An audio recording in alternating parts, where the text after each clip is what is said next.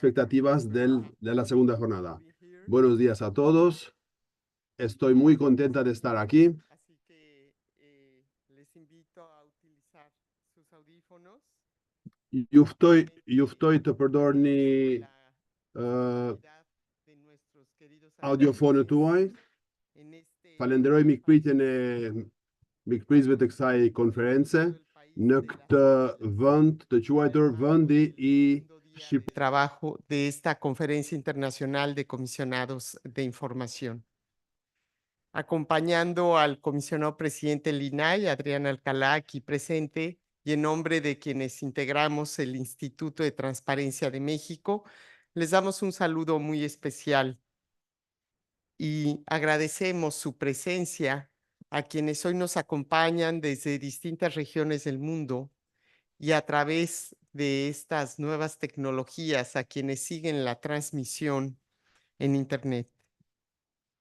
Me gustaría agradecer de manera muy especial a nuestro anfitrión por su hospitalidad y las gestiones de nuestra autoridad anfitriona, la Oficina del Comisionado de la Información y Protección de Datos Personales de Albania, Vesnik Darvishi.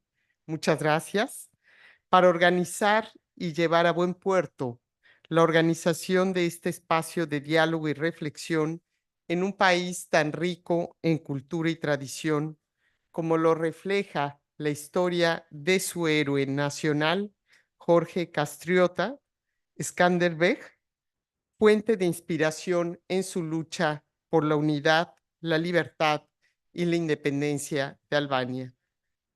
Qué bueno que hoy, desde distintos países del mundo, podamos estar aquí reunidos, como siempre, encontrando las vías de diálogo y de construcción para fortalecer derechos y libertades en nuestros países.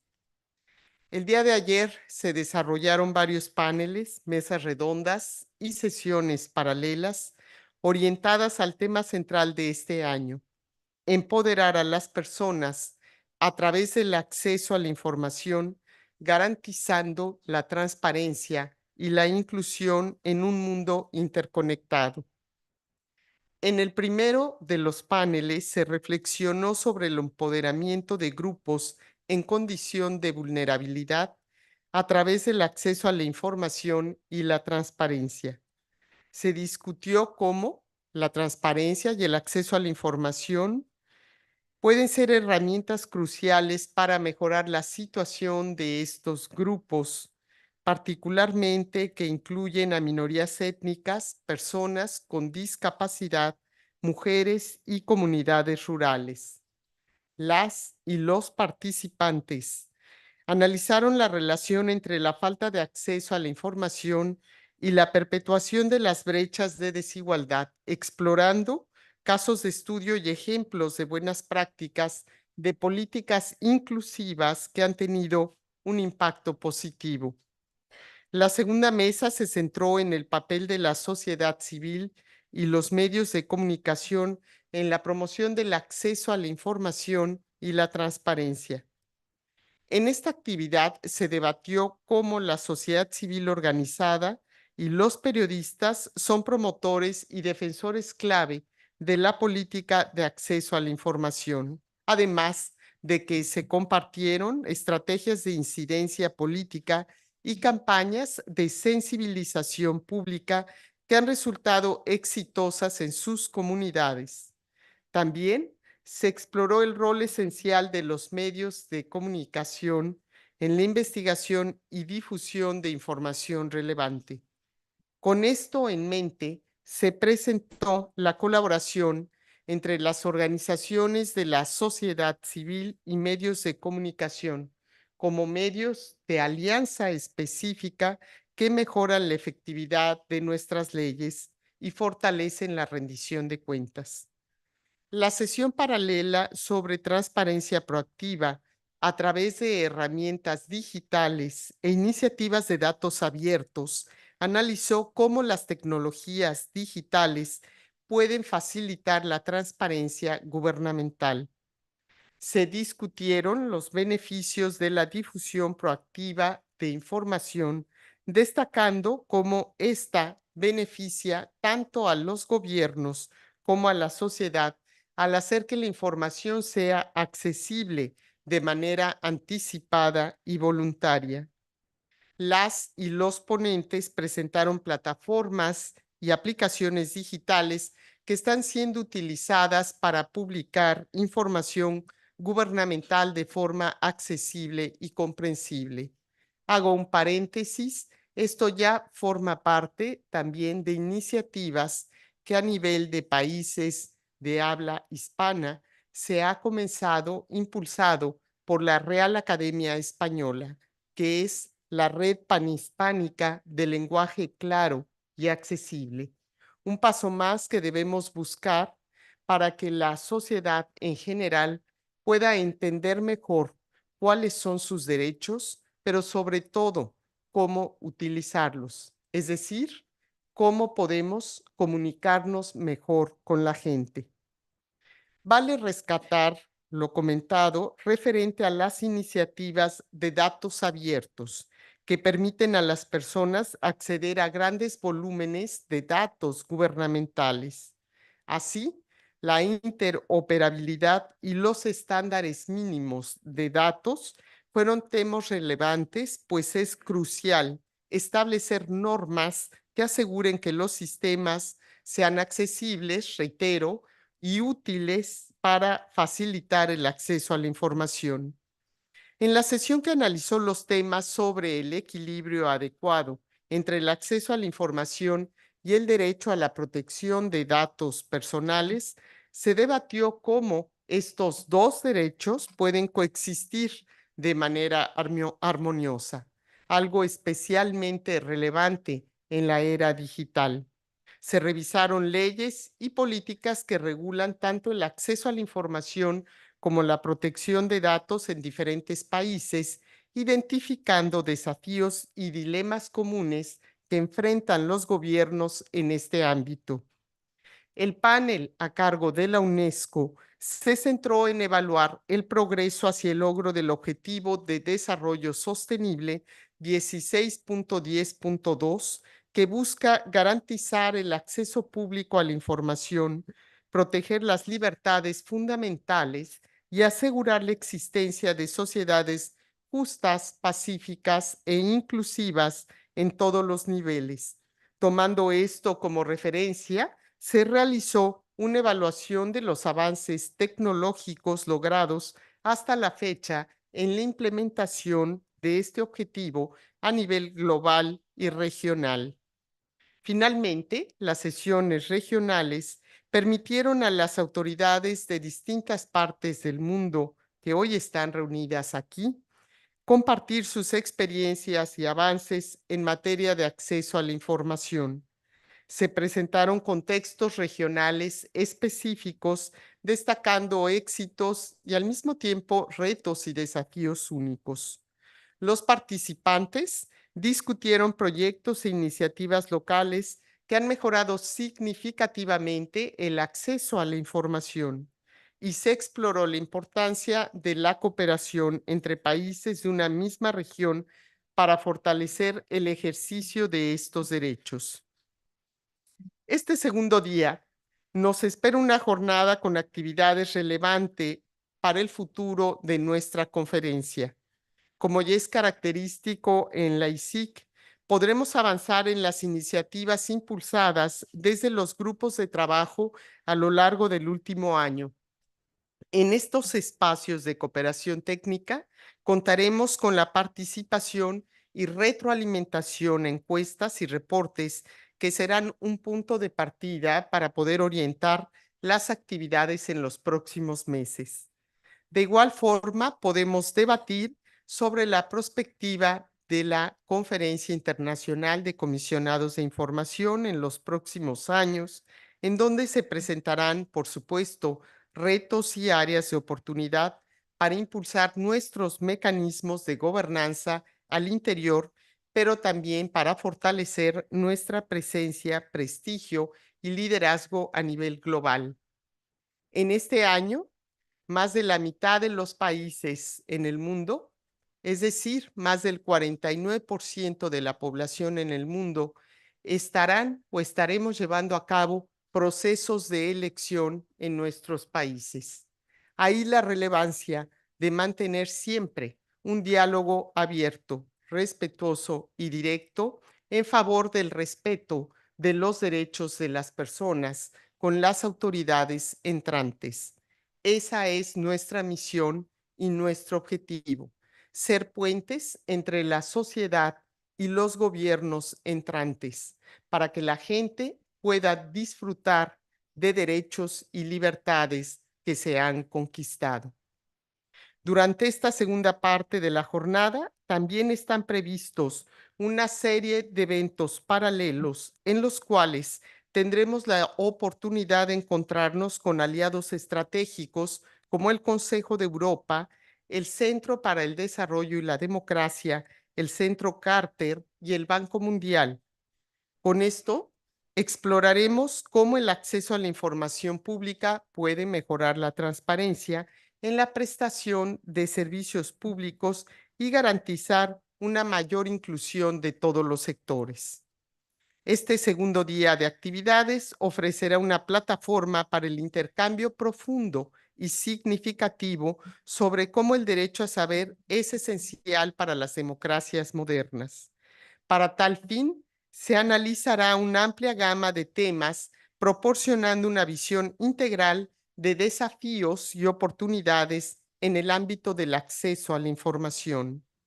En conjunto, las actividades de este segundo día de la conferencia estarán orientadas a reflexionar sobre los logros alcanzados, pero sobre todo sobre la continuidad de los mismos, adaptándose a los nuevos tiempos que vivimos, los desafíos pendientes y las estrategias futuras para fortalecer el derecho a la información a nivel global. La presentación de informes, la discusión sobre el futuro del ICIC y los eventos paralelos con importantes organizaciones internacionales proporcionarán un espacio para el intercambio de conocimientos y la colaboración, sentando las bases para un futuro más transparente e inclusivo. Es cierto, vivimos en un solo planeta, pero vivimos muchos mundos en cada país. Lo importante es que hemos encontrado a través de esta conferencia grandes coincidencias sobre cómo colaborar en nuestras democracias para fortalecer derechos y libertades. Que sea un éxito este segundo día de trabajo y un placer nuevamente saludarles a cada una y a cada uno de ustedes. Muy buenos días.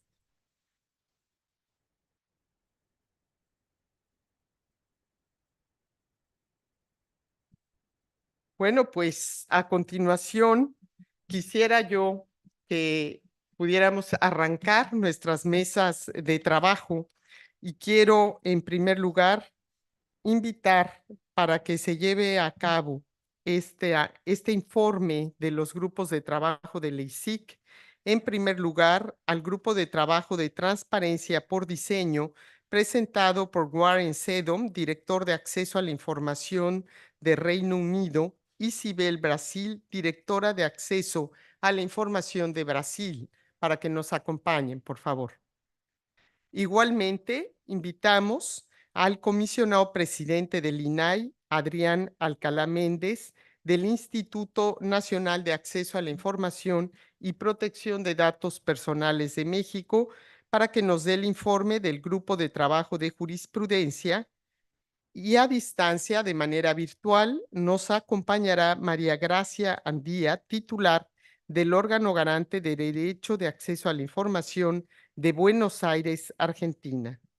Dicho lo anterior, damos inicio y cedemos la palabra al grupo de trabajo de transparencia por diseño y le damos la palabra a Warren Sedom y a Sibel Brasil. Adelante, muchas gracias.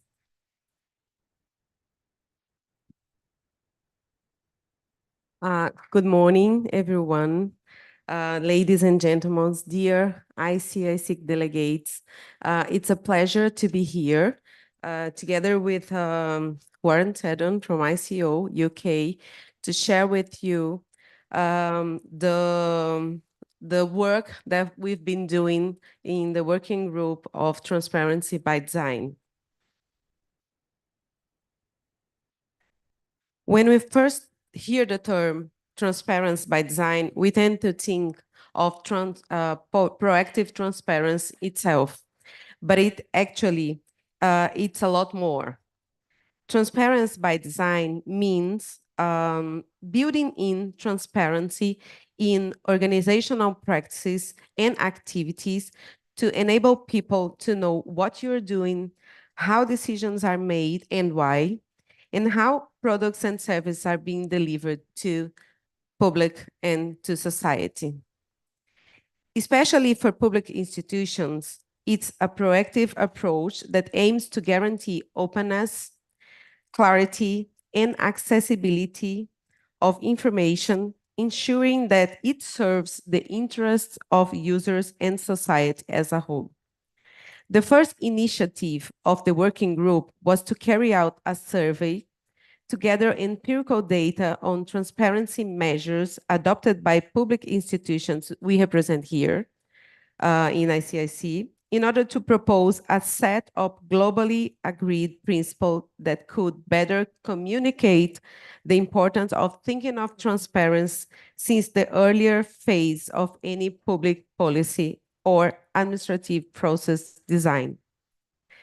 39 ICIC bodies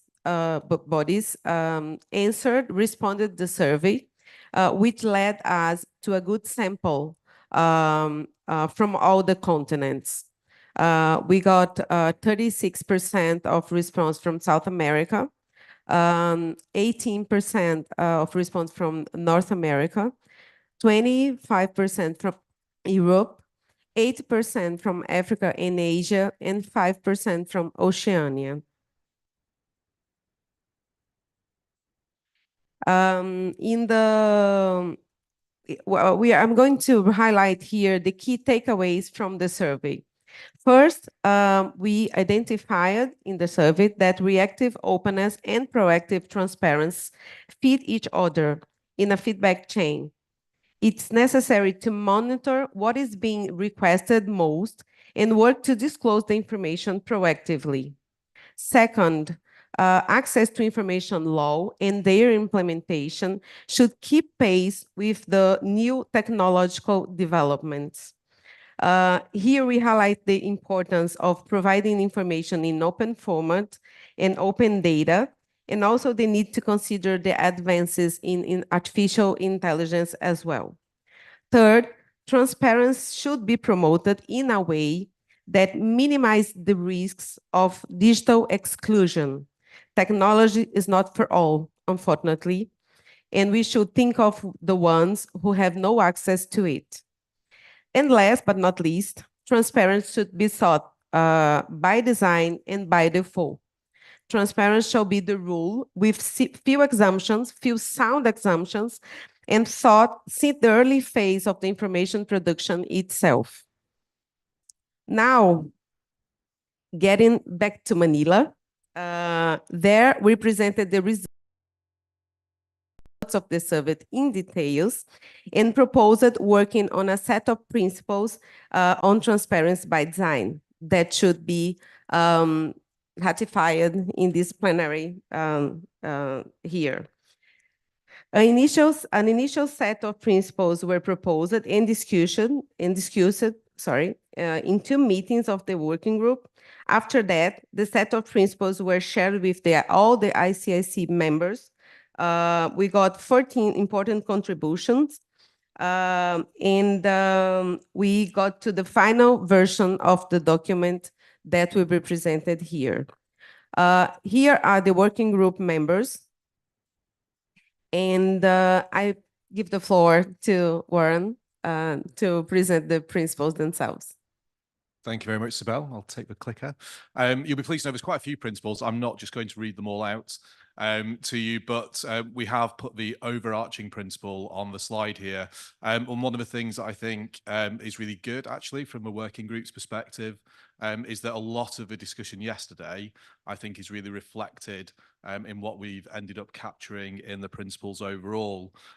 Thinking in particular, yesterday we heard from the president of the National Anti-Corruption Authority in Italy talk about building trust through transparency, and specifically talking about how proactive transparency means getting information to those that need it, and our overarching principle talking about increasing the ease and speed of access to information for all sectors of the population, I think really reflect that and some of the themes that we heard about yesterday. I do also want to take this opportunity briefly to thank Darren Fitzhenry, who a lot of you will know was previously the Scottish Information Commissioner and is working as an advisor at the moment to the UK ICO, and has really led this work for us over the last few months, and helped kind of give real impetus to this, and get us in the position where we are now to present the principles to the ICIC. So thank you, Darren. And with a tip of the hat to the new Scottish Information Commissioner as well, I just wanted to kind of expand a little bit on the why we're doing this before I go on to the so what. And in Scotland, they published some really helpful data just last week, actually, that's relevant to this as well, where kind of in the Scottish population, 93% of people were agreeing that public authorities should publish as much as possible, that 68% do try websites before they put in information requests. It's the first thing that they do. They look and see, is this organisation already publishing this? Only 12% go straight to an information request. And 90%, reflecting again, I think what colleagues were saying yesterday, including our colleague from Italy, 90% say that they're more likely to trust an organisation that publishes a lot of information about its work. So I think that really reflects the importance of how a transparency by design approach really should sit at the heart of any access to information scheme. Moving on to what we've done with the principles overall, just to give you a bit of a feel for the overall framework, and following the consultation, they have been recirculated to all members as a final draft. And we focused on the provision of information as a core duty, and embedded into authorities' processes, operations, and daily activities at all levels. We've looked at the format that information is provided in, and crucially its accessibility, which again reflects some of the conversations we've had about vulnerable groups and making sure that information is getting to those that need it, and looking at how it can be used and reused as well. We've specifically addressed issues around the avoidance of confidentiality and secrecy clauses, which obviously has particular relevance to public procurement. And we've also, again, in a theme that we've touched upon both yesterday, and I'm sure will be a feature of future conferences as well, we've highlighted the importance of where artificial intelligence solutions are being used in public sector decision making, about making sure there's the right and appropriate standards of transparency as part of that. We have also looked specifically at the types of information that it's in the public interest to proactively make available. During the consultation, we asked a specific question about whether or not we should include a list or just have a general statement. It was pretty much exactly a 50-50 split, so we've basically done both. So we have included in the principles an overarching principle, but we have also included a non-exhaustive list of the types of information that could be included. That hopefully will be helpful for authorities that at the moment don't have, for instance, model publication scheme facilities in their legislation, and provides them something to use as a starting point, but it is very much a non-exhaustive list, I would stress. But then moving on to the kind of so what and what do we want to do next, having developed the principles, done the initial research that Sibel's talked through, done the consultation with members on the draft. We're hoping now to get them approved by the IC in the closed session tomorrow, to make them available on the website, and for them then to be used as a tool for authorities internationally. We think the approach links to the Charter goals that are already there of sharing best practice, of us acting as a collective voice in that space, and giving authorities an opportunity to work in similar ways and think about best practice.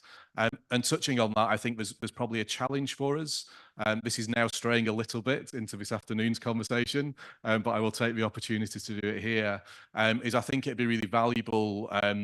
Next year might be too soon, but certainly the conference after that, to maybe have a session that looks at, has this made a practical difference?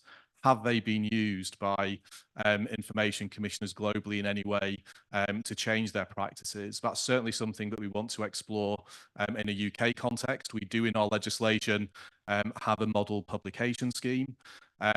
We haven't particularly regulated that significantly over the last few years. We've not had the resources to do it. But going back to the research from Scotland, I think it very much sits at the heart of what citizens expect from public authorities now. And if as regulators we're not driving that as much as possible and using the kind of regulation enforcement tools we have to make sure that public authorities are being kept honest in that sense and keeping publication schemes or similar vehicles up to date, that's a missed opportunity for us. And it's something that we want to use these principles to give us a little bit more impetus from a UK perspective. And that's something I'd really be interested in a year or two to come back to and see what other authorities around the world are doing as well. And I guess my final thought, in the spirit of trying to keep us on time as much as possible, but is whether or not we actually started in the right place. So I think the principles are really good from a transparency by design perspective. But I was reflecting a little bit on some of the discussion that we had yesterday as well. I had a look at the Secret Canada website that Caroline mentioned, which looks excellent. I'm looking forward to digging around in that a little bit in the next few weeks. But there's a quote on there talking about the first UN General Assembly, talking about access to information being a fundamental human right and the touchstone of all the freedoms to which the UN is consecrated. And that also, I think, ties into the comments that our colleague from UNESCO was making yesterday in his video presentation when he was talking about the importance of our institutions and the role that we play in ensuring the effective implementation of the law. And there are obviously the kind of core principles endorsed by the UN, the Paris Principles for Human Rights Institutions. Over the last couple of years, the ombudsman sector has developed the Venice Principles, which have also been ratified by the UN as well. And I do wonder if now is a good time to use the kind of transparency by design principles that we've developed now. I think they stand in their own right, but whether or not they could be a jumping off point as well for a new working group to look at whether or not there should be some fundamental principles for information commissioners that kind of make us distinct in that space and sit alongside in our own right with the Paris Principles for Human Rights, the Venice Principles for Ombudsman Institutes, maybe perhaps looking at colleagues in Germany, the Berlin Principles next year for information commissioners, and then going through the process and hopefully with UNESCO support, possibly getting those ratified by the UN so that they're established to kind of protect and promote our institutions in similar ways that we have in other sectors. So that's kind of my final thought on what the next steps could be as a jumping off point by the transparency by design. But thank you very much.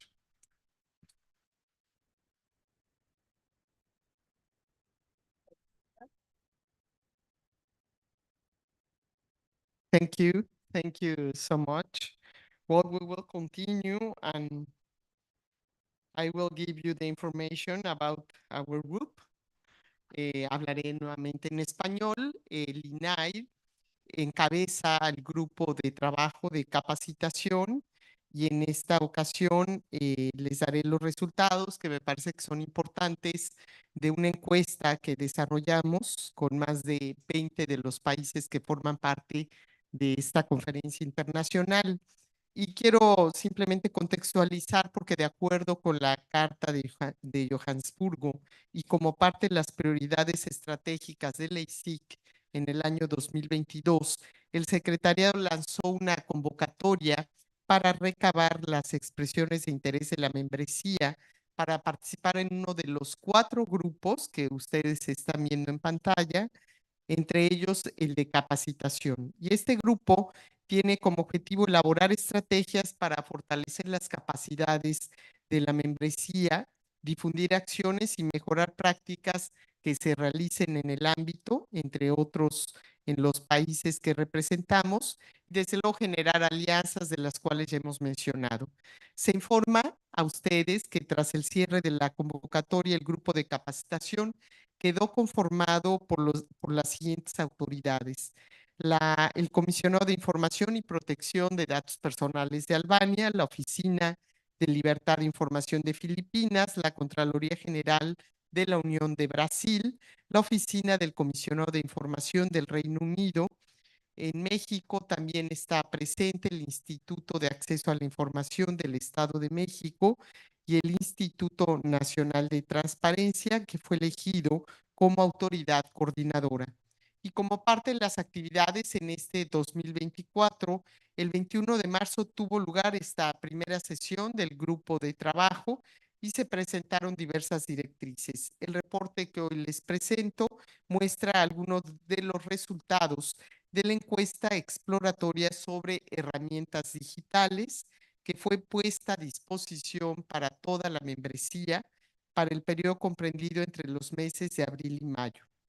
Este instrumento fue conformado por un cuestionario de 17 preguntas abiertas en 2 secciones y contó con la participación, como he citado, de 20 autoridades, tanto de América, África, Asia, Europa y Oceanía, que nos ofrece evidencias sobre los instrumentos y herramientas de capacitación digitales que pueden compartirse y también replicarse entre los miembros de ICIC.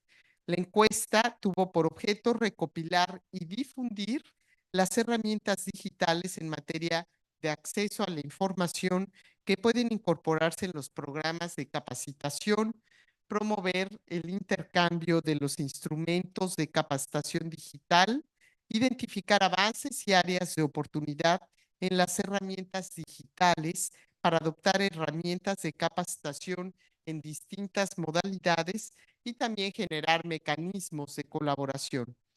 Analicemos pues las características generales de las plataformas. Respecto a la lectura de resultados, se observa que las respuestas sobre su institución cuenta con herramientas de capacitación digital. La mayoría de las autoridades refieren que cuentan con herramientas digitales de capacitación.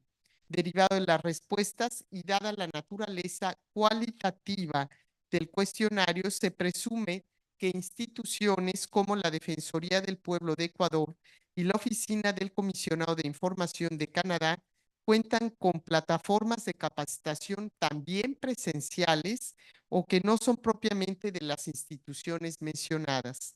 Ahora bien, respecto a cuándo fueron establecidas, es ilustrador que de las 11 autoridades que cuentan con herramientas, la mayoría de las plataformas digitales de capacitación fueron puestas en marcha después de la pandemia.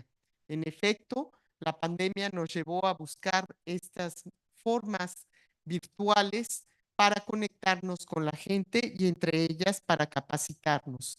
Es decir, estas son de reciente implementación, lo cual da muestra del espíritu de innovación y de adaptación de los integrantes del ICIC. En cuanto a la pregunta, ¿qué porcentaje del presupuesto se destina a las herramientas digitales de capacitación? Se destaca que del total de autoridades que respondieron afirmativamente, 4 de ellas no tienen información desglosada sobre el costo de sus plataformas.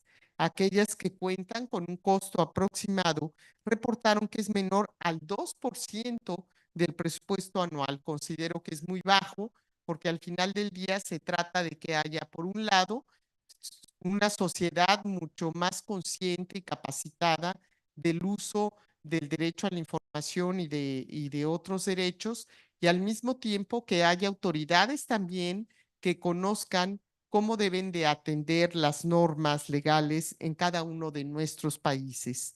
Uno de los casos más importantes fue el de la Unidad de Libertad de Información de Israel. Ellos sí invirtieron el 20% de su presupuesto anual en desarrollar una herramienta de capacitación.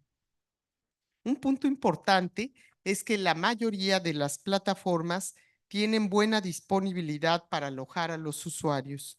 La capacidad alojada de soporte de usuarios permite conocer el alcance de las herramientas de las instituciones para capacitar a las personas. Así, relacionado con la pregunta, ¿cuál es la cantidad de usuarios que actualmente admite la herramienta digital de capacitación? Los resultados arrojados refieren que 46% de las autoridades cuentan con menos de 10,000 usuarios. 18% están en el rango de 10,000 y 100,000 usuarios. Y por último, solo una autoridad, el INAI de México, cuenta con una capacidad de 100,000 usuarios. En cuanto a la pregunta ¿cuántos usuarios tuvo la plataforma digital en los últimos 3 años? Las respuestas nos permiten conocer el interés que han generado las plataformas en estos años. Es preciso destacar que en la mayoría de los casos, la cifra de los usuarios reportados ha aumentado, como lo demuestran las experiencias de la Oficina del Comisionado de Victoria en Australia, el Consejo para la Transparencia de Chile, la Defensoría del Pueblo de Ecuador. Esto es indicativo de que las plataformas tienen la capacidad de atraer a más usuarios. Un punto importante para reflexionar es que al menos 6 autoridades no cuentan con datos sobre personas que han sido capacitadas. Este punto queda como una asignatura pendiente, pues a través de la contabilidad de usuarios es posible verificar si los grupos son atractivos o no para los servidores públicos y para la población. Habrá que analizar cómo logramos captar mayor interés y empatía también con los usuarios.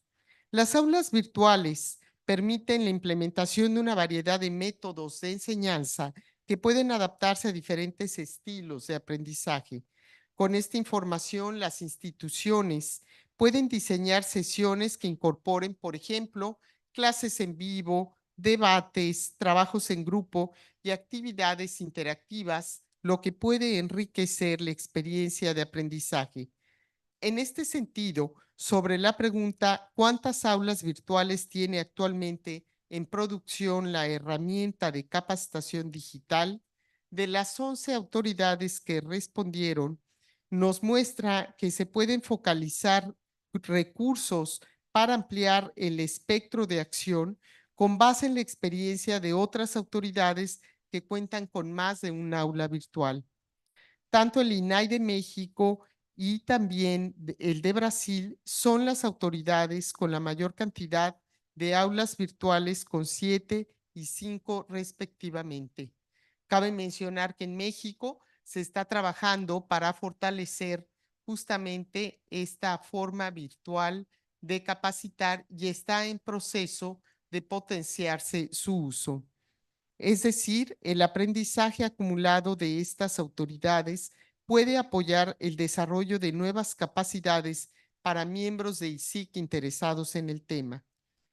Conocer la cantidad de cursos disponibles permite evaluar la amplitud y profundidad de la oferta formativa de la plataforma, y esto puede ayudar a determinar si la herramienta puede satisfacer las diversas necesidades de capacitación. Ahora bien, con relación a la pregunta, ¿cuántos cursos o materias tiene la herramienta digital actualmente en producción?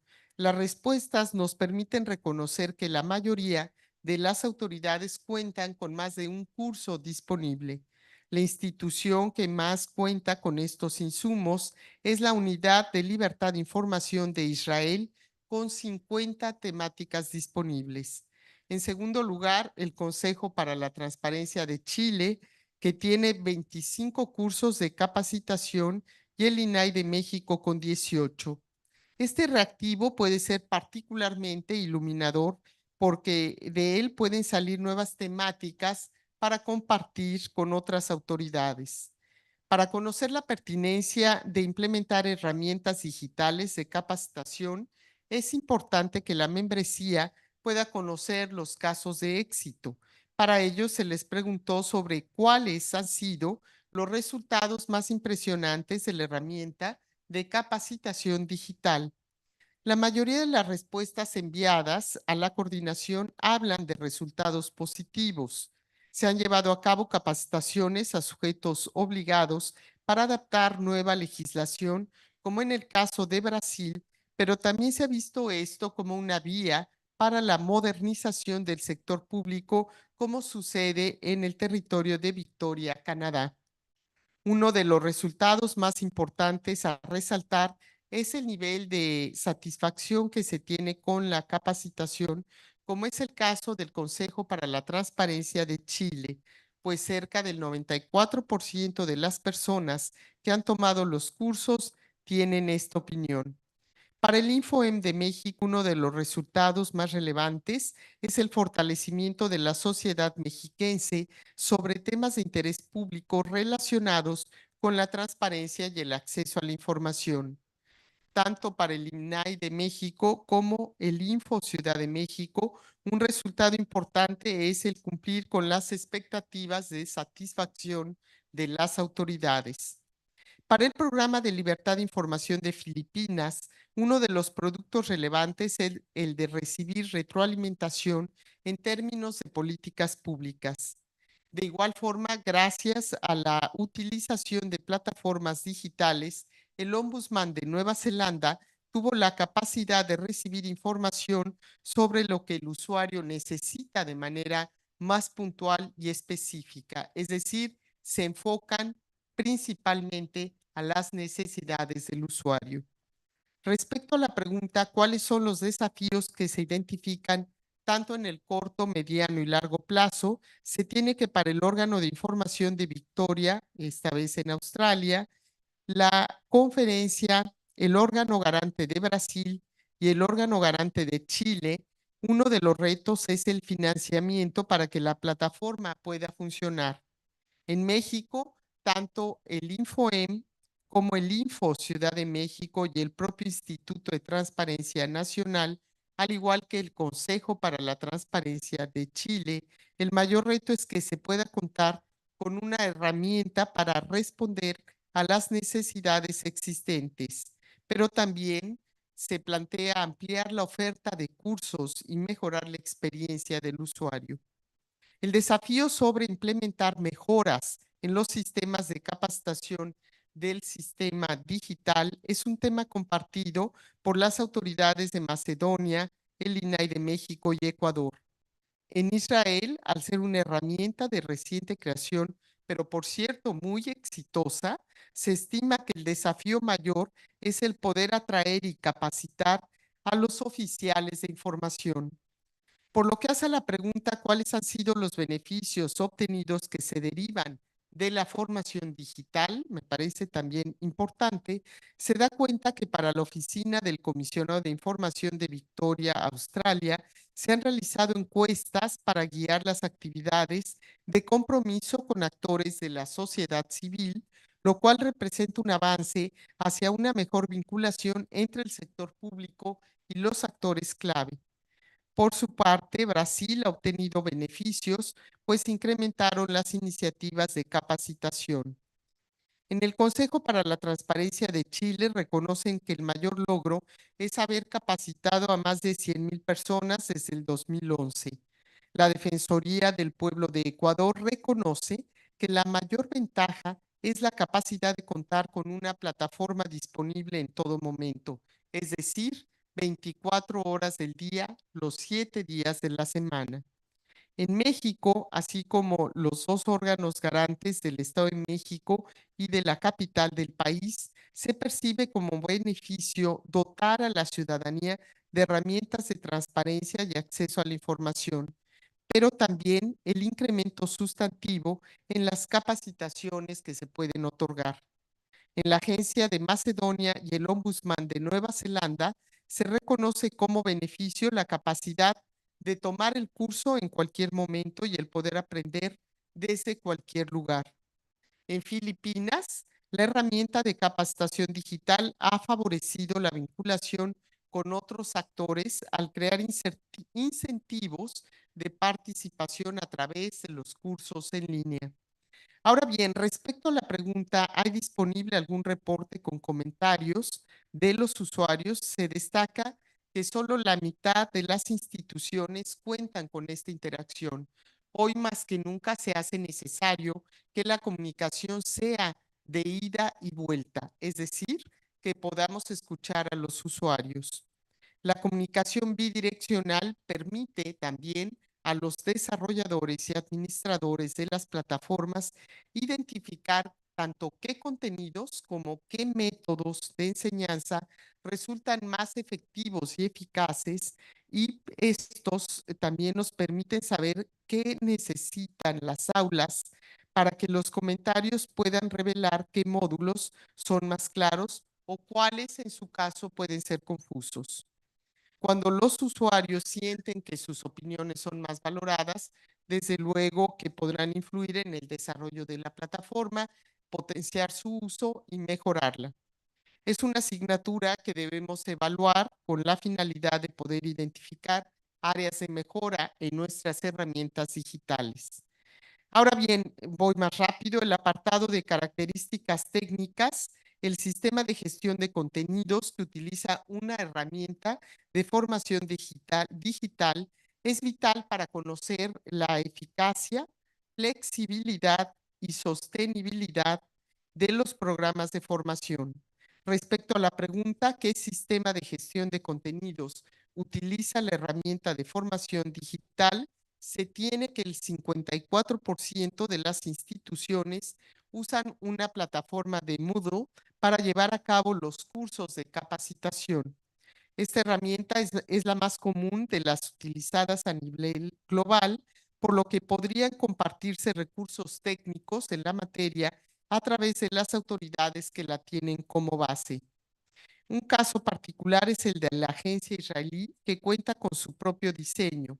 Ante esto, valdría la pena discutir a detalle lo que se está dando en función de que podamos justamente encontrar las vías de comunicación para fortalecerla. Al momento de considerar implementar una política pública, es importante conocer los costos. Por ello, se consideraron apartados específicos. Aproximadamente, ¿cuál es el costo de lanzar una herramienta digital? Para 3 miembros del ICIC no tuvo costo el lanzamiento de su plataforma de capacitación. No así para los casos del InfoEM y del Info Ciudad de México. Desarrollar una plataforma no tuvo costo, pues utilizaron sus recursos instalados y además trabajaron sobre software de licencia libre. Un caso particular es el de Filipinas, que logró obtener 3 fuentes de financiamiento entre particulares y público, lo que le facilitó ampliar sus márgenes de maniobra y expandir los alcances de su plataforma. Lo mismo sucedió con el caso de la agencia de Macedonia, porque logró conseguir financiamiento a partir de una agencia externa.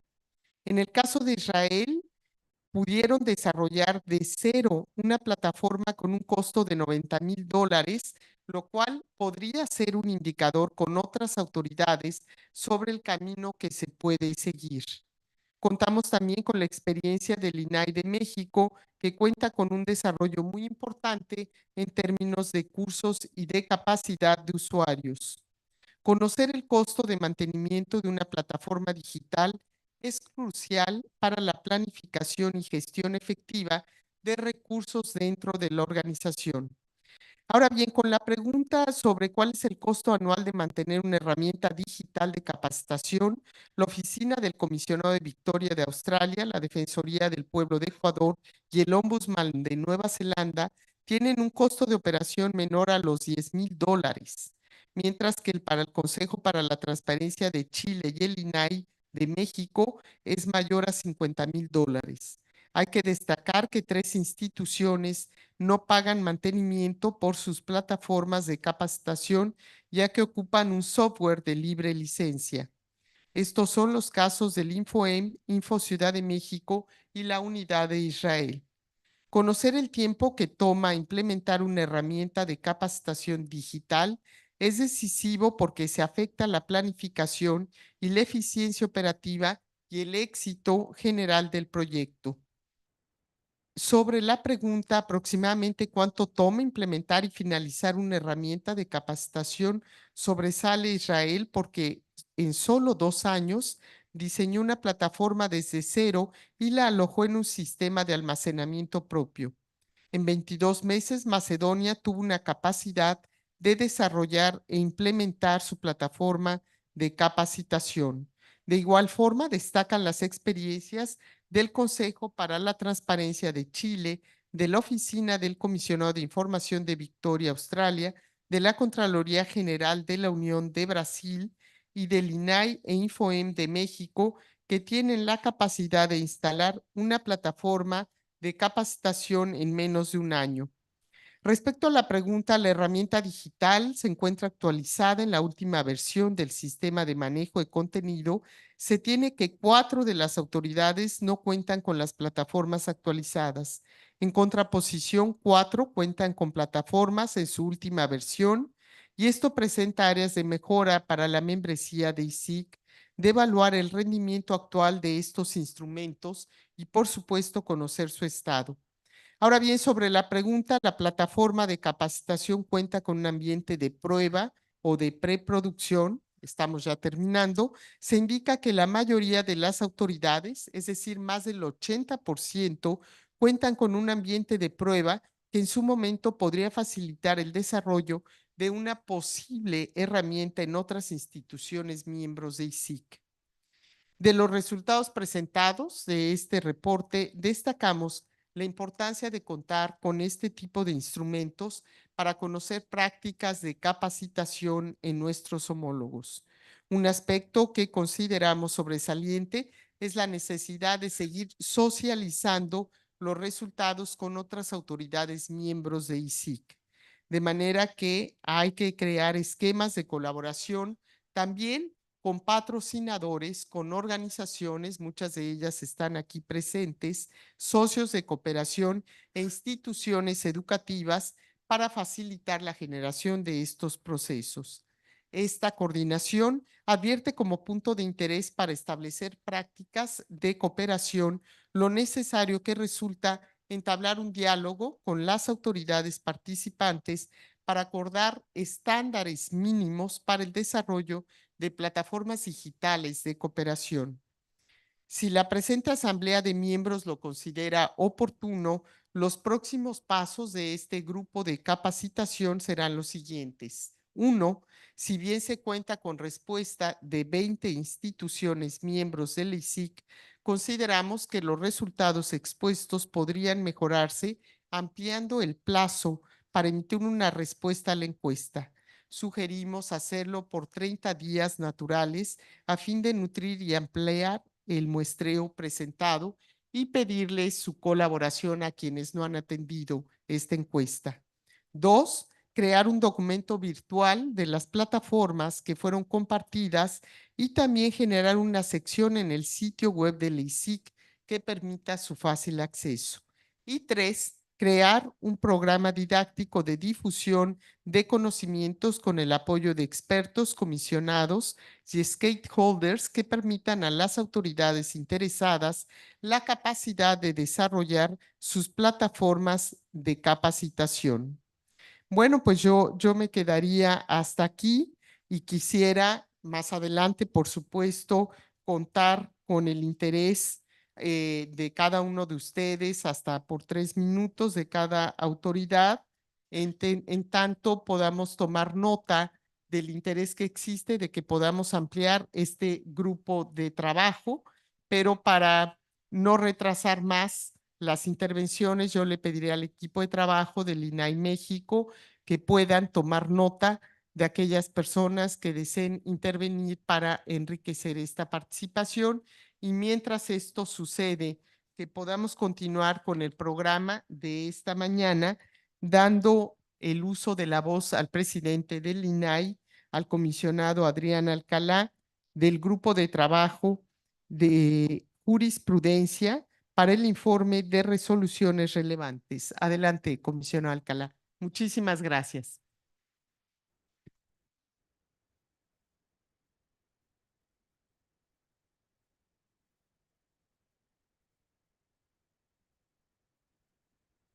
Thank you. Bueno, muy buenos días. Gracias, comisionada Ibarra. Gracias a todas y a todos por este segundo día de trabajo de este 15º encuentro de nuestra Conferencia Internacional de Comisionados de Información, ICIC. Hoy tengo la oportunidad de presentar el informe del Grupo de Trabajo de Jurisprudencia, informe de resoluciones relevantes. A diferencia del día de ayer, hoy traté de hablar más pausado para efectos de la traducción.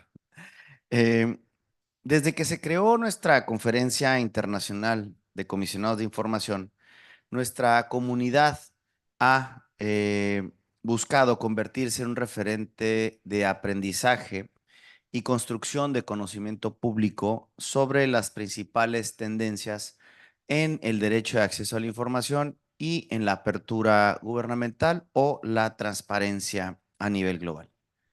Es pues en este ambiente que las resoluciones que las autoridades emitimos por la petición de alguna persona juegan un papel fundamental en la garantía del derecho a la información, ya que estos instrumentos legales van definiendo y delineando las normativas y los procedimientos que rigen al acceso a la información en nuestras respectivas jurisdicciones. Por lo tanto, es esencial que nos reunamos, como hasta ahora lo hemos hecho con regularidad, para discutir, analizar y compartir las mejores prácticas que tenemos en la materia, pero también los desafíos a los que nos enfrentamos, porque cada autoridad, cada región tiene diferentes desafíos. En la ICIC reinventamos este grupo de trabajo con una oportunidad para colaborar estrechamente e ir reforzando nuestra comprensión sobre los principios jurídicos y administrativos que sustentan el derecho de acceso a la información a nivel global.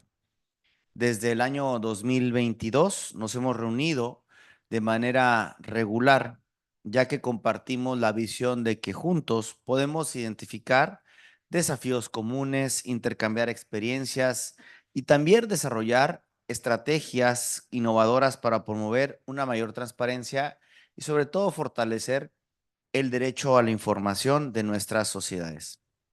En esta ocasión, la coordinación del grupo de jurisprudencia solicitó precisamente a cada uno de sus miembros que compartieran los casos que ellos consideran más relevantes, lo cual obviamente no fue una tarea fácil porque cada caso obviamente es relevante. Pero se les solicitó así los casos más relevantes que consideran que hubieran resuelto en sus respectivas jurisdicciones a fin de que se difundieran las mejores prácticas y conocimientos que nos ayudaran a intercomunicarnos. Compartir resoluciones entre organismos garantes de transparencia y acceso a la información es de suma importancia por varias razones. Si bien cada país o cada jurisdicción contamos con esquemas legales específicos que son propios de nuestros sistemas jurídicos, el intercambio de resoluciones relevantes contribuye al desarrollo jurisprudencial no vinculante, pero sí orientador para favorecer que como órganos garantes revisemos y analicemos las decisiones que se toman en otras latitudes. Esto nos permite identificar tendencias, clarificar puntos del derecho y establecer precedentes que puedan guiarnos a la resolución de casos futuros. Reitero, que si bien es cierto, lo que realizamos, este intercambio, no son resoluciones o no son decisiones vinculantes, sí nos permiten, en la mayoría de los casos, orientarnos para efecto de tomar una decisión que beneficie el derecho a la información. A la vez que va promoviendo una coherencia en cómo estamos resolviendo como autoridades a nivel global, repito, por supuesto, con cada característica que tiene cada ley.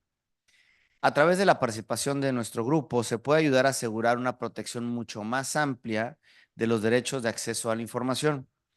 Cuando aprendemos experiencias de otros órganos garantes, podemos identificar prácticas, reitero, y enfoques que promuevan un acceso más amplio y efectivo de acceso a la información y sobre todo que favorezca este derecho humano que siempre debe ir en progresividad creciente en beneficio de las personas.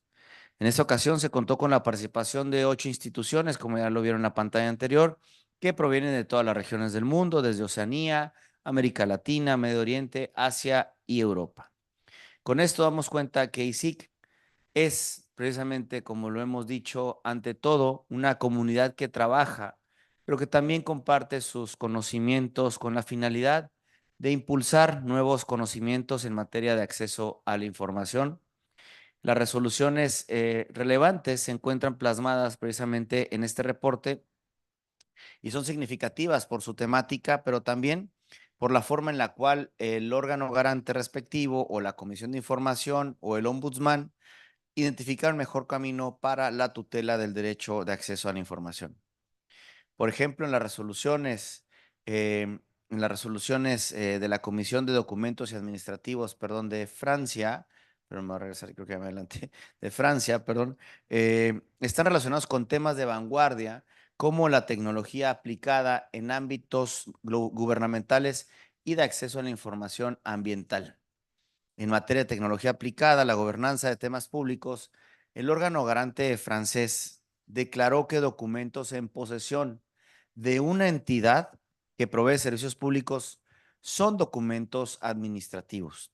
De igual forma, con una interpretación muy progresista, la Comisión Francesa declaró que documentos relacionados con temas ambientales deben de ser totalmente abiertos y disponibles al público en general, aún cuando sean partes de procesos administrativos o de judiciales, por el interés superior de todas y de todos, que es la información relacionada con el medio ambiente. En Medio Oriente, la Unidad Gubernamental para la Libertad de Información de Israel falló en favor de peticionarios que solicitaron presupuestos públicos al Ministerio de Hacienda, y en ese sentido la unidad dictaminó que dicho ministerio tendría que exponer los importes presupuestarios, dado que es información de carácter pública. También se subraya la importancia de que el derecho de acceso a la información, como un derecho llave, un derecho puente, tiene la capacidad de facilitar el disfrute de otros derechos, como lo es el derecho a la salud. Dentro de las resoluciones en el año 2023 se incluyó una solicitud de acceso a información a la Agencia de Prevención de Riesgos Sanitarios en México para conocer si un producto de higiene femenina cumplía con los requisitos para estar en el mercado. Como lo estaremos platicando a mayor profundidad en estos 2 días, el acceso a la información también sirve como insumo para actividades periodísticas. En ese sentido, el Ombudsperson de Nueva Zelanda resolvió sobre una petición para conocer información alojada en correos electrónicos sobre la vinculación del primer ministro con financiamiento político. En ese sentido, el Ombudsperson consideró necesario abrir información como un ejercicio de rendición de cuentas de cara a su sociedad. Y bien, para cerrar esta sección, solo me queda señalar que el intercambio de resoluciones promueve el fortalecimiento institucional, como ya lo hemos dicho, de los órganos garantes al permitirnos aprender unos de otros y así ganamos todos. Toda vez que nos posibilitan adquirir conocimientos sobre enfoques y prácticas exitosas que han sido utilizados en otras latitudes de este mundo. En breve, este informe Compendio 2023 y sus resoluciones estarán disponibles en el sitio web de ICIC. Al revisar las resoluciones emitidas por otros órganos garantes o autoridades, podemos identificar nuevas perspectivas, argumentos legales innovadores, sólidos y enfoques diferentes que nos pueden mejorar la calidad de las resoluciones, pero más allá de eso, cómo fortalecemos de mejor manera el derecho a la información. En los siguientes minutos pasaremos a los resultados de la encuesta de monitoreo de leyes de información. Como se ha mencionado, el Grupo de Trabajo de Jurisprudencia de ICIC tiene como objetivo aumentar el conocimiento sobre los casos jurídicos y las resoluciones relevantes sobre el acceso a la información con el objetivo general de lograr una innovación en esta materia. En este marco, en abril del presente año, se lanzó una encuesta de monitoreo de las leyes de información, la cual tiene como objetivo sistematizar y difundir permanentemente las normas, las leyes, las modificaciones, las actualizaciones que en cada país se tenga con relación a las leyes en la materia. Al cierre de esta encuesta, se contó con la participación de 19 autoridades de 15 países de los 5 continentes. Entre las respuestas recabadas destacan acuerdos internacionales, leyes y estándares nacionales. La información recibida permitirá integrar, primero, un repositorio en el sitio web de ICIC, donde se podrá consultar esta normatividad y leyes gubernamentales en materia de acceso a la información de una manera sencilla y sobre todo que ésta esté actualizada. Esto nos permitirá conocer, como lo hemos dicho, no solamente a través de las resoluciones, sino a través de la normatividad, cómo en cada país o jurisdicción se está fortaleciendo o va evolucionando el derecho a la información. O si al contrario hay una involución, cómo a través de esta red podemos precisamente hacer un llamado a que el derecho no vaya en regresión, sino que vaya siempre en progreso positivo. Desde la coordinación del grupo de trabajo de jurisprudencia continuaremos nuestro trabajo orientado a la construcción de conocimiento público a partir precisamente de la identificación de casos de una manera permanente, orientado, como lo hemos dicho, al conocimiento, a la construcción de conocimiento público a partir de la identificación de mejores prácticas en este ámbito. Muchísimas gracias por su atención. Muchas gracias, comisionado Adrián Alcalá, por esta exposición. Y ahora, a la distancia, contamos con la presencia de María Gracia Andía, titular del órgano garante del derecho de acceso a la información de Buenos Aires, Argentina. Adelante, por favor. Let's see. Good morning, everyone. We are happy to be here. It is very early here in the morning in Argentina. So I will share with a presentation with Sibel. She will start the presentation, and I will continue in order to present the findings that we made in the working group. Let me know. Let me see.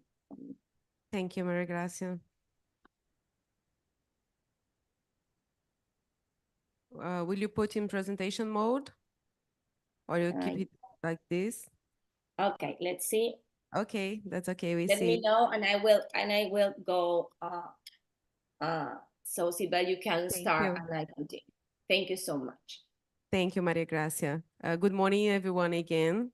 Now we're going to present the results of the working group on groups on vulnerable situation. Next, please. Here we can see that the working group is composed by 12 authorities, which are enlisted here. Brazil and the city of Buenos Aires are the co-share. We co-share this group. Next, please. And well, actually, in 2023, we presented the results of a survey run to gather information on which practice were being implemented by public authorities, aiming either to foster or guarantee the right to information to groups in situation of vulnerability. Many practices were presented then, were reported. Some of them were categorized as promising practice, especially because those could be considered replicable by other countries or jurisdictions. After that, and based on the results of this survey, we ran another survey from the second semester of 2023 to the initial the first semester of this year, the first month of this year. We ran another survey to try to understand if the public authorities had monitoring and evaluation processes in place to measure the impact of practice they implemented in order to promote the right to information to people in vulnerable situation. Why did we choose to go further on this? We chose to go further in investigating this point because the answers from the first question highlighted that the authorities mentioned recurrently that they had problems. I mean, they did not monitor the practice they adopted to check the results, to check how they really impact people on vulnerable situation. So we designed a new questionnaire with only 5 questions, trying to understand the worldwide scenario. First, we asked how important and necessary the respondent considered the development of evaluation and monitoring mechanisms for promoting the right to information for vulnerable groups. Besides, we asked the difficulties they faced in implementing such practices. We also asked them to enlist any monitoring and evaluation mechanisms in place if they were applying some of them. We also asked the current situation of each public organization on this topic to check how advanced they were. And finally, we asked for suggestions of practices from other public policies in place that could be replicated to monitor the right to information for vulnerable groups as well. Well, next, please. We got a 31 response. It's a good sample. It corresponds to 36% of the ICIC members. All continents were represented. And although we had most of the response from Latin America, 41%, we do consider it's a representative sample. In the next slide, we can see the public authorities that answered the survey from the different continents. Please, next, Maria. I'm not reading all the names in order to save time to the results of the survey itself. And then we come to the results. As for the first question that focused on understanding how important each authority considered having monitoring and evaluation mechanisms in place, we can see that the great majority strongly agreed on the importance of having such mechanisms. 71% of the authorities strongly agreed that it's necessary to have some monitoring and evaluation mechanisms in place. 25.8% agreed to it, not strongly, but agreed to it, and only 3.2% disagreed. Going to the next question, which aimed to understand the difficulties in implementing monitoring and evaluation mechanisms, the respondents highlighted mainly the lack of budget, the lack of trained personnel, and the lack of documentation on the practice themselves. Those were the option that we proposed in the questionnaire, and there was also an open question. Now I'm going to give the floor to Maria Gracia to go further on the details of the other questions. Thank you. Thank you, Sibel. So I'm continuing, and we find also that some survey questions were not answered and completed or did not meet the survey specification. So we were trying to figure out what is the problem, if how we collect the data or if the respondent missed what was needed. So our aim is to use new tools, clarifications, follow up the question, and personalized follow-ups to make information better. Another question was of the practices promoting the right to access information directed at vulnerable groups that your jurisdiction has implemented. Which ones have evaluation or monitoring mechanism? It was, there are some monitoring practices, so practice to promote the right to information, like 50%, and no monitoring practice, like almost 45%, and no response, 6%. So we have like here a very interesting information that we're having a problem here related with evaluating and monitoring practices. The other finding that we find in the question in the survey was, what is the current situation of your organization regarding the development of evaluation or monitoring mechanism for the result of practices promoting the right to access to information? So this we find like we are in planning the monitor practicing like 12%. Other like it was open and another explanation. There is no expectation of monitoring practice, another 12%. Currently implementing monitoring practice, it's a very interesting percentage, 41%.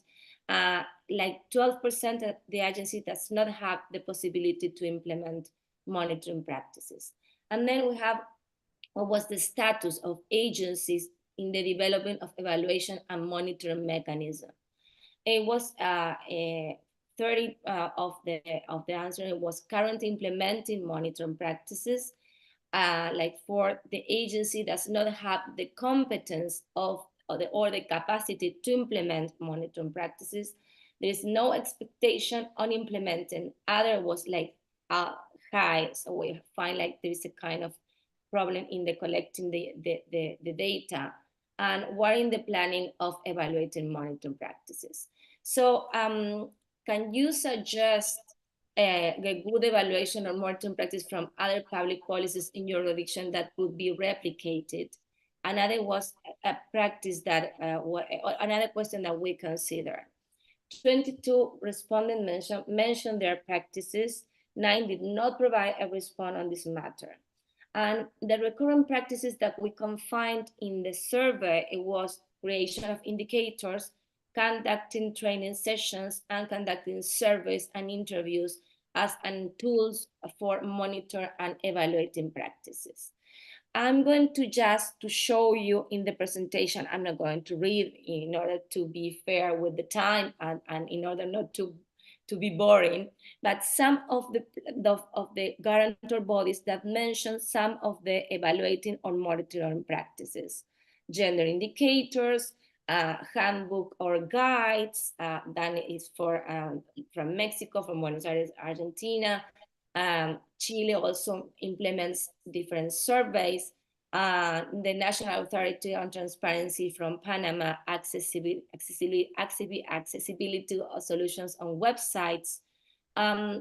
Also from the InfoM in Mexico was review and verify compliance with transparency obligation related with procedure and verification to monitor and evaluate practices. The Institute of Transparency, Access to Information and Personal Data, INAI, also monitor and evaluate practices related with sensitivity program for rights of access to information. And then also a Commission of Bangladesh with 3 committees try to do and monitor practices. So we find different interesting practice from Malawi, also from Panama, and I was just, it's an overview that the monitoring practices that we can find from the survey. So we can make some recommendations. Anyway, we're trying to working on and follow on this survey and try to go deeper in the survey in order to collect better and more information. But we can see that generating training and awareness raising activities on the importance of the evaluation and monitoring phase in the design and of any public policy to establish it is a true cause of an effectiveness. Increase access to evidence or knowledge and a better application of this in the decision-making process. One of the main sources of evidence and knowledge about public policies is the practice of monitoring and evaluating exercise. When planning public policies, consideration should be given to how monitoring of these public policies can be carried out, not only to measure the outcome, but also to have additional information that can serve as a starting point for the design effective and efficient public policies. Also, well, we can see the importance of guarantor bodies in ensuring the access to information and to vulnerable groups, and also in the importance of guarantor bodies in to design, implement, and monitor evaluating practice in order to see what kind of impact they have in the vulnerable groups. So we have this primary baseline data and situation of diagnosis, but the idea is to go deeper, to collect new data, to collect more data, and to see what is the methodology to try to get more and better information. We are going to try to use some criteria in order to have this new information, like replicability, sustainability, and participation. That criteria we use in our first work in the ICIC group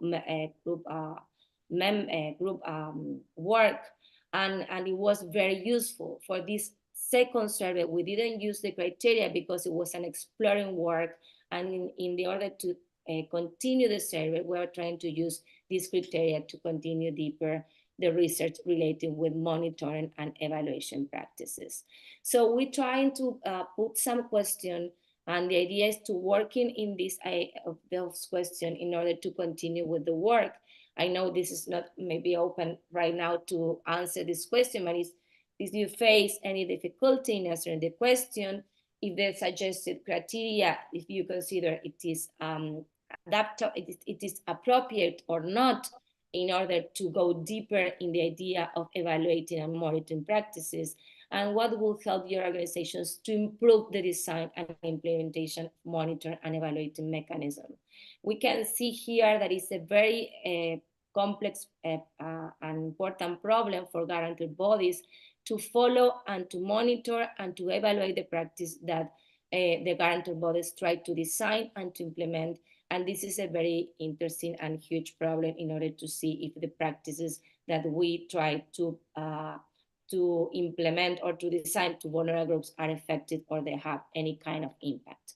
So thank you very much to listen, and we hope to continue working on this group that we consider with Brazil that is very, very important work for all of us. Thank you so much.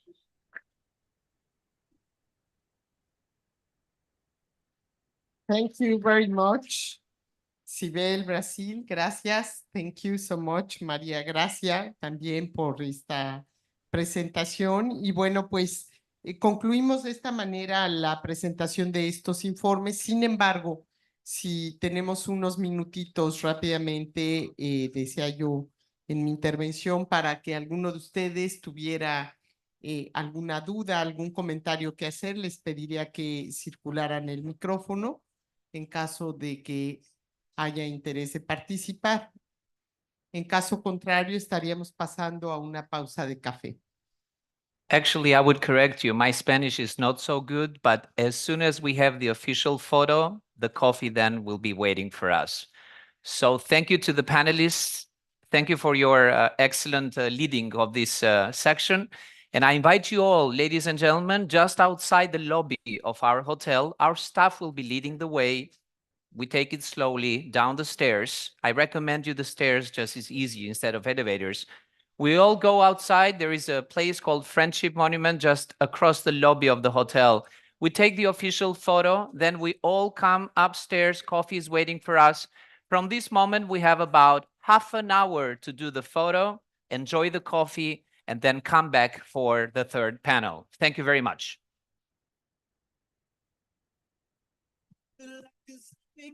Back to life, back to life.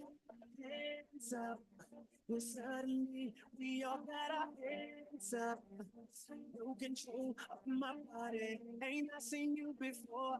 Think I remember those eyes, eyes, eyes, eyes, eyes. Baby,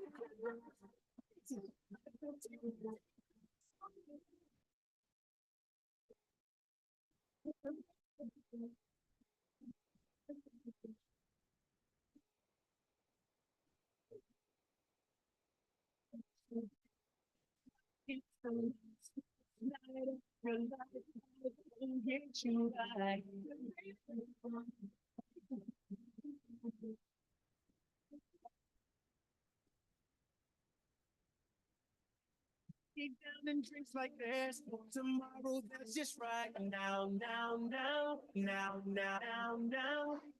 Don't set the roof on fire. Wanna burn this motherfucker down, down, down, down, down, down, down. Hands up. When the music drops, we both put our hands up. Put your hands on my body. Swear I've seen you before. I think I remember those eyes, eyes, eyes, eyes, eyes.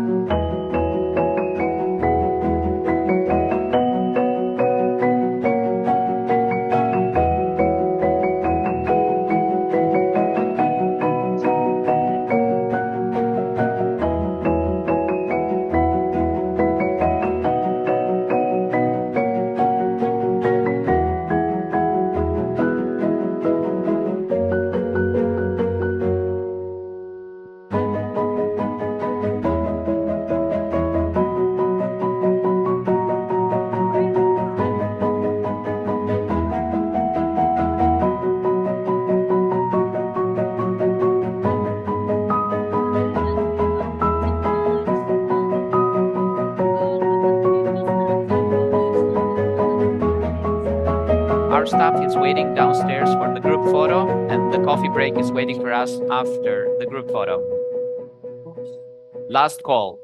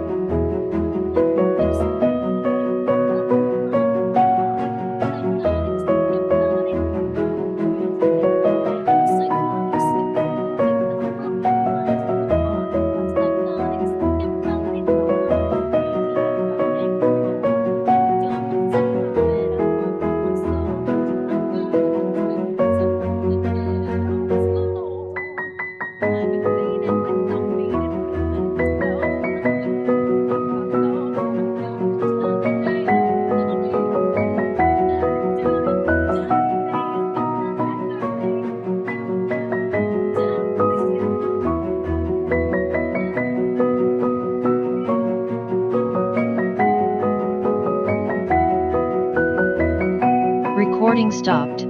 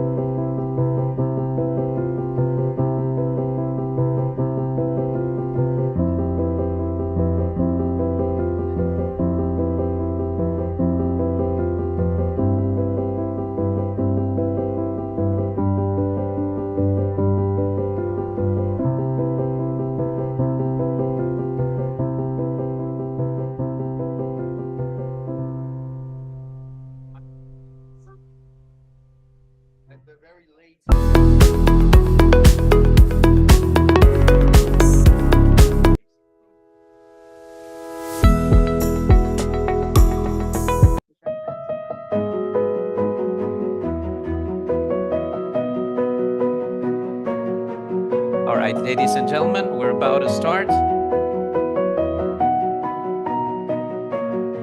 Thank you, Toby. And I will just introduce the panel in 10 seconds.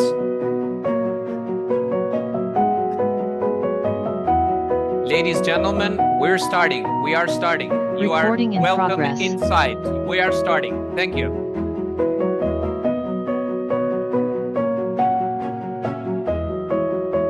We are starting. Thank you. Everybody needs an extra invitation to come in. Toby, sorry about that. Andrew, all set. Your remote control is right here when you're presenting. All righty. Welcome in. Thank you. Join us. Thank you very much. Welcome inside. We start now. Thank you. Yeah. We just try to keep the doors closed and avoid the sounds of the coffee break, which is officially over. Thank you very much. Thank you.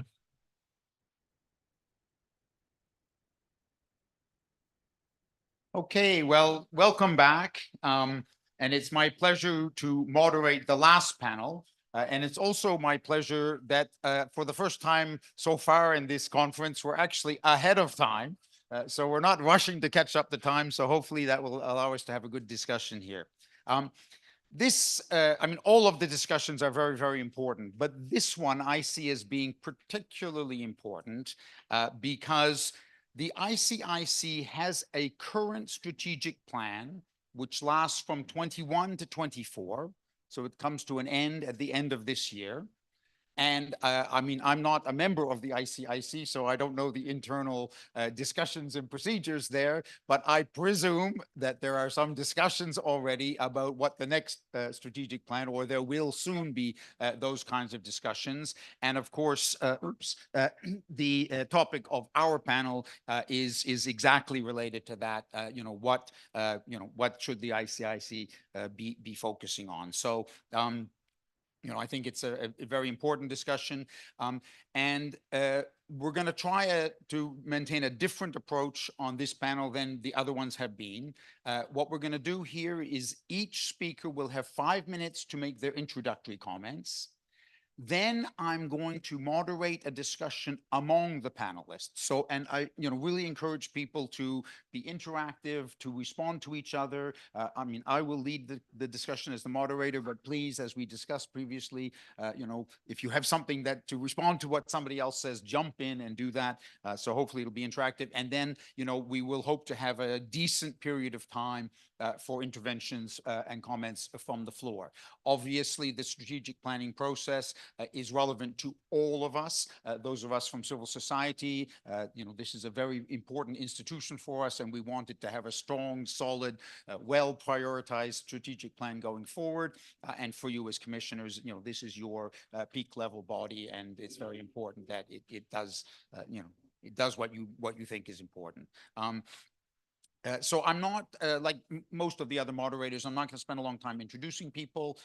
The bios are on the website. Probably most of you know most of us already anyway. I mean, I'll leave the discussion to the panelists, but I just would like to kick off with one thought that I had. Well, actually, that I had discussing with some people last night. And I have personally invested quite a lot of time and effort into trying to promote the independence of commissions and commissioners. As you know better than I do, it's an absolutely key part of your ability to operate effectively. If you're not independent from government, you can't oversee government, just like courts that are not independent can't do their job properly either.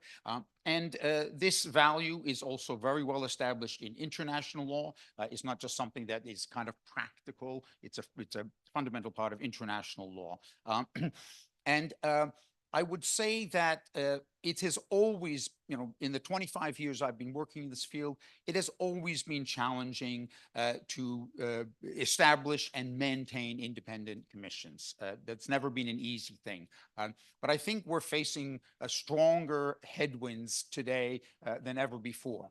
Even in my own country, Canada, our federal commissioner said yesterday, her office is independent, but her budget process is not independent. She's dependent on the government to allocate her money. So, I mean, he who plays the piper calls the tune. I mean, that's not full independence. And we have seen unprecedented attacks in many countries on the independence, even of commissions which used to be very independent. But I see Blanca nodding next to me, and unfortunately, Mexico is one of those countries. So, I really think that the role of the ICC as your collective body in promoting and sustaining independence should be something to think about. Okay, with those introductory comments, let me go now to the panelists, and we'll do one round, as I said, with questions. And starting with Blanca, you've been the chair of the ICC for some time now, so you have a special perspective on the organization. Looking at it from that point of view, how do you think the ICC should advocate for stronger international policies and standards on the right to information going forward? Thank you so much, Toby. Muchas gracias también, Pansy, Andrew, Darren. En esta mesa, en efecto, uno de los temas que buscamos es ver el futuro de esta organización de comisionados de información de cara también a lo que estamos enfrentando en diversos países, que es el cambio de autoridades. Tiene que ver esto en función de las tareas sustantivas que, como bien señala Toby, tienen que estar sustentadas en la autonomía, en la independencia y sobre todo en el marco legal que caracteriza a cada una de las instituciones que representamos. Que si bien es cierto, existen distintos modelos en los países que representamos, algo que coincide en todos ellos, en estas instituciones y organismos de defensa del derecho a la información, es que tienen como centro al ciudadano.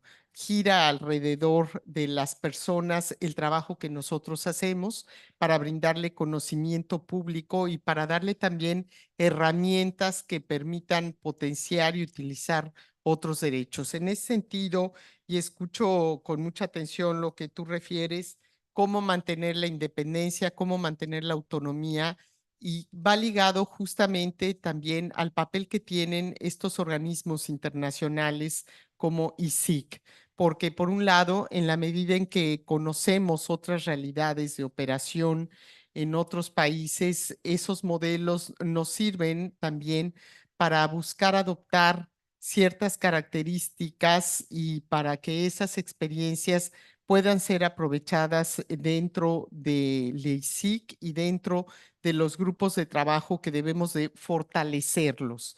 Me parece que desde el 2018 que tuve ese primer acercamiento con ICIC y que fue precisamente aquí con Pansy en Johannesburgo, en la reunión que tuvimos, teníamos las coincidencias de buscar respaldar al resto de los organismos que han tenido problemas quizá para su operación o a otros nacientes que son más jóvenes, otras instituciones que se han ido creando en otros países. Y en ese sentido, el saber que existe una institución, digamos, a nivel global, una conferencia de comisionados que compartimos visiones, objetivos y también actividades específicas en defensa de los derechos humanos es clave.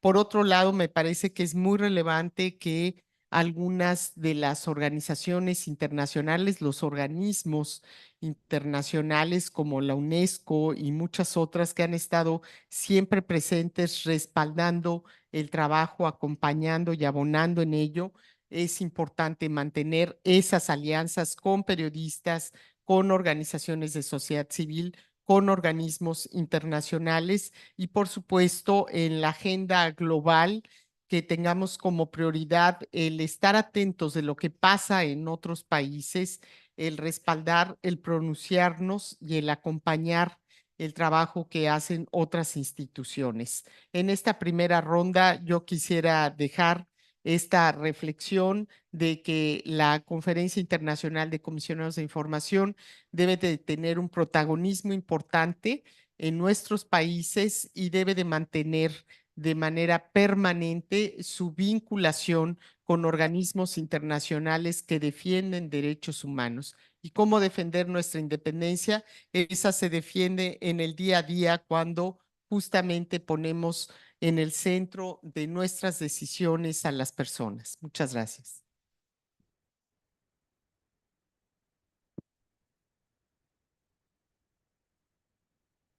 Oh, thank you so much.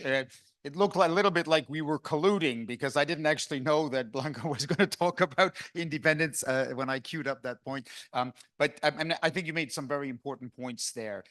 There are a lot of powerful actors, UNESCO, the ICC itself, that can support you, but you also need a coalition of actors, at your national level and even internationally. So, for example, when your commission came under attack, I organized a statement by international actors. And I mean, I think solidarity in this space is very, very important. So thank you very much for those comments. Pansy, over to you. And part of the wider role of RTI, these days is to promote a free flow of accurate, reliable, and credible information. So, we assume that the government information meets those qualities. But our information environment is changing very rapidly. And a huge current challenge, which has come up several times already in this conference, is disinformation and misinformation and the threats they pose to the broader concept of what we might call information integrity. And from your point of view, as somebody who's been very closely involved, sorry. I got all this tech, but I don't really know how to use it. Information integrity, my own integrity here. Anyway, from your longstanding position, not only with the ICIC, but as a founding leading light of ANIC, the African network, I mean, what role do you see the ICIC playing in information integrity? Thank you very much, Toby. And as you have said, technology has had a positive impact on the exercise of the right of access to information, but it has also had negative impacts in the form of misinformation and disinformation, which are a threat to democracy, but also a threat to elections. I mean, I've just come from, we've just had elections in my country, and disinformation and misinformation was a huge issue. So this has led to the global movement of information integrity, which is a concept from which arises from technical information security. By this, we mean that information has to be accurate, it has to be trustworthy, and it has to be reliable. And we know that this concept of information integrity is now used in the wider information ecosystem to address problems of disinformation and misinformation.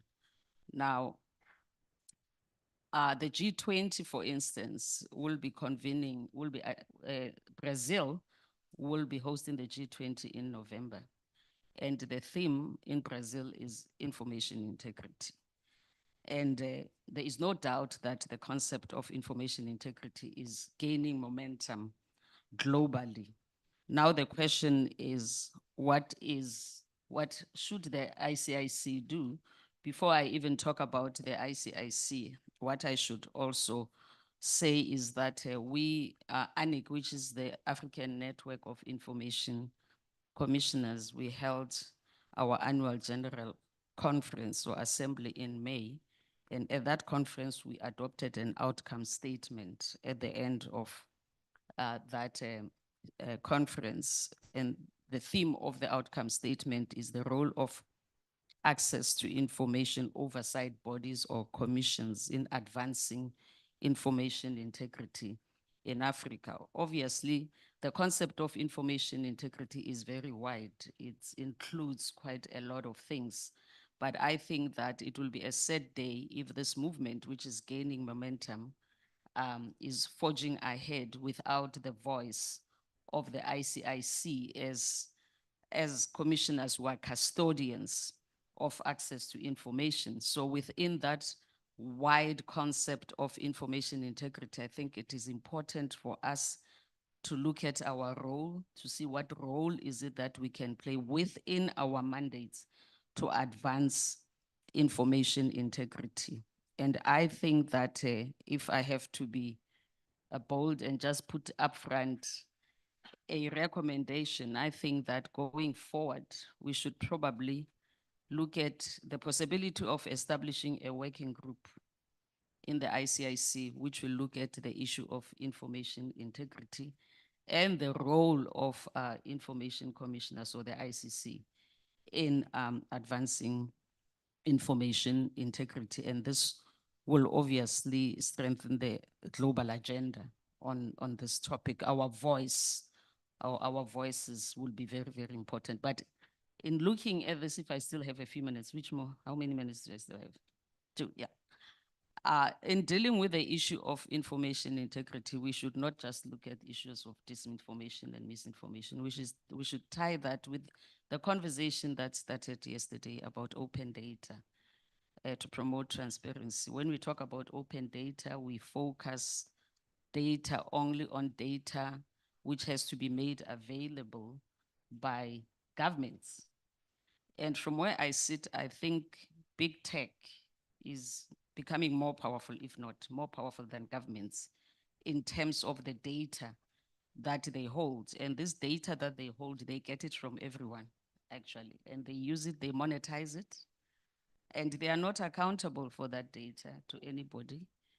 And they can make that data available, not only for research purposes to deal with disinformation and research, disinformation and misinformation. They can also make it available for developmental purposes, as Thengiwe Dube said yesterday. So this is one issue that we also have to look at. We cannot continue to be looking only at governments because, as I said, big techs are becoming, or are in fact, more powerful than governments when it comes to issues of the data that they hold. Thank you very much.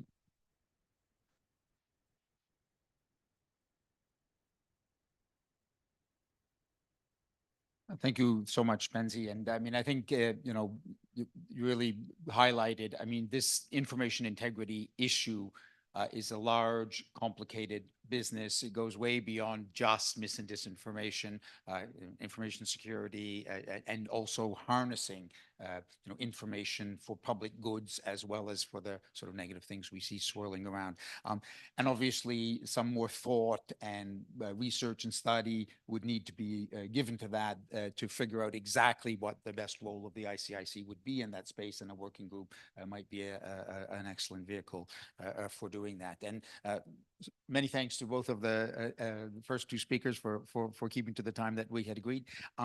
Let me now move on to Andrew. And Andrew, I mean, apart from me as the moderator, you're the only external, non-commissioner actor on this panel. So not currently with an oversight body, although you have that history as well, unlike myself. But from that external lens with your current hat, how can we ensure that going forward, the ICIC, or how can the ICIC ensure going forward that it remains able to meet the challenging needs and expectations of all stakeholders in this space? Please go ahead. Thank you.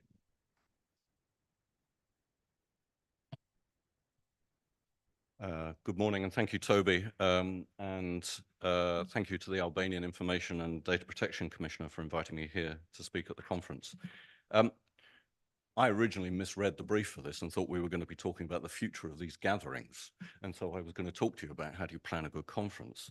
But that's not what we're here to talk about today. Instead, we're here to talk about what's the future of the ICIC as an institution, and to think about the ICIC next strategy. And all strategizing begins with an environmental scan.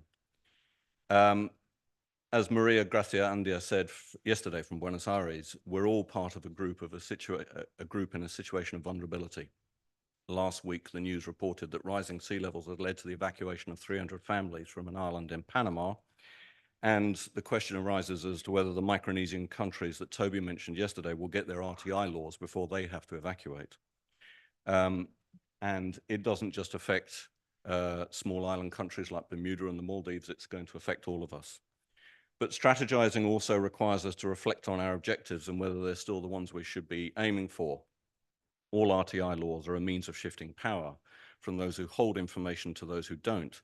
And one of the reasons we're still talking about the same issues here as at the first open ICIC in 2005 in Mexico is that shifting power is a continuous struggle. Bureaucratic and political power fights back. And one of the issues that we're still talking about is how to create a culture of openness. Now, I don't want to depress anyone, but with the current approach, I don't think we're ever going to see a country achieve a culture of openness. Why is that? The answer, I think, is that a lot of the discussion in our editions of the conference and in the ICI's own documents talks about enabling accountability or achieving it. And accountability is absolutely vital. I am the last person to diminish its importance, not just to individuals, but also to civil society, commissioners, and the more or less democracies that we live in. In addition to the emphasis placed on it in the ICIC Charter, 44 countries specifically mention accountability as a goal in their RTI law. But we'll all be aware of how those in power game or try to dodge accountability, often even when RTI has exposed the problem. As Monsieur Le Sen from France yesterday put it, reactive openness can be antagonistic. And a focus on accountability inherently feeds an adversarial political and media culture, which in turn feeds conflict in society. You cannot have a culture of openness when it only persists in good times, but not when difficulties arise. Here's people pushing back on action for climate change. So Freedom House reports that 52 countries experienced a decline in freedom over the last year. And the World Justice Rule of Law Index reported that civic participation dropped in 83% of countries between 2016 and 2023, and freedom of expression dropped in 78% of countries. In 2021, the OECD reported that on average, half the public say that the political system in their country does not let them have a say in decision-making. So our current approach to RTI in all the countries that I know of is that it's a governance layer on top of an existing system of public administration. Enactment of an RTI law has not led to a fundamental rethink of how public policy and public administration is done. Even for the best public servants, it can be hard to reconcile the high-minded messages about RTI goals with the day-to-day responsibilities to disclose information that may make a minister angry. I do not believe that proactive disclosure alone is the answer to this, because it fundamentally puts power over the what and when of information disclosure back in the hands of those in power if we're not careful. So what do we need to think about? And the answer, I think, is about participation. 35 RTI countries, those laws I looked at, explicitly said that enabling public participation was a goal of the law. And helping to achieve this objective would enable countries to make progress on another sustainable development goal that I've long wondered why information commissioners do not prioritize, which is SDG 16.7. The UNDP's Oslo Governance Center says that expanding the space of civic engagement and developing ways to provide people with more direct role in setting agendas can be an important factor for more inclusive and responsive governance. And as people perceive they have a greater role, it leads to better confidence and trust in a democracy and in government. It leads to better public policy outcomes, higher political participation, and reductions in corruption. A good place for commissioners to start with this comes from Principle 10 of the Rio Earth Summit from 1992, way back in the dim, distant past. And Principle 10 said that countries cannot tackle environmental issues that they face on their own, and that they need the help of the public in order to do that. But if the public were to play their part, they would need to be empowered with 3 rights: a right of access to environmental information, a right to participate in government decision-making about environmental matters, and a right to justice to uphold those first 2 rights.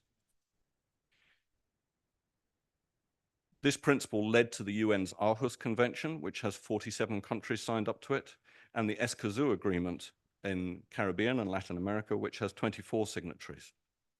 If your country is not already a party to the convention or the agreement, I think civil society and commissioners in their country should work together to try and persuade their government to sign up to these. Albania ratified the Aarhus Convention in 2001, which is perhaps why the Prime Minister in his speech yesterday said that we must promote a culture of transparency in government, emphasizing participatory governance. So what might the ICIC do in its future strategy? I think it might want to include public participation in its vision, mission, and values. I think it might want to amend the ICIC goals to include modeling good practice on participation, and that links to its current strategic priority 4. And the ICIC should model good practice on participation by including civil society and ICIC working groups, as well as building connections to the UNDP's Oslo Governance Center to discuss work on SDG 16.7. The Sustainable Development Goals apply to all countries. We are all developing countries as far as the SDGs are concerned, and it has long been clear that participatory development leads to better outcomes. So it makes sense to me to see RTI as a tool for participatory development, and that commissioners have a key role in enabling this. Thank you.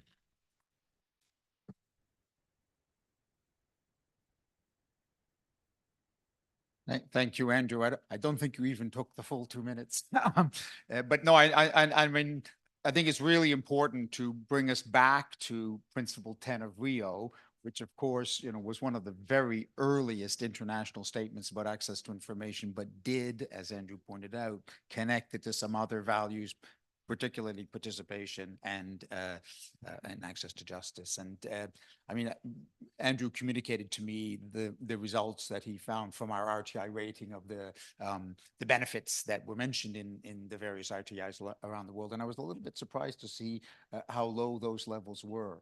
From 140 countries, you know, quite a few of them aren't mentioning much. And I think that some very concrete suggestions for how the ICIC might incorporate that. So thank you so much. Darren, we had some interesting pre-conference discussions where you raised a number of both opportunities and challenges for you know, globally facing RTI. From among the wider package of those, what would you like to highlight as priorities for the ICIC going forward? Thank you.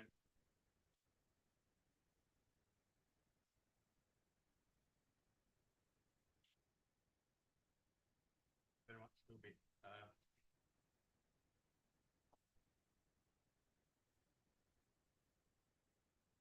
Repeated by technology. There we go.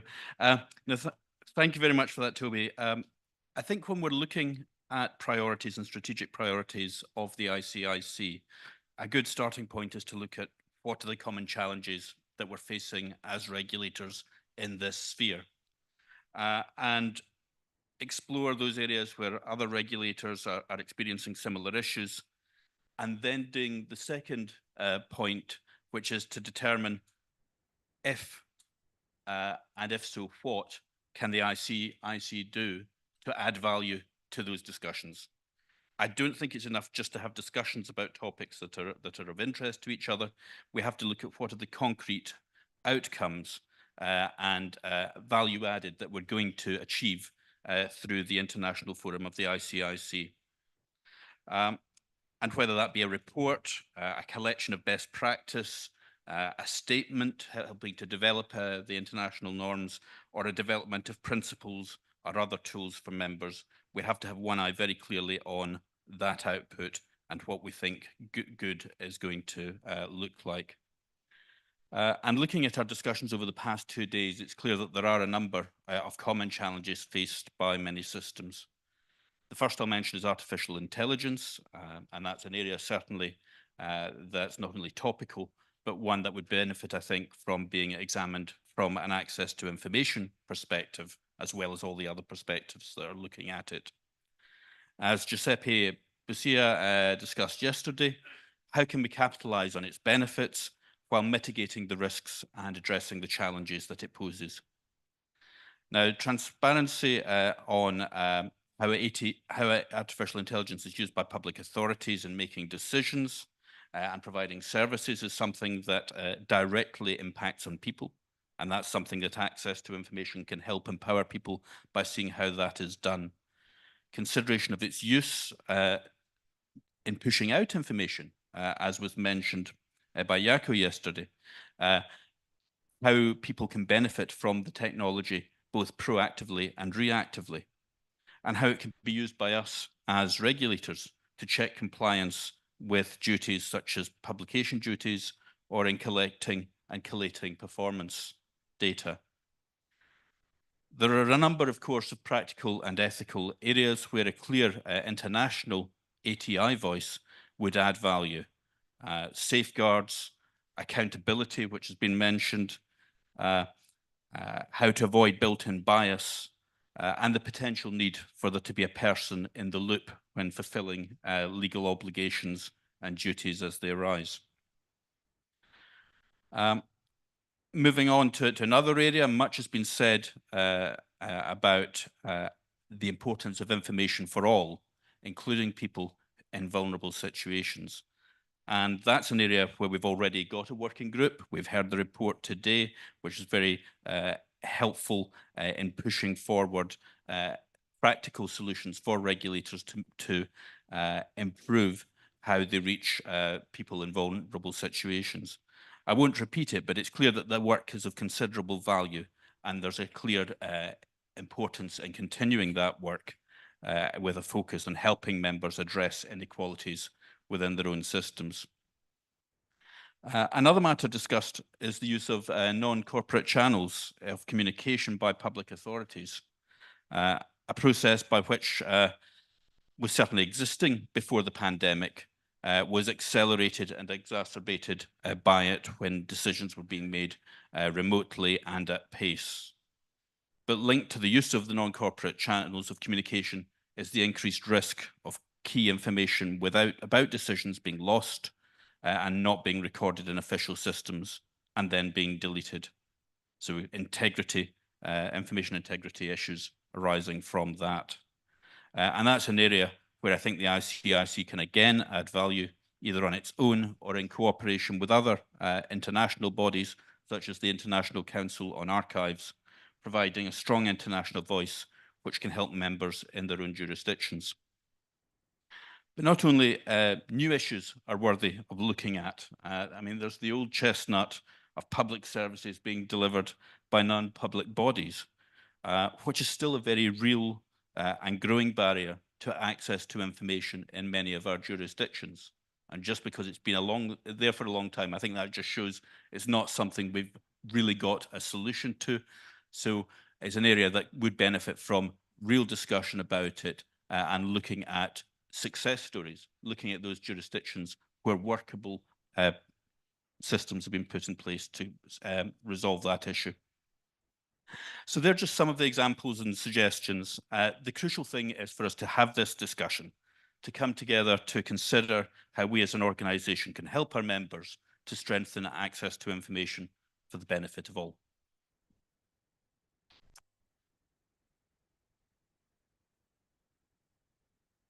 Thank you so much. I was expecting an eclectic presentation from you, and I didn't realize it was going to be quite so wide-ranging. A lot of very important issues that you raised there, and that hopefully we'll have a little bit of time to discuss among ourselves now. I mean, let me start for the discussion part. Andrew, I would say exactly threw down a gauntlet, but almost did that. And he kind of suggested that we need to really refocus our efforts on the relationship between RTI and participation, that participation is somehow at the key of all of this. And I think he was talking not only about, the need for the ICIC itself to be participatory, which I think you've done fairly well at, actually, involve civil society reasonably well, and not perfectly, but also in the broader sense of that. I don't know if people have some thoughts and comments on that idea. Turn it on. It's just the bottom one. Hello. So I stuck up a couple of suggestions on the last slide and raced through them. But I think one of the things that the ICIC as an institution could consider is about involving civil society in some of its working groups that reported this morning, particularly when you're talking about vulnerable and marginalized communities. That's an area where civil society does a huge amount of work. And of course, the disability community for decades has had the slogan, "Nothing about us without us." And I think that it's possible either maybe the executive committee of the ICIC stays commissioner only. You, of course, need a space of your own, but it's possible, say, to have quarterly meetings with CSO stakeholders with the executive committee. I think there are other ways in which the ICIC itself can be smarter about using technology to involve people between these conferences and between Zoom meetings of your colleagues around the world. There are technologies such as Polis, which is for deliberative decision-making, has been used in many countries around the world now. Taiwan is a leading example. And also another platform that I've just used with a little CSO in New Zealand called Consider It, which allows you to seek comments and feedback on a draft strategy document, for example. So there are multiple opportunities for the way that the ICIC as an institution could involve people. But I want to go back to one thing Darren said earlier about what value do these conferences add? I had the job of organizing this conference in Wellington in 2007 before the ICIC was established as an institution. And we said that we wanted all speakers to provide a written paper. And from that conference, we've got 800 pages of commissioners' wisdom and civil society wisdom that's now up on the ICIC website. But I think as a community, you're not building knowledge to pass on to new commissioners when they take office if conferences like this don't build up that body of recorded knowledge. Thanks. I have to say, I gave pause to a thought to whether to go to New Zealand. Not only you want me to go halfway around the world, but you want me to write a paper? No, I think those are very good suggestions. So let me throw that now to, I mean, those are some quite challenging suggestions. I have to say, when I was listening to some of the presentations of the working groups, I had exactly the same thought, you know, the one looking at legal decisions and laws and things. And I mean, you know, my own not to be self-promotional, but my own organization could certainly play a role in that working group. Do those things sound like ideas that, you know, these panelists, without making a decision for ICIC, would support, would endorse? Yeah, well, anyway. I'm not talking about. I'm not talking on that. Darren? Okay. Yeah, I think there's certainly room for wider obtaining of knowledge, of looking to experts to help guide us in various fields, not only with regard to civil society, but as I mentioned, the opportunities of working with other international organizations where our jurisdictions overlap. And I think that wider discussion, when Andrew mentioned participation, I've always viewed access to information as the great enabler of participation. But of course, you've then got to have the mechanisms in place to do the actual participation itself. But many of our jurisdictions are bound legally to the access of the information. It's that enabling core, absolute key enabling function, which then allows people to use it to engage if they wish to. They might not want the information for that. They might want the information for a myriad other reasons, but they may wish to have it to participate and to take part in that. And that's where there might be room for wider liaison with bodies like the Open Government Partnership to have a greater links between those organizations. But I think it's also important for us to understand our part in that puzzle, which is the pushing of the open access to information, to get the information out there, to empower people in that, and then to liaise with other bodies to help build up that wider participation piece. Yeah. I agree totally with both of you, and with my new found pet subject of information integrity.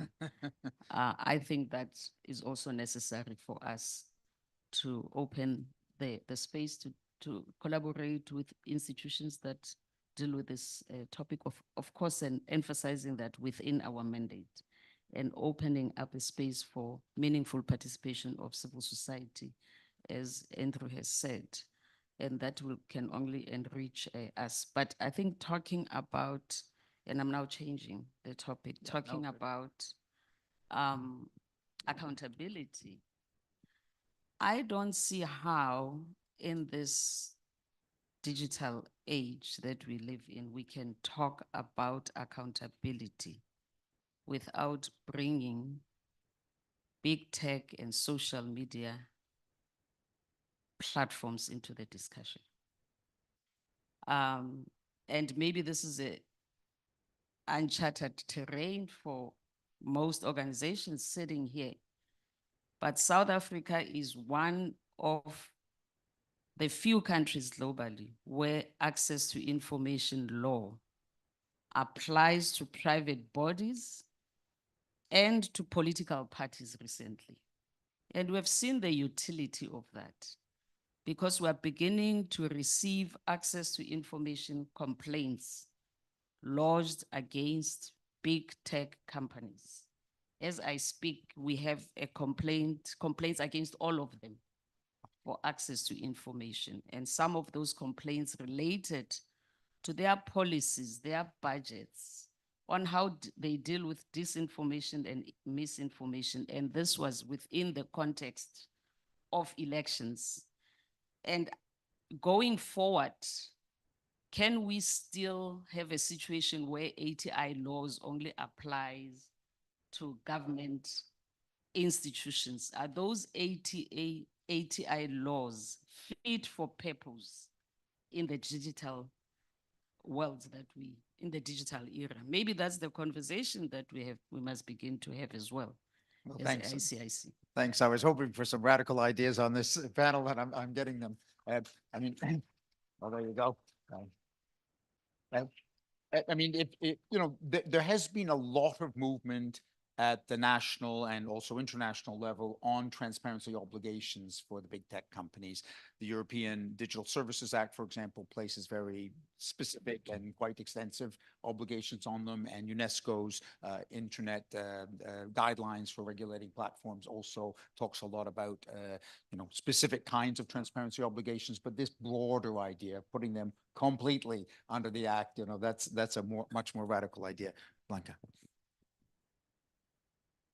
Sí, en efecto, va vinculado lo que refiere Tony al mar de desinformación en que estamos envueltos en la era digital, en que estamos interconectados. Ciertamente tenemos un mundo de información que no necesariamente está verificado y esto nos genera confusión sobre esos esquemas de rendición de cuentas al que están obligados todos los gobiernos. Por eso yo creo que los esfuerzos que se han dado en organismos internacionales, hoy presentes aquí, la UNESCO, Banco Mundial y también la OCDE, que en distintos momentos ha acompañado estas organizaciones de transparencia de países de América Latina y de otros países en el mundo, juegan un rol clave porque no solamente posicionan en su agenda global temas que hoy son una necesidad de nuestras democracias, como lo puede ser la transparencia pública, la apertura de información. Esto va vinculado también al trabajo que viene haciendo la ICIC como una plataforma única, digamos, donde podemos interactuar, comisionados de información y donde podemos crear también una serie de mecanismos que nos permitan institucionalizar eventualmente no solo las encuestas o aquellos estudios de caso o experiencias o casos de éxito que tenemos en nuestros países, sino también cómo nos constituimos en una voz internacional que haga eco de los problemas, de los dilemas, de los desafíos, de los retos, pero también de las soluciones que podemos emprender.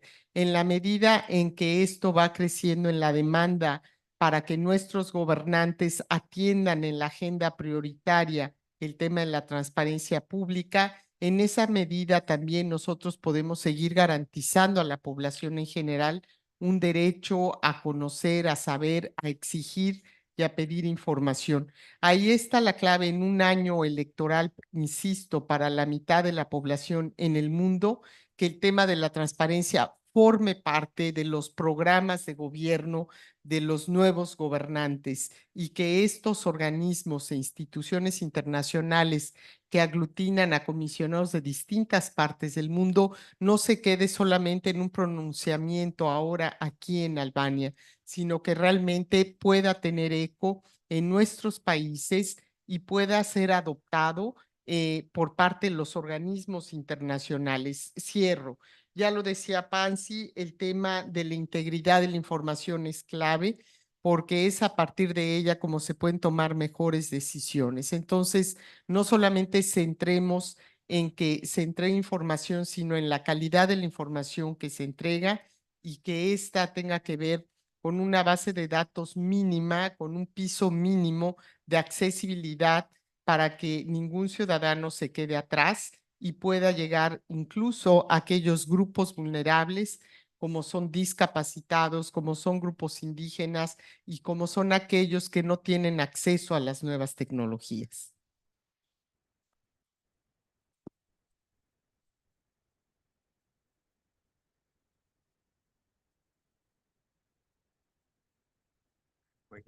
Waiting for, no, for the translation delay. Yeah, no, very, very, very important points. And of course, 20% of the population of the world just had an election recently and they're getting the results today. That's one country, India. So it's quite an exciting thing there. Just back, keeping for now on the issue of participation. And I mean, I don't think you raised it in your comments just now, but you did put it in your notes, unless I missed it, Darren. This idea that we have a whole nother set of public actors, the intergovernmental organizations and the international financial institutions that are part of our governance structures. I mean, they're not national governments, they're international governments. And, increasingly those bodies are adopting not access to information or right to information laws, because they don't adopt laws, but policies, which are binding policies, within their structures. And the better ones among them have put in place independent oversight bodies to regulate, complaints bodies, very similar and very analogous to information commissions. The World Bank, for example, represented by Juan Pablo, they have an independent panel that deals with appeals from requests for information, requests that went to the World Bank. What about the idea of bringing them into the ICIC family? I mean, they're very, very analogous to the rest of you, except that they operate internationally. Does that seem like an interesting idea? And I'm credit to Darren for that idea.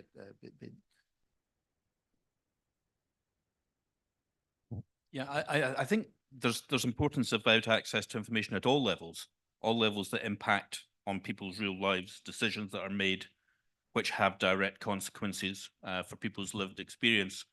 So just as I was a great proponent for the subnational voice at the ICIC, so the international and supranational access to information, while as you've said, Toby, they might be not subject to the laws, to encourage those who don't yet have detailed policies on this, to encourage those who don't have that, coming back to the point on independence, who don't have that, one step removed from the decision making if there are complaints made, then it's great to encourage them to take part, particularly if those organizations are themselves saying to countries, you must improve transparency. Then I think it puts them in a much greater position of strength if they themselves are open and transparent.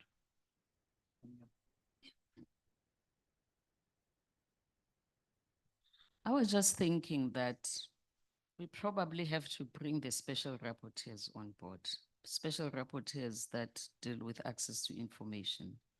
The African Commission, the UN one, the Inter-American one, and the European one.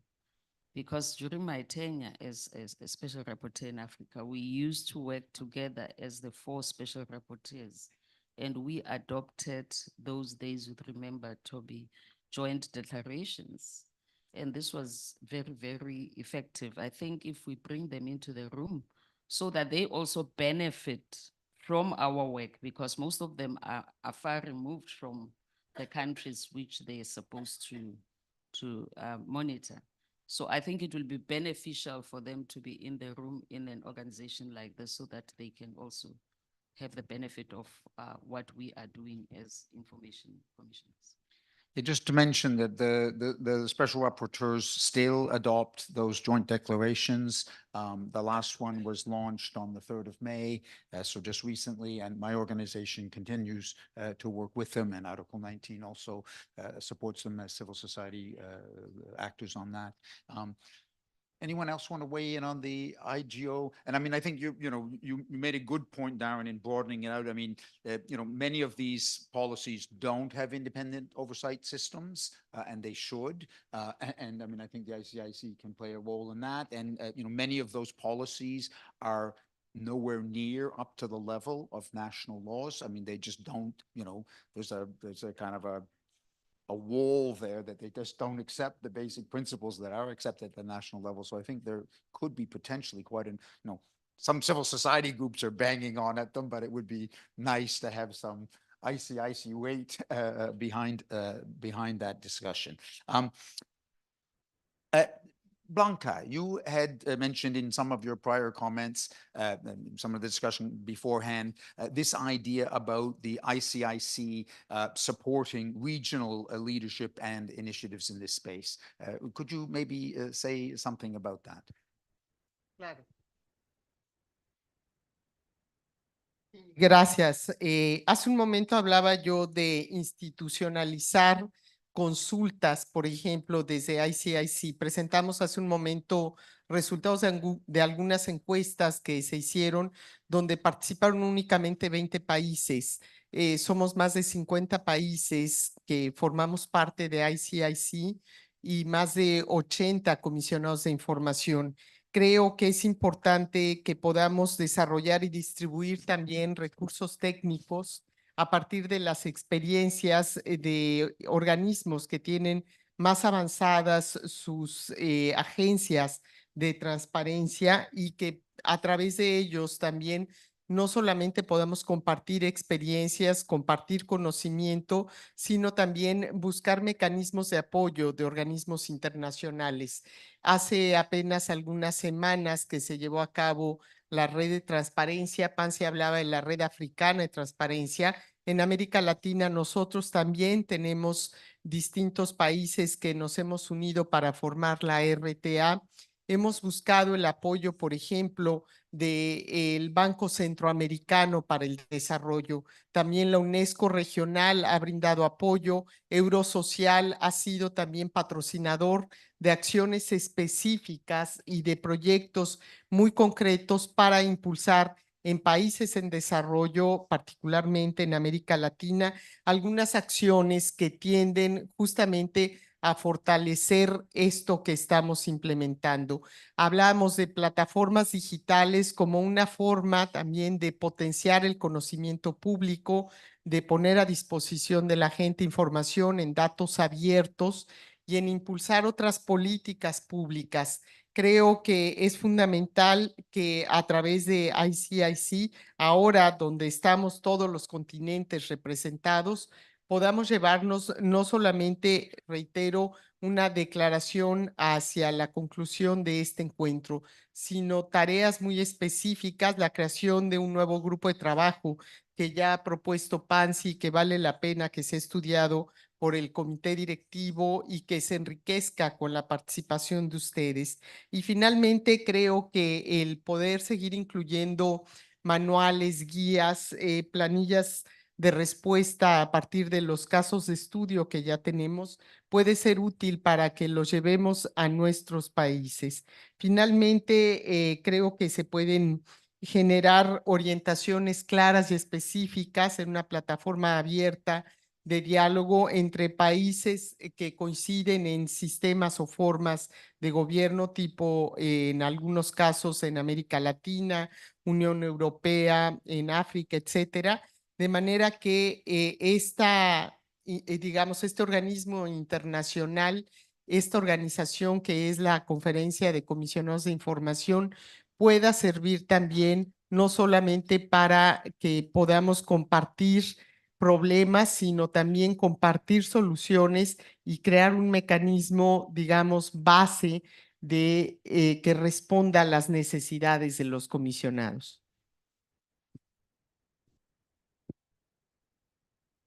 Excellent, very, very important thoughts. And Penzi, I mean, you have just been involved in, I mean, you just were at the meeting, but I mean, you were involved at the very ground floor in setting up the ANIC, the Regional African Network. I mean, is there a need to explore more the relationship between the global and the regional, or you feel that that space is looked after reasonably well already? I think that's important. And I think ANIC was established because of the support that we got from the Latin American network. You recall that we were invited before we even formalized ANIC, we were invited to their assembly, and it is after that assembly that ANIC took off. So I think that's very important.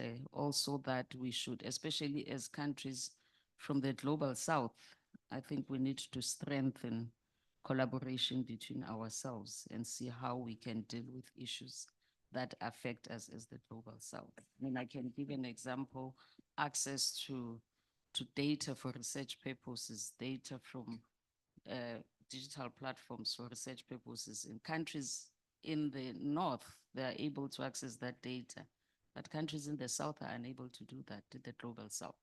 So these are some of the common issues that affect us as the global south. I think we need to strengthen our relationship. Thank you. And we don't have a representative from Asia on this panel. I mean, there's only so many people on the panel, but I mean, should ICIC, or perhaps, I mean, in this case, this was this cross-regional, which is so nice. So Latin America kind of helped Africa kick off their progress on that. I mean, should there be an effort in Asia, or perhaps sub-regionally within Asia? Andrew. I should just say that yesterday I was invited to the meeting of the Asia Information Access Network here, and it is apparently already decided that it's willing to have civil society participation, which is great. I want to go back slightly to about how commissioners can strengthen their work through connections with others. In the second week of May, there was the annual event of the Global Conference on Transparency Research in Brussels. Can you put your hand up if you went to that conference in Brussels? This was academics talking about their research on transparency. Okay. What have you heard about? Had you heard about it? Right. So I think one of the, going back to the issue of having papers, if you've got papers generated for this conference, you've got things for academics to study. But I think also you got to consciously reach out perhaps to the organizers of this global conference on transparency research to build connections with academics.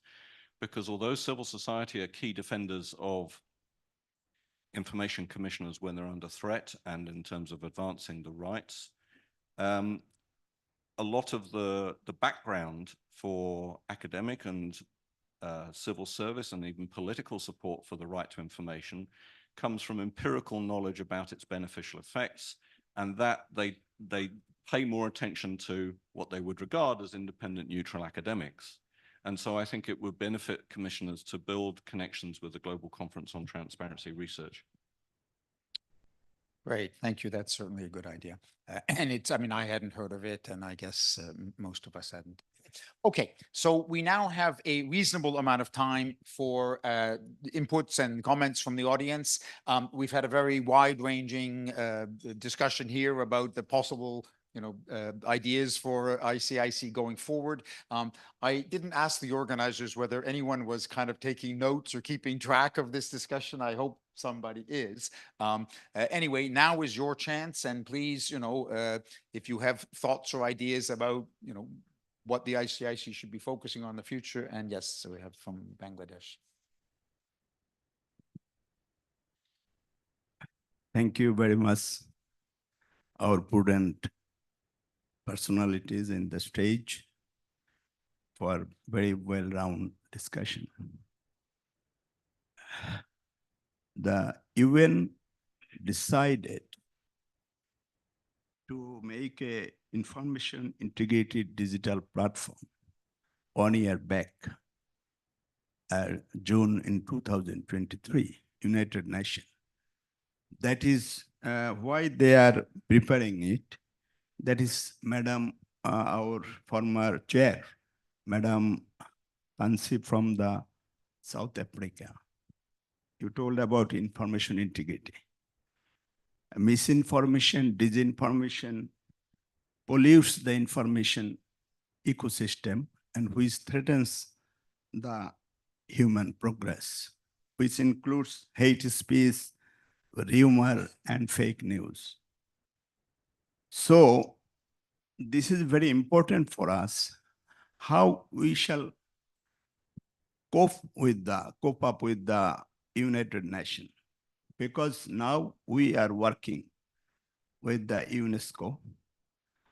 But my issue that eliminating mis, dis, and other informations, we have to work seriously for quick and accurate time-bound intervention through the government or through the proactive disclosure.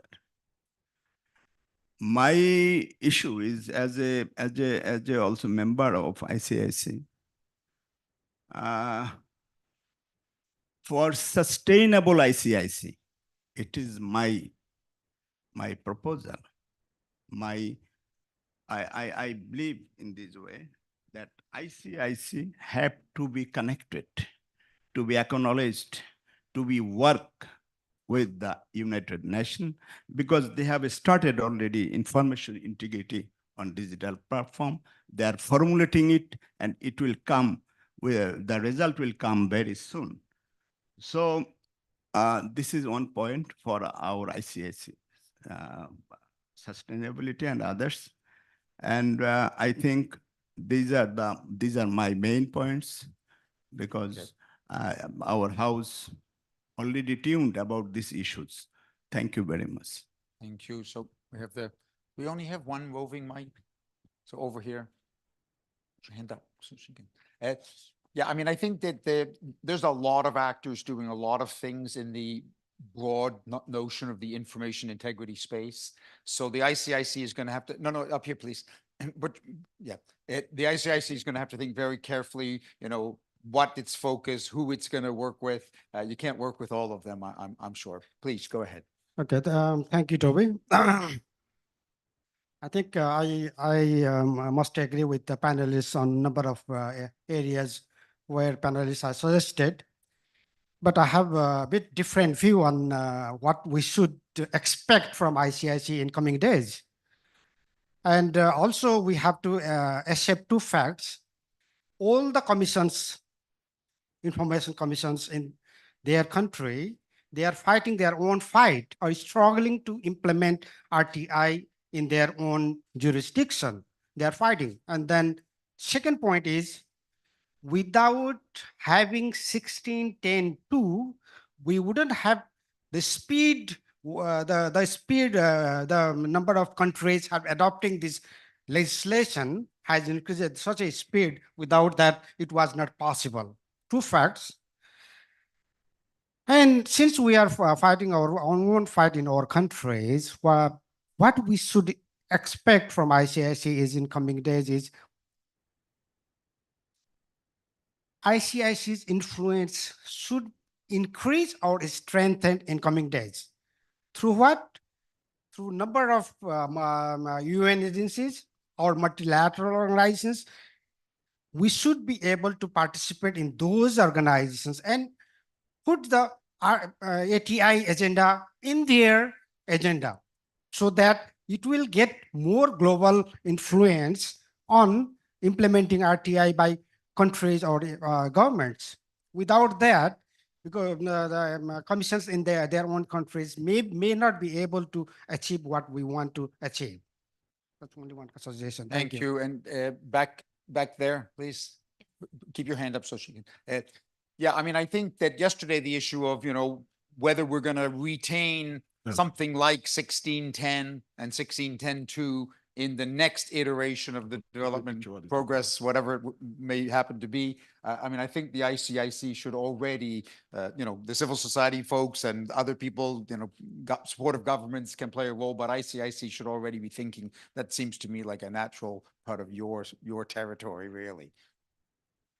Yeah, but should we have one more question and then responses? Yes, thank you. The issue on this independence of the oversight bodies that Bianca Ibarra touched on, I think is very important. Yesterday, there was this question of political will that was mentioned by one of the panelists. I think in addition to what Pansy just said, that we should use very effectively the rapporteurs at the regional level, to push for governments to really not only push for the adoption of the law, but I think what is more important is the implementation, because we have a lot of challenges, particularly in Africa and Asia. There are countries that have adopted the law, and it's taking much longer for the law to even set up the oversight bodies. It's taking much longer. And I don't think this is good for the implementation. And this is a very huge challenge, where we have also some countries where they have implementing the law, but because of the lack of independence of the oversight bodies, it's really causing a lot of problems. So probably ICIC maybe can work with global institutions, global bodies at the UN level, like the UN ECOSOC. There could be a possibility, and also lobby even countries that are sitting on as part of the permanent members of the United Nations Security Council. We have very important members of the ICIC whose countries are also sitting on as permanent members of the Security Council. So I think there is a lot that can be done at the regional levels, but also at the global level, to really try and push. And I think the membership of the ICIC also, by now, we should be expecting to have more members, but it's really, so probably if we really forge a very strong partnership with institutions like the UN ECOSOC, working with the big countries that are really big players, and even UNESCO. UNESCO can also be a very important partner in this, because they are part of maybe going beyond their monitoring and reporting on SDG 1610. For instance, in Africa, we have many countries that are going to take part in the VNR this year at the UN high political level meeting to contribute, and Sierra Leone is one of them. And also, I would like to say that at the moment, Sierra Leone, my country, is a non-permanent member of the Security Council. So we can use, we can leverage, opportunities like this to be able to see how best we can really put across our message to at the highest level of the United Nations General Assembly, and of course even the UN Secretary General and the other members of the UN.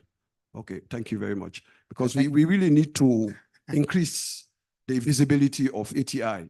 For now, I don't think, probably we have done a lot, but there is still a lot of room for improvement. Particularly looking at the information integrity that Pansy mentioned, this is a very important thing, because there is lack of political will to I'm going to ask you to wrap up a little bit, because we have some more questions. There is a lack of political will to proactively disclose information on a lot of public authorities, and that is really causing a lot of problems. So probably by encouraging member states to really not only adopt the laws, but also push for the implementation, that will really help. Thank you. Okay, I already have a couple more questions, but I think I'm going to have some quick responses from the panel, and then we'll go back out to the floor for the other questions. And Darren, you already had your hand up, kind of.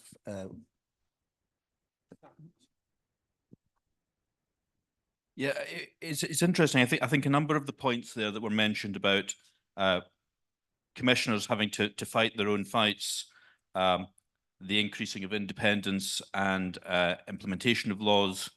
All of this ties up with something that was mentioned by Warren earlier on about the potential benefits of something similar to the Paris Principles or the Vienna Principles of having a United Nations buy-in, if you like, to the importance of access to information regulatory bodies and general principles in relation to those. And I think having a document potentially at that level could give substantial benefits to protect similar commissioners and organizations at the national level, as well as helping establish new commissioners in those jurisdictions that don't yet have them.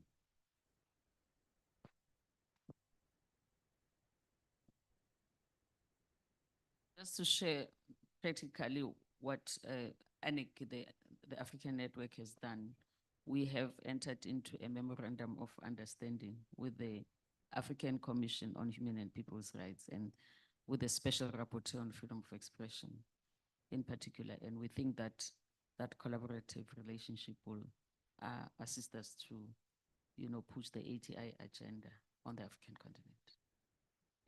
Obviously, creating these relationships is very, very important. Anyone else want to respond? Or if not, Amrita, you're going to give us a breakdown of the results from the world's largest democracy. You're guaranteed that position now because you're the largest country, but by population. No, just joking. Yes. So just going back to, in fact, what you started the session with, I think over a period of time, for instance, even in India, we've seen undermining of the institution of the Information Commission. Right now, we are in a place where a significant proportion of our population does not have access to the appellate mechanism because there are no information commissions at all in 4 states.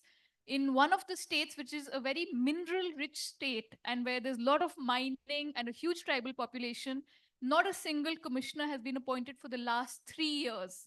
So you have no way to go and complain. So, and also at the national level, the Central Information Commission in the month of October was at the brink of going defunct.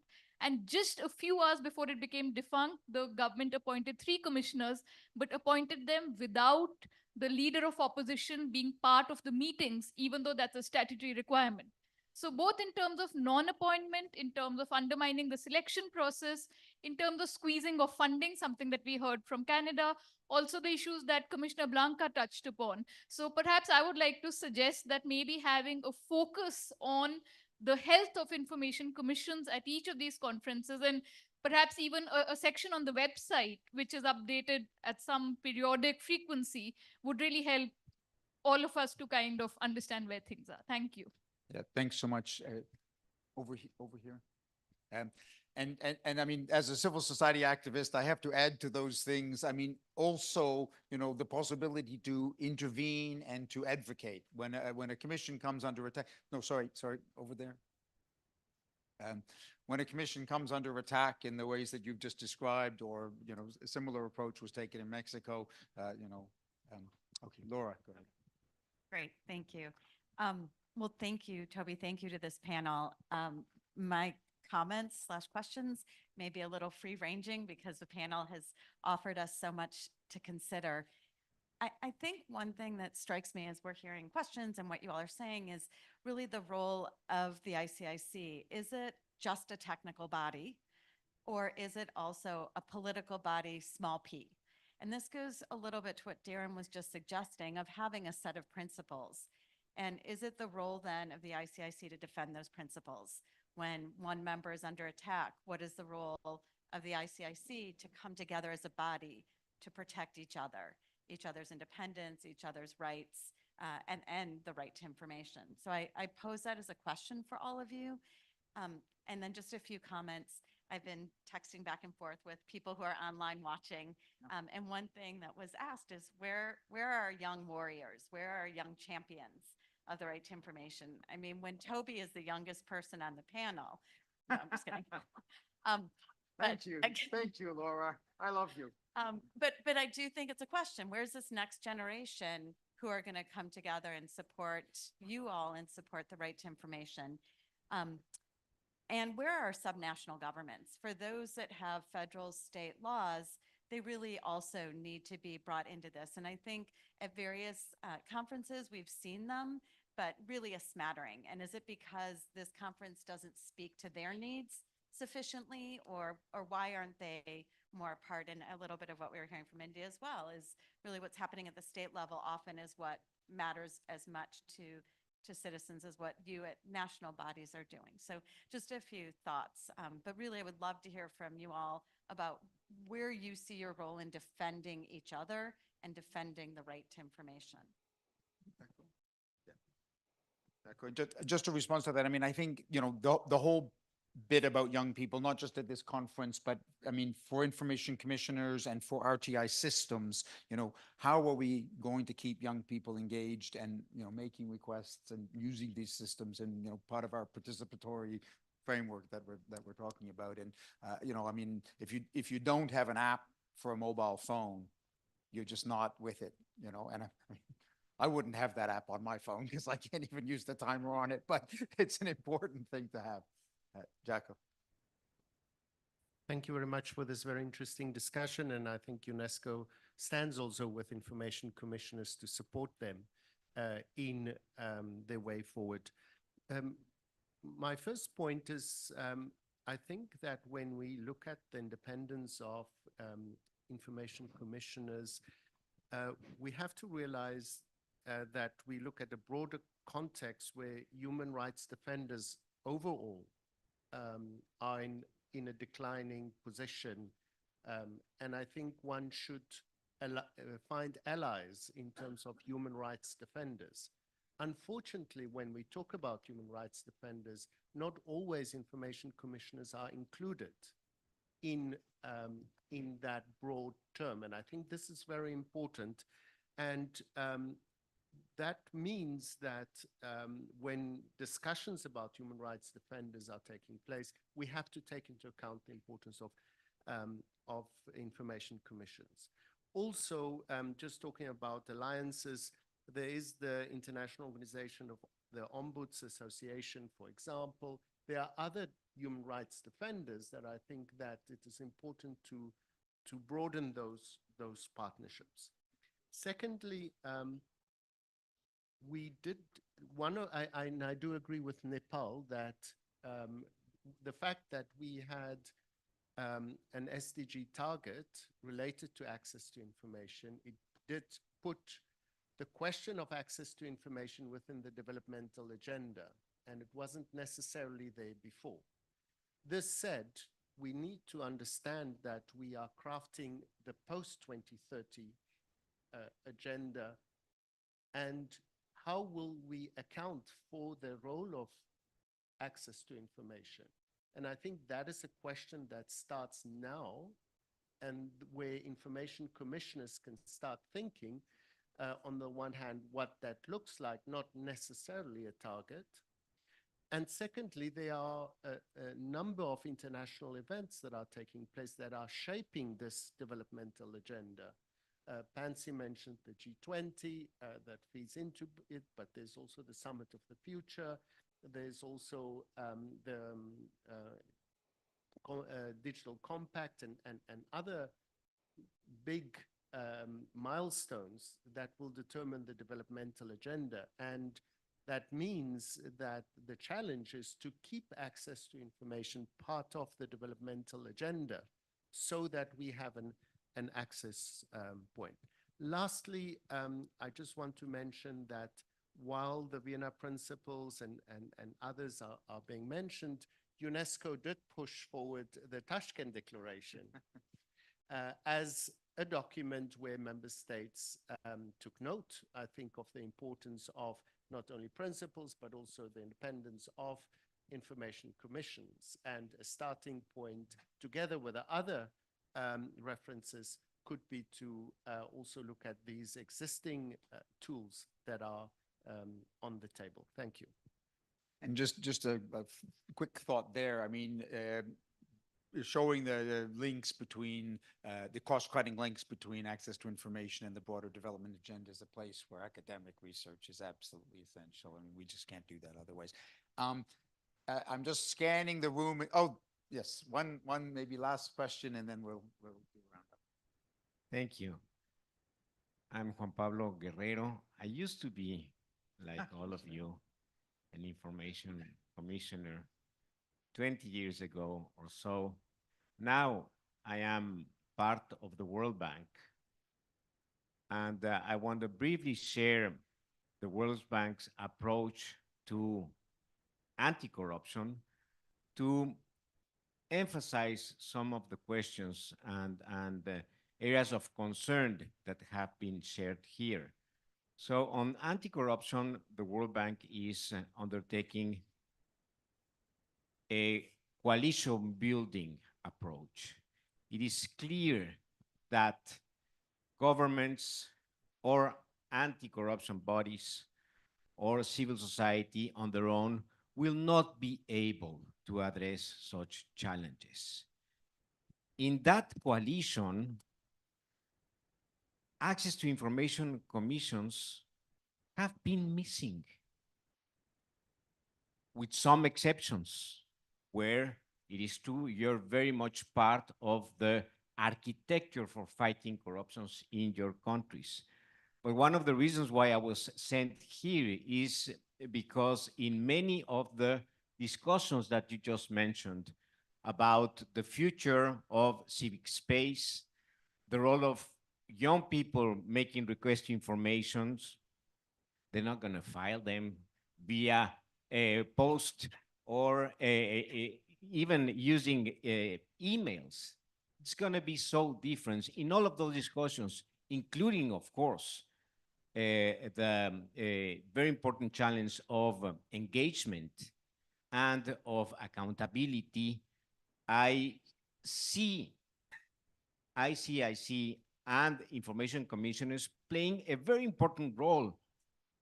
And I fear that so far it hasn't been up to the challenge. Sorry to be so blunt. I'm speaking more as a former colleague of yours than as a representative of the World Bank, but I see again a great opportunity giving this very timely reflection to play a bigger role. Thank you. Okay, one last comment from the floor. Oh, Anjali over there. Just put your hand up. So then we're going to come back and have a round up.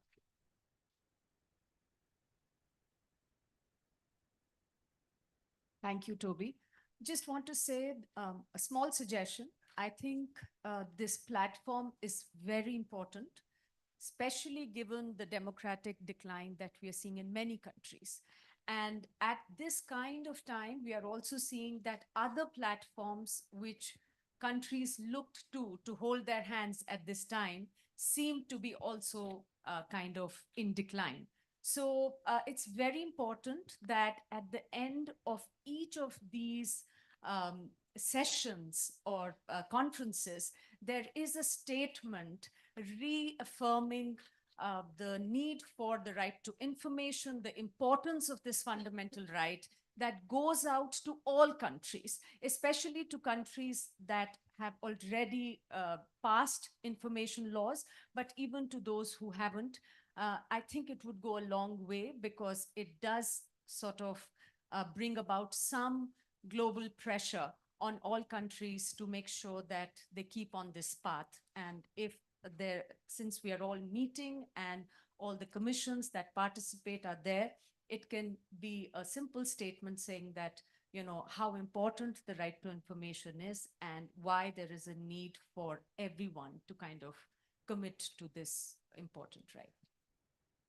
Okay, great. Thanks. I think that's a very practical suggestion. I'm going to ask panelists now to respond to the comments that were made and also at the same time make any final comments they have. And Blanca, I see you have a microphone almost in your hand, so let's lead off with you. Muchas gracias. Bueno, sin duda hemos tomado nota. Creo que cada una de nuestras reuniones nos deja muchas lecciones para poder adoptar nuevos mecanismos internos. Me refiero a esta Conferencia Internacional de Comisionados de Información, que si bien se constituye como un mecanismo técnico también de cooperación internacional, debe dar un paso hacia adelante. En efecto, es creciente la necesidad de que en nuestros países haya una mayor exigencia de transparencia de los gobiernos y una mayor exigencia en la rendición de cuentas. En esa línea veo dos caminos. Por un lado, tenemos la tarea sustantiva de transmitir a la sociedad en general la importancia que tiene la apropiación del derecho a la información. Hay que empoderar a la sociedad para que no solamente haga suya esta prerrogativa que tiene de preguntar qué hace el gobierno y cómo nos rinde cuentas, sino también cómo utiliza ese derecho a la información para exigir otros derechos. Eso por un lado. Por otro lado, también de cara a la renovación del comité ejecutivo, creo que estas propuestas sirven para construir una guía, un plan de trabajo sustantivo hacia dónde debe ir la ICIC, hoy que está cada vez más fortalecida en todas las regiones del mundo, no solamente con los grupos de trabajo que existen, sino con aquellos nuevos que merecen y requieren que exista una línea distinta de mayor empuje. También creo que es importante la adopción de este protagonismo que debemos tener quienes garantizamos un derecho humano como lo es el derecho a saber. Hoy, más allá de que existan en nuestros países distintas modalidades, normas o leyes de cómo se configura el defensor del pueblo o de cómo se configuran los comisionados de información, en algunos casos con mayor o menor independencia, creo que los organismos internacionales, las organizaciones de sociedad civil, la academia, incluso las propias instituciones que están aquí presentes, podemos ayudar a potenciar lo que significa el derecho a la información en un mundo interconectado que lucha contra las noticias falsas, que lucha contra aquello que hoy se está imponiendo en la agenda cotidiana de la inteligencia artificial, que lamentablemente también genera grandes riesgos para la población, y mantener esta vinculación estrecha y directa con los organismos internacionales para que se lleve esta voz, esta demanda y esta necesidad creciente de fortalecer el derecho a la información en todas las regiones del mundo. Yo inicié y concluyo con algo que me parece que es muy relevante para la mitad de la población en el mundo. Los nuevos gobiernos, las nuevas autoridades deben de llevar en su agenda como prioridad, más allá de la ideología que los lleve al poder, el tema central de la transparencia en la actuación del gobierno y permitir que la autonomía y la independencia de los defensores de derechos humanos no sea trastocada. Claro que desde ICIC y desde cualquier otro organismo internacional debemos de sumar voces y de respaldar cuando en aquellos países puedan estar en riesgo los derechos y libertades de las personas. Muchísimas gracias. Thank you so much. Andrew. Thank you. Two quick points. First, to come back to what Laura said about where are the young people, where are new warriors. I think one of the reason I chose climate change is because it's an issue that is affecting all of the next generation. It is they are the most vulnerable group in many ways. They are facing an existential challenge, and about the only places where it is not top of mind as an existential challenge are places like Gaza and Sudan and conflict zones. The other area that I think, referring back to what Amrita said about documenting the vulnerability of commissioners and defending their independence, RTI laws also come under threat when governments pass other laws, new legislation, with secrecy clauses that override their freedom of information laws. Some of your laws will have what in English we call a notwithstanding clause that says the freedom of information law is the supreme law on whether you can get the information. But in many countries, they may have a system where another law can override your freedom of information law. In New Zealand, under Jacinda Ardern's government, more than 20 such laws were passed with secrecy clauses overriding our Freedom of Information Act. And my colleagues from the Ombudsman have been busy helping him write submissions to Parliament saying, you do understand that this law unnecessarily creates more secrecy.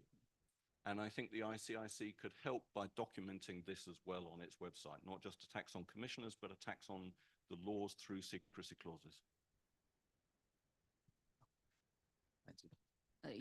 Thank you very much. I think we have to be deliberate about how we protect colleagues who are under attack or institutions that are under attack. And maybe it's a discussion that we must have at a policy level, a frank discussion, which I will not have in this room, so that when those issues arise, we're able to take a stand collectively as the ICIC to protect those who are under attack. But my parting shot is, if we are to remain relevant as the ICIC, it cannot be business as usual. We cannot meet year after year and talk about the same things that we have been talking about.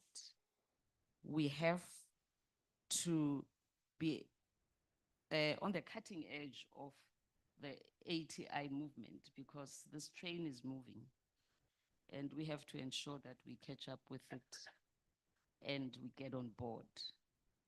And that's why we have to be very deliberate that we're not going to allow a business as usual kind of way of doing things. That's my parting. Hear to that. And I'm sorry, Darren, that you were last on both rounds, but please finish up. Yeah, I mean, just following on from what Pansy said there, I think it's important that we had this discussion at the open session, that we were able to canvass views of wider civil society, as well as the commissioners, and the task really for the ICIC now is to transfer this discussion, these ideas into concrete action, put that in our strategic priorities and make sure that we deliver something tangible moving forward. Thank you. You know, sometimes moderators try to provide a synopsis or a summation of the points that were made. You know, I think, and I'm usually not bad at that, but I think that would be foolhardy on this panel because there were such a lot of different ideas and thoughts. I would like to end up though with just one sort of maybe overarching thought. You know, I've been working for human rights NGOs for more than 25 years. And, you know, when I started back in 1994, or 1990, well, whatever, that would be 30 years. I have a math degree, but I can't, just like I can't use my phone, I can't add very well either. 1997. You know, the organization I worked for at that time and many other organizations used to come out every year and say, oh, you know, everything's getting worse and blah, blah, blah, blah. And I just used to kind of throw up my hands because, I mean, you know, the communism was over in Eastern Europe and these countries were democratizing. One-party states were, you know, falling like you know, 9 pins all over the place. And actually things were getting better. But we kept saying they were getting worse. But today, that's not the case anymore. From a democratic and human rights point of view, things are getting worse. You know, I mean, I won't put a start point on that, but, you know, those claims that we used to make, which were not correct, today they really are. And I mean, I think the information integrity piece is absolutely central to that decline, but it's certainly not the only element there. And I won't go into all of the issues there. But, and for me, that poses both a fundamental challenge, but also an important opportunity for RTI, because those attacks on democracy and human rights are attacks on RTI as well, and we've discussed that on this panel and in other parts of this conference. But at the same time, RTI has to be a key part of the way that we overcome those challenges. And I think there's all kinds of logic to that, and there's all kinds of kind of, you know, connecting the dots ways that that's true. And so I think it's also, a real opportunity for our movement. We are probably more important today than we ever have been, precisely because democracy, including our own right as part of that, is under attack. So, I'll just leave that thought with you as you go forward in your planning for the next strategic plan for the ICIC. And if we could have a last round of applause for the panelists. Thanks so much to all of you.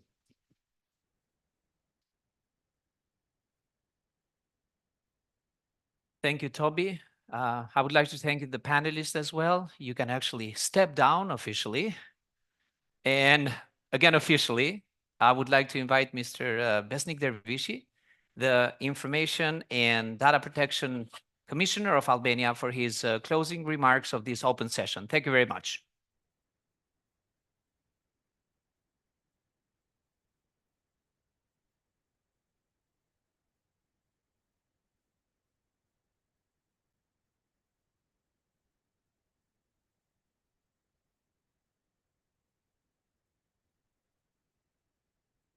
Very briefly, dear all,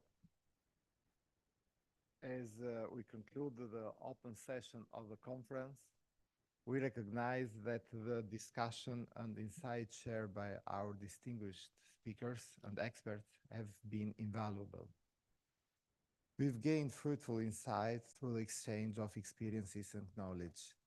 However, we have a long journey ahead to put into practice the information acquired here in Tirana, so that we can better fulfill our task back home. We hope that we have heard and learned in Tirana will serve you well in your daily work. Allow me to extend my heartless thanks to each and every one of you for your participation. We hope we have met your expectations. To conclude my words, let me wish the best of luck to the future edition of this conference and to all of you who honored us with your presence in Tirana. And now, without further ado, I would kindly like to invite the next host of their presentation, Commissioner Oli.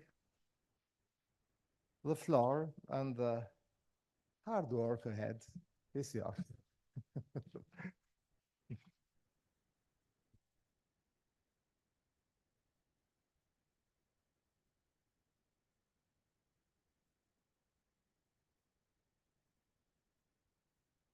Yeah, thank you, Besnik.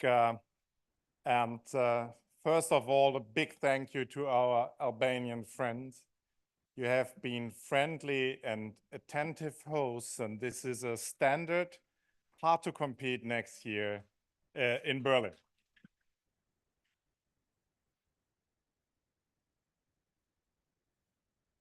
So we brought a little movie with us.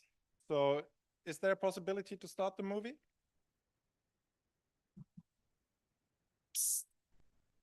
ICIC. Are you still in the dark about 2025? Well, let our team make it a little bit more transparent. The next ICIC will take place in Berlin, the capital of Germany. You will probably arrive here. You will stay in the heart of the city. You will see many things along the way. For example, you will see many signs of Germany's ambivalent and dark past.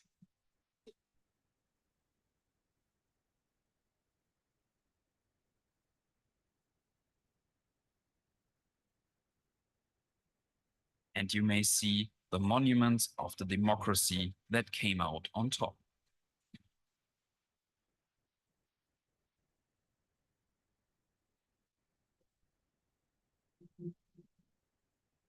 With those first impressions, we will welcome you at the conference center. The Federal Commissioner for Data Protection and Freedom of Information and your ICIC team are eager to deliver a great experience for you. So please enjoy this year's conference and see you in 2025.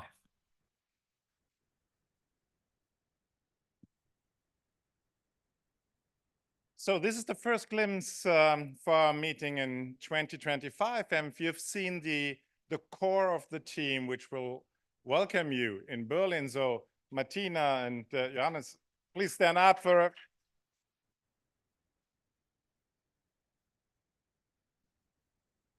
We're looking forward to host you in Berlin. We hope that the participation will be as broad as this time in Tirana, and we're looking forward to feel the hospitality of you again for the rest of this day and tomorrow. Thank you so much.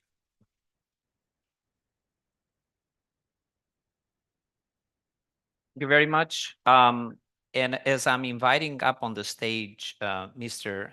Adrian Alcala Mendez, INAI's chairman on behalf of the ICIC chair, allow me to add that we were trying and still trying to be punctual here in Tirana, to prepare everybody to be punctual in Berlin next year. So remember that. Thank you very much. Mr. Mendez.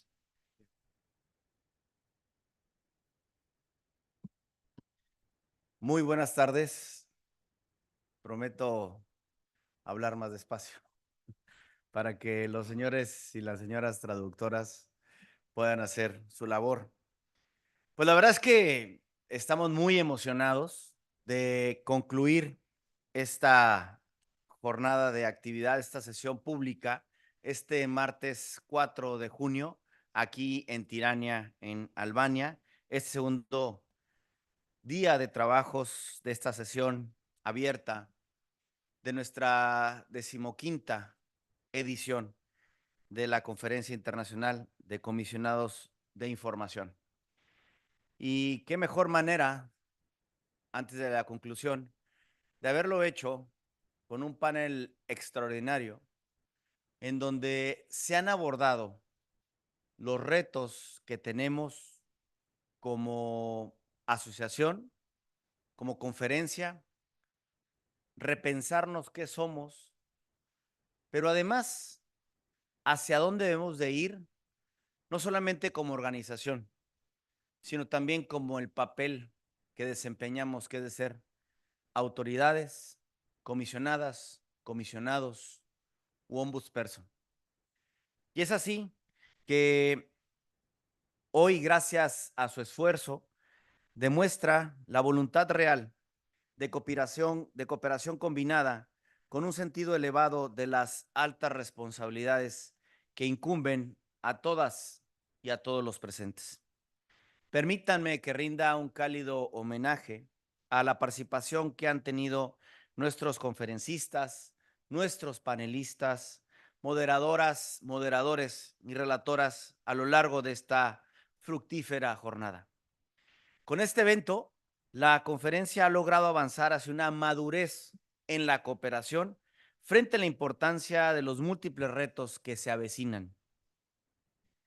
La generosidad del recibimiento y hospitalidad amistosa que nos han brindado a todas y a todos en esta hermosa ciudad de Tirana, Albania, de manera conjunta, con una organización extraordinaria, práctica y sin falla, han hecho posible que los participantes y los asistentes nos sintamos en casa, a pesar de que tenemos muchas y muchos, en el caso de nosotros mexicanos, 10,000 kilómetros de distancia, pero estoy seguro que mis colegas también se sienten en casa. Ha sido una organización estupenda y, por supuesto, quiero aprovechar el espacio para que brindemos un cálido homenaje a través de un aplauso, no solamente a la autoridad, a nuestro colega, sino también, como decimos nosotros en México, a muchas mujeres y hombres que están en el anonimato, que no se ven o que no conocemos, pero que hacen posible que hubiéramos estado en tiempo en nuestros hoteles, en el hotel, por supuesto en nuestros vuelos,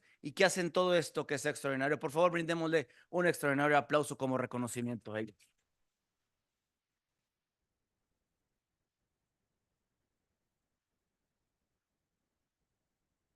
De verdad, no hubiera sido posible este encuentro sin el apoyo de cada una y cada uno de ustedes. Dicho lo anterior y con el propósito de hacer frente a los retos que nos plantea la era digital y la utilización de plataformas digitales por el impulso del derecho a la información.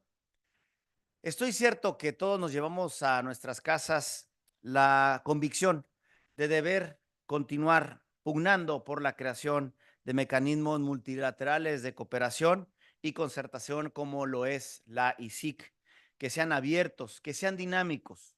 Se planteó, como lo he dicho en este panel, el rol que debemos de jugar, abrir más espacios a la sociedad dentro de esta asamblea abierta, pero también en los grupos de trabajo.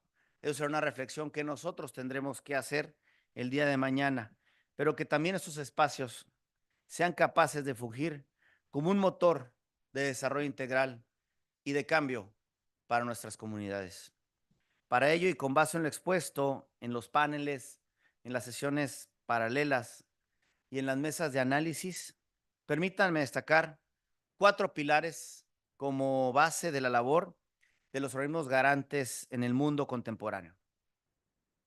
Debemos de aprender a ser propositivos en ambientes cambiantes y desafiantes, a conocer nuevas y mejores herramientas que sean capaces de fomentar y fortalecer nuestra actuación, a emprender nuevas políticas públicas que sean innovadoras y que sean vanguardistas.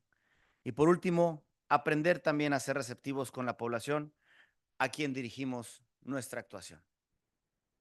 La dinámica de nuestra época exige que las instituciones públicas contribuyan a la creación de bienestar, de participación e inclusión.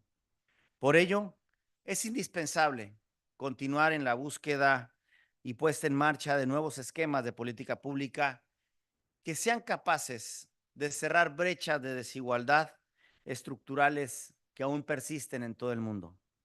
De esta forma, lograremos apoyar a los colectivos en situación de vulnerabilidad, quienes más nos necesitan para lograr su pleno desarrollo. Niñas, niños y adolescentes, hombres y mujeres de la tercera edad, personas en situación de privación de libertad, pero también a las personas que se encuentran en situación de tránsito. Para contrarrestar los problemas que enfrentamos, no hay soluciones únicas, ni tampoco lineales. Por el contrario, debemos ser capaces de trazar estrategias y acompañarnos entre gobiernos, organismos garantes, sociedad civil, academia y sociedad en general con ánimo de cooperación y concertación a nivel global. Por ello, sesiones como la del día de hoy son importantes para trazar nuevos horizontes multilaterales de actuación. También este día es testimonio de la importancia de la creación de redes que facilitan la transparencia y la transferencia de conocimientos y experiencias, el intercambio de estas, de prácticas y la promoción de la cooperación internacional en materia del derecho de acceso a la información como herramientas con las que contamos para hacer frente a los retos que se nos avecinan. Por ello es que los organismos garantes integrantes como la ICIC estamos llamados a ser un punto focal de mejora continua con la finalidad de no solamente proponer discursos, sino también proponer soluciones sinérgicas y enérgicas que las democracias contemporáneas enfrentan. El reto que plantea el acceso a la información en la era digital exige cooperación multidisciplinaria, interdisciplinaria, multisectorial y, por supuesto, sin exclusión. Como lo hicimos el día de ayer, los invitamos a continuar con el diálogo en los diferentes foros en los cuales nos presentaremos en los meses por venir en este año 2024 en cada región a la que cada autoridad pertenecemos. Del talento y entusiasmo con el que trabajemos, podremos conseguir más y mejores resultados. Para cerrar, me gustaría apuntar que la conclusión de este día de actividades es el fruto del liderazgo y el compromiso de todas y de todos y cada una de las personalidades que aquí nos hemos reunido. Con ello, damos muestra de una organización ávida de avanzar hacia la unidad de construcción de instituciones sólidas, transparentes, con mejor acceso a la información en favor de la ciudadanía, capaces de promover sociedades pacíficas, prósperas, más justas, solidarias, e inclusivas a las que protejan los derechos humanos de todas y de todos en cada latitud del mundo. De las exposiciones de este día me permito destacar la invitación para trabajar de una manera consciente y enérgica en el apuntalamiento de la consolidación de esquemas institucionales y legales en favor del acceso a la información sin distinción alguna. Para ello es menester avanzar en consonancia de la sociedad e instituciones públicas con la finalidad de lograr que el acceso a la información logre realmente empoderar a la ciudadanía a la vez que facilita el ejercicio de otros derechos como el derecho a la salud, el derecho a un medio ambiente sano, entre todos los derechos. Sin duda alguna, creo que coincidirán conmigo que las opiniones, los análisis y las propuestas que fueron vertidas en diversos paneles impulsarán y nos motivarán a desarrollar acciones y soluciones concretas en beneficio de las ciudadanías y de los ciudadanos de nuestras naciones. Hemos progresado de manera importante en este día, poniendo énfasis especial en la importancia de conocer nuevos temas que permitan conocer las capacidades de nuestros miembros y fortalecer las mismas, al tiempo que se mejore la calidad de vida de las personas. Con base en ello, en lo planteado, es posible visualizar que las políticas públicas innovadoras en materia de acceso a la información son una herramienta fundamental para impulsar las transformaciones hacia mejores niveles de equidad, con lo cual, desde las instituciones y órganos garantes, expresamos nuestra convicción de decisión de avanzar en la solución de los problemas de desigualdad estructural. Por ello es que los invitamos a continuar con el mismo entusiasmo que hemos demostrado hasta ahora para construir un futuro más incluyente, más participativo, pero más justo también. Muchísimas gracias a todas y a todos y nos esperamos en la tarde del día de hoy después de la comida y también el día de mañana para como último y tercer día de actividades del ICIC. Muchísimas gracias y enhorabuena por esta conferencia. Gracias. Thank you. Thank you, Mr. Mendes. I have a lot of good news to share with you all today. Before we break for lunch, first of all, the good news is that we have an extra 30 minutes already gifted by everybody being punctual today, overly punctual, which means lunch starts now until 2:30. 2:30 is the side events. They start on time sharp, which means use this plentiful time to relax, chit chat, finalize discussions. The side events will take place according to your agenda in 3 different rooms. You have the names already listed. Nothing has changed. Everything is in order. Another piece of very useful information for everybody, please remember that tonight at 5 p.m., after the side events are closed, 5 p.m., 3 buses, same as last night, same place as last night, will depart from this hotel to a cultural tour of our medieval site of Kruja. You cannot miss it. If you miss the bus, you miss the jewel which comes afterwards. So be aware, 5 minutes before 5, we all want you to be in the lobby area and start embarking the buses. Dress code, comfortable shoes. It's very important. We're in a mountain city, lots of cobbled street. We will visit a medieval bazaar. I'm not going to tell you anything else. Dinner will be following, and we will be outside. Remember, in order to enjoy the good, warm Albanian weather, a jacket is needed at night because we are on a mountainside. Is that all right? Do you have any questions? Lunch is ready. Thank you very much.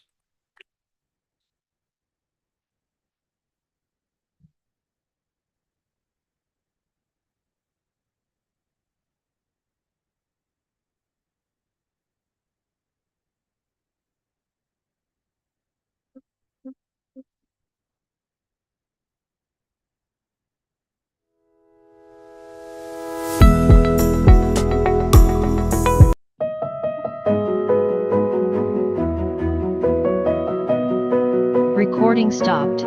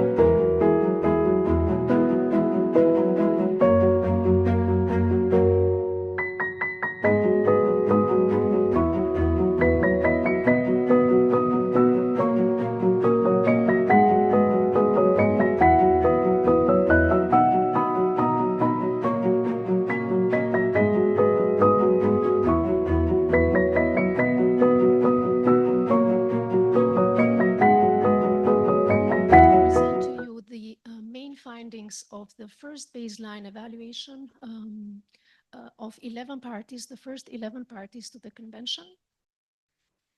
And most importantly, we like to exchange views with you. You are our natural allies, stakeholders to promote freedom of information. I will very briefly present the panel that we have put together here today. Dr. Tetiana Oleksiuk, who is the Vice President of the Council of Europe Access Info Group. She will present the group later in the discussions in more details. She's a Ukrainian expert on access to official documents and open data regulation. She advises several stakeholders in Ukraine, such as the Ombudsperson, the Supreme Court of Ukraine, and NGOs.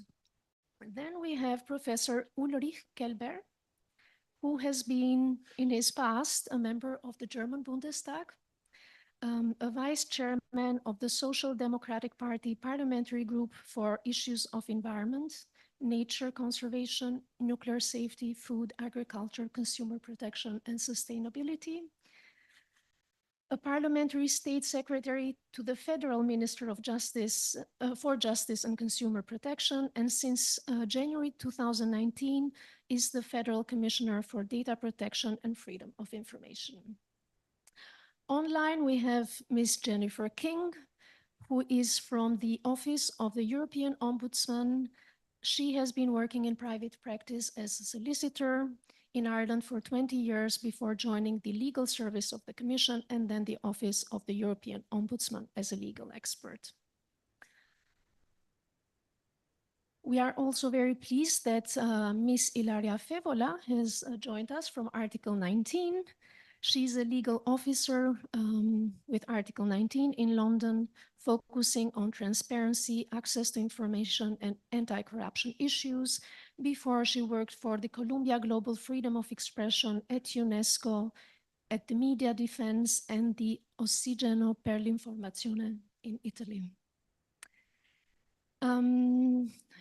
Last but not least, Professor Inge Lorang-Bakker, who is also a member of the Council of Europe Access Info Group, professor of law at the University of Oslo, professor emeritus there.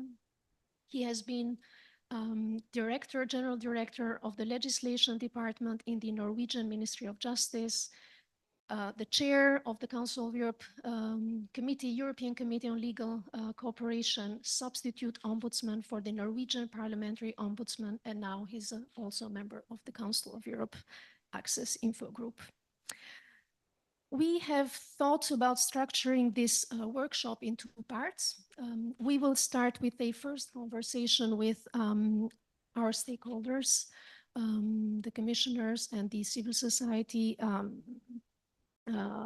representatives in this panel, and then we will move on to a more technical part that is the presentation of the main findings and conclusions of the evaluation of the first 11 parties to the convention. The first I would like to give the floor is Dr. Oleksiuk, who could very briefly start with a general overview of the group and the baseline evaluation study. Thank you. Thank you very much, dear ladies and gentlemen. Thank you for joining us after lunch. It's quite a difficult issue, but we promise you to share a unique experience, unique insights from the work of our group. Access Info Group, I am proud to be a vice president at, consists of 10 experts who serve in their independent role, not representing their countries, but representing an expert community to analyze, to monitor the implementation of Council of Europe Convention on Access to Official Documents. It was a kind of a challenging task for all of us to give a start to this job. You know, when you invent methodology and do your first report at the same time, you have to be creative, you have to be innovative in approach. And of course, we have to take into consideration all the differences between domestic legislation of the member states of the Tromsø Convention. So since 2022, the Access Info Group was elected by another monitoring body under the Tromsø Convention, by the consultation of the parties, which is mostly a political body.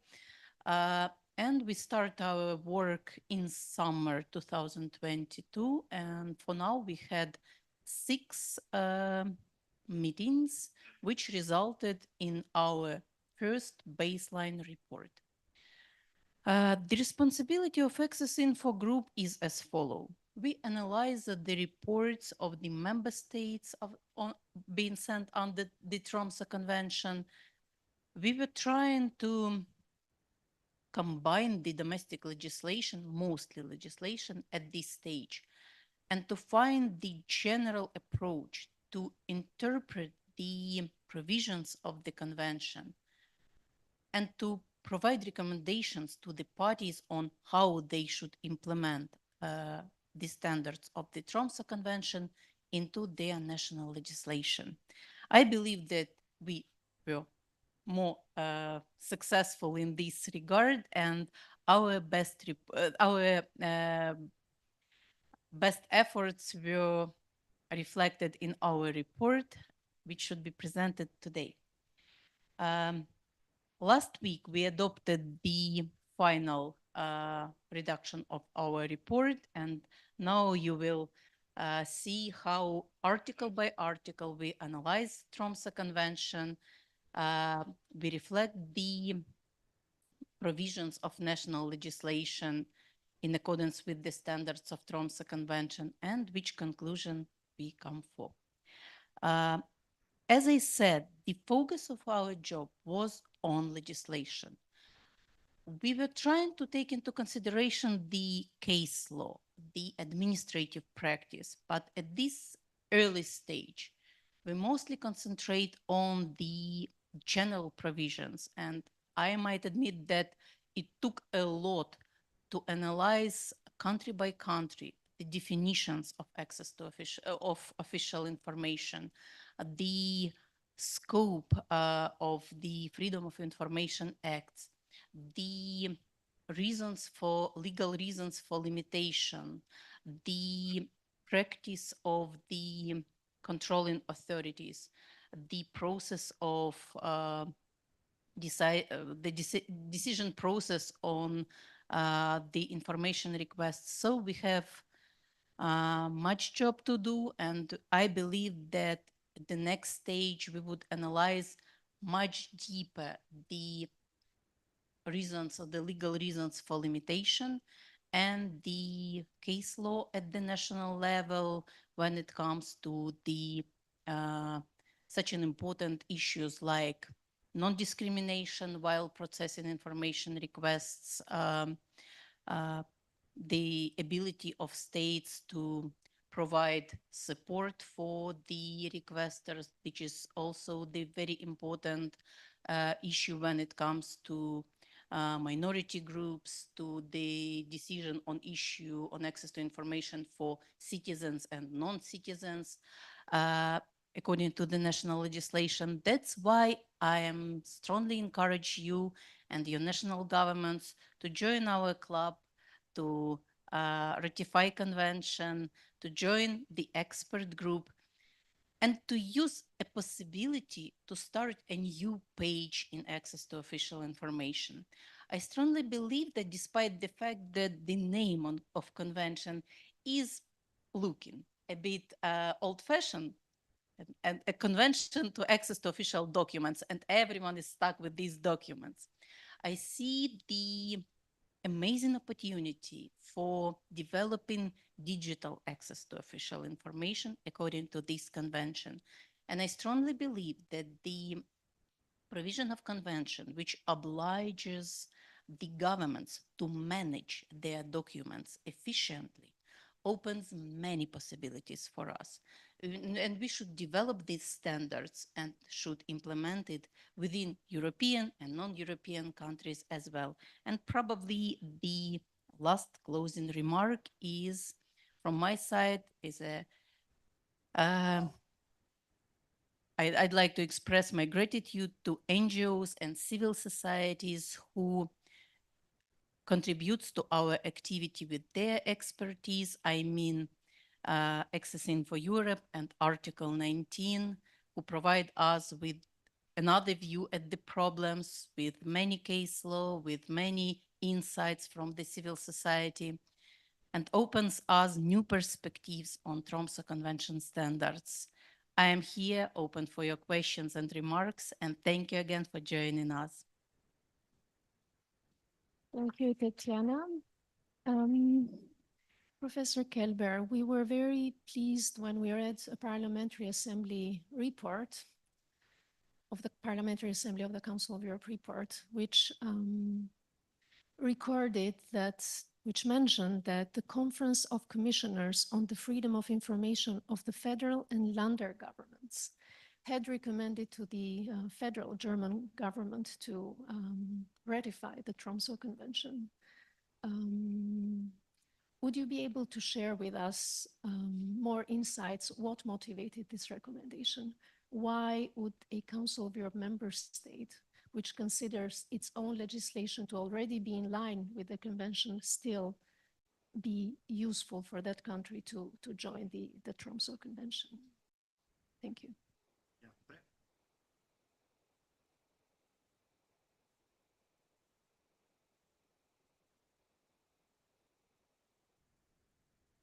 Okay.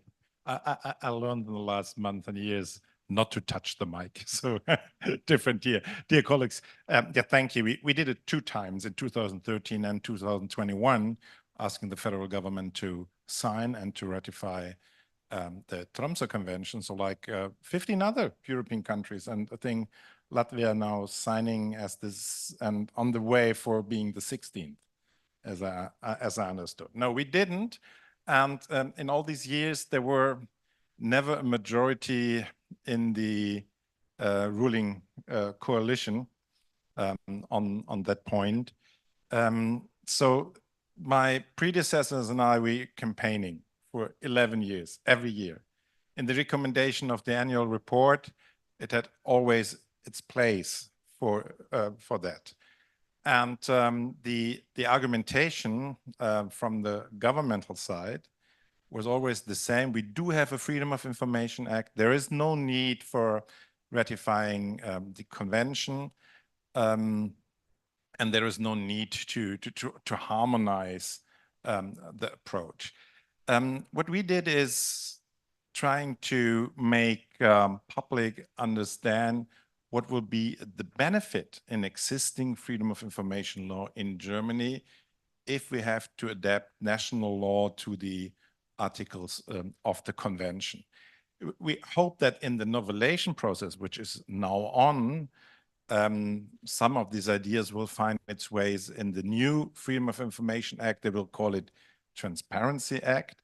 But we learned that the same minister which is drawing the draft was the one who sued against our approach of using the data protection law for bringing them to anonymization application to information, which they forbid citizens. They ask for a postal address all the time. And so I don't think that the draft in the end will show that very important. I think it's Article 4 of the Tromsø Convention that you have to give the right for anonymous application to information, that this is, for example, one of the first things which will be different if we ratify and adapt our national law. The second one is that we think that the ways the Tromsø Convention show for application is more simple than the German one. Especially if informations or documents have different authors, a leading rapporteur, or some other rapporteurs from different ministries, it's hard to have access on the information. And with the idea of the Tromsø Convention that every concerned authority has to give the information if they have access to, would simplify that process very much. The quick assistance to the applicant. What does assistant means? Our proposal were to give us the same tools for enforcing the freedom of information as we have in the data protection area. So, for example, to advise an authority to disclose the information. That would mean that they have to sue against our advice and not let citizens sue authorities if they not give access to an information. Yes, we think that an annual evaluation and review by a group of specialists would be a progress, a good step. Always question yourself if you can do something better than you did in the past. And that's not only for the authorities to give the information, but even for the surveillance authorities or for the Freedom of Information Commissioner to see if there are new ideas, if something of the international debate can be brought in. Did you really fit the standards which has been established of the convention would be the fourth benefit. And the fifth is the idea of sustainability through reporting. So holding the standards, not falling back. We see this even under the existing Freedom of Information law, which is so bad on the legislation side, a little bit better on the practical side, that we have some of the authorities really having a culture of giving information, and others binding resources for not giving information, even not the slightest one and the most harmless one, and having such a reporting and annual reporting which show that points in the national adaptation. So yes, we will not give up on that. And when we, in the next weeks, invite the heads of government and parliament for saying welcome to you next year in Berlin, we will make the proposal that best they will come in and tell you about the new transparency law, national, and the ratifying of the Tromsø Convention. Thank you very much. Thank you for that very succinct presentation. I think I can reveal from the debates we had last week in Strasbourg the duty to service the applicant from all the public authorities who are in possession of information, and not only those who have created the requested information, was debated at length. There is a variety of ways the parties to the convention have regulated this, and indeed joining the Tromsø Convention would be helpful also on that point to reinforce that duty, to make it more as a guarantee for, as a safeguard for the right to access information. Now I think I'm going to propose to move online to Ms. Jennifer King, who, as I said, I see she's online. Thank you very much for joining online. You could not come to Tirana, but you took the time to be with us. Thanks a lot. I would like to ask you, Ms. King, if you could share some of the key findings and challenges in your investigations of compliance with transparency standards in the EU institutions, and how is the Tromsø Convention relevant in the context of that work? How can we promote a broader acceptance of international standards on transparency in the EU, including in respect of the EU institutions? Thank you very much, and thank you for the introduction, and thank you very much for the kind invitation to join this particular panel session and discussion. I'm sorry I can't join you, but the wonders of technology that you mentioned earlier on, everything is possible. So you've asked me to. I won't outline the role of the Ombudsman in the context of the European Union. I trust your audience and panel are familiar with that. But as you've asked me to identify the challenges, perhaps some of these might be relevant to your work as a group. And I'd like to identify three challenges, at which point then I will go on to look at the international standards in the context of the EU and are they relevant, and then perhaps look at compliance issues as you've asked.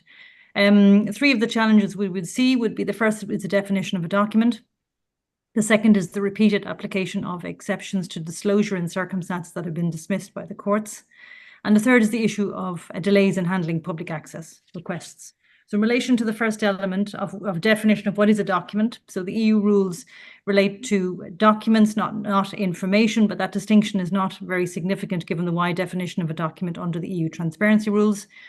And but in the first case, I'd like to mention, it concerned the text messages that were allegedly sent by the Commission President to the CEO of Pfizer during the negotiation of the COVID-19 vaccine contracts. And our inquiry showed that the Commission had searched only for documents that fulfilled its internal recording criteria. And as the Commission considered that SMSs or text messages were generally short-lived, ephemeral, and their contents did not require follow-up, the search had not yielded any results. And consequently, there had been no assessment of whether the text could be disclosed. The Ombudsman considered this to be maladministration and recommended that the Commission search again for the documents. In its reply, the Commission did not explain whether it had conducted a search or provide any reasoning for this, and the Commission upheld her finding of maladministration. This narrow construct of a document has also been applied by the Commission in the context of emails, and a particular case concerning requests for emails comprising daily reports from a migration centre in Greece. Again, the Commission used this narrow construct of an email not being a document because they were short-lived and technical in nature. Another challenge of that particular inquiry was the fact that the emails, or some of them, the later emails, have been deleted in line with the applicable retention period. And so in that case, what we had to do was assess a sample of emails of a similar nature or the same nature, to assess whether or not they related to the policies, practices and decisions of the Commission for which it was responsible. And that is the second element of a definition of a document. A document is whatever its content or format that relate to the decisions, activities and policies of the EU administration. So in that case, we identified that we found that these emails were in fact documents, that they should have been identified, and thereafter they should have been assessed to see whether or not disclosure was possible, and not to do so constituted maladministration. The second challenge we see in practice, and this is becoming an increasing concern, is the use by the EU administration of arguments to justify non-disclosure of legislative documents, which are subject to an even greater transparency requirement, where the EU courts and the Ombudsman have actually dismissed those arguments in similar cases. In one case, concerning the Council, they refused to give access to a legal opinion, which related to an EU trade agreement, on the basis of a legal exception or legal advice exception. But the courts had ruled recently that the legal advice exception could only be used in cases of in case where the document is sensitive. But that sensitivity was not about the nature or status of the document, but it was in relation to its content. And another example, the Commission refused to disclose documents relating to the revision of the EU's chemical substance rules on the basis that it would undermine commercial interest and an ongoing decision-making process. But in that case, we looked at the documents and the reasoning, which we found to be too general and didn't satisfy the harm test as set out in Regulation 1049. And it didn't prove the risk with the level of certainty required by the case law of the court. In certain other instances, we see that we have a two-stage process under Regulation 1049, an initial and confirmatory stage, and that there had been little disclosure at the initial stage and subsequently further disclosure at the confirmatory stage. But at that point in time, the significant stages of the decision-making process had been completed, and thus disclosure was in fact was no longer really meaningful for the requester. The third aspect is the third issue that we have is in relation to delays. Now, I understand that the standard under the convention is at a reasonableness, but in these instances, we came across in our inquiries cases where the Commission had been delayed by more than a year to handle public access requests in relation to migration, recovery and resilience funds, the sanctions against Russia, for example. And following a own initiative inquiry, we found that there had been systemic and serious delays in the case of requests for review, and that in 2021, 85% of decisions in relation to the requests for review were delayed. And in 60% of those cases, they were delayed by in excess of twice the defined time limit, which is 60 days. So they were delayed for more than 120 days, which is quite serious. The Ombudsman found that was maladministration, and the matter was actually the subject of a special report to the European Parliament in March of this year. In terms of compliance with the Ombudsman's inquiries, one thing you asked me to mention, it's very important, first of all, to recall that the Ombudsman is a soft power. In other words, her decisions are not binding, unlike my German colleague there. But notwithstanding that, 80% of her recommendations, proposals and suggestions are taken on board and accepted by the EU administration. And the reason for that is various, but two principal perhaps. The first is that the mandate of the Ombudsman under her statute is to identify and remedy instances of maladministration. And this relies on constructive engagement with the EU administration in proposing solutions or recommendations that aim to address the issues which have been identified. The second reason is perhaps a very important practical manner in which we do business is we're very transparent about how we carry out our inquiries. And we publish the various inquiry steps and the contents of meeting reports and the formal replies of the EU administration in relation to cases which are of particular public importance. And in so doing, we basically, in promoting this, or at least disclosing this, it means that civil society and citizens are more aware of the progress of these cases. And this then gives further effect and encourages the EU administration to accept our proposals and recommendations.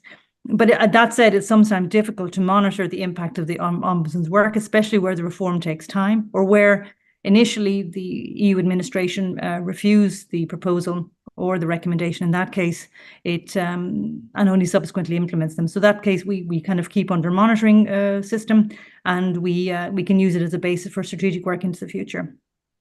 In terms, very briefly, the relevance of international standards. Whilst the EU administration is not bound by the Tromsø Convention, we do think it is relevant for the work of the Ombudsman in a number of respects. First of all, we note from the preamble of the convention that it recognises the importance of a pluralist democratic society of transparency of public authorities. This is a shared common democratic value that is also recorded in the EU's rules, and we believe it should be promoted. The second is that as the number of parties to the convention grows, so too will the number of member states who commit to ensuring greater transparency of their public authorities. This should in turn promote a culture change in the EU to create a reflex of transparency by design of the EU administration and their documents. And finally, there has been some discussion on the reform of 1049, which has been in place for more than 23 years. And those who are framed or tasked with the revision of 1049, we would encourage them to look to the Tromsø Convention and your evaluation reports as instances of international best practice, and so that the positive obligations that are set out in the Convention might also be taken into account in any revision of the EU's rules on transparency. I hope these considerations prove useful, and I look forward to further discussions. Thank you. Thank you, Ms. King, for those very interesting thoughts and considerations. They will be very useful. I can assure you that at least I have taken note, especially about the revision of the EU standard and looking to the Tromsø Convention. If I could ask you to please stay online for 40 minutes or so, there may be questions afterwards that may be addressed to you. Thanks very much. Moving on to the representative from the civil society here, Article 19, which has had first-hand experience in various European countries, helping the authorities to develop legislation on access to official documents and to implement the legislation. What have you seen as main challenges in terms of accessing state-held information, and how do you think accession to the Tromsø Convention will help those processes, whether developing legislation or implementing it? Thank you very much, Elvana. I really appreciate to be here and give the overview and the perspective of civil society. And particular at Article 19, what I do is to work on international standards on the right to information and make sure those are up to date. So we work with international and regional organizations to make sure they are up to the to strengthen the protection so that the right to information is upheld in its entirety. And so the first remark I would like to make is how the Tromsø Convention, from my perspective, needs to be seen as one of the key pieces of international standards that support other mechanisms and other existing standards.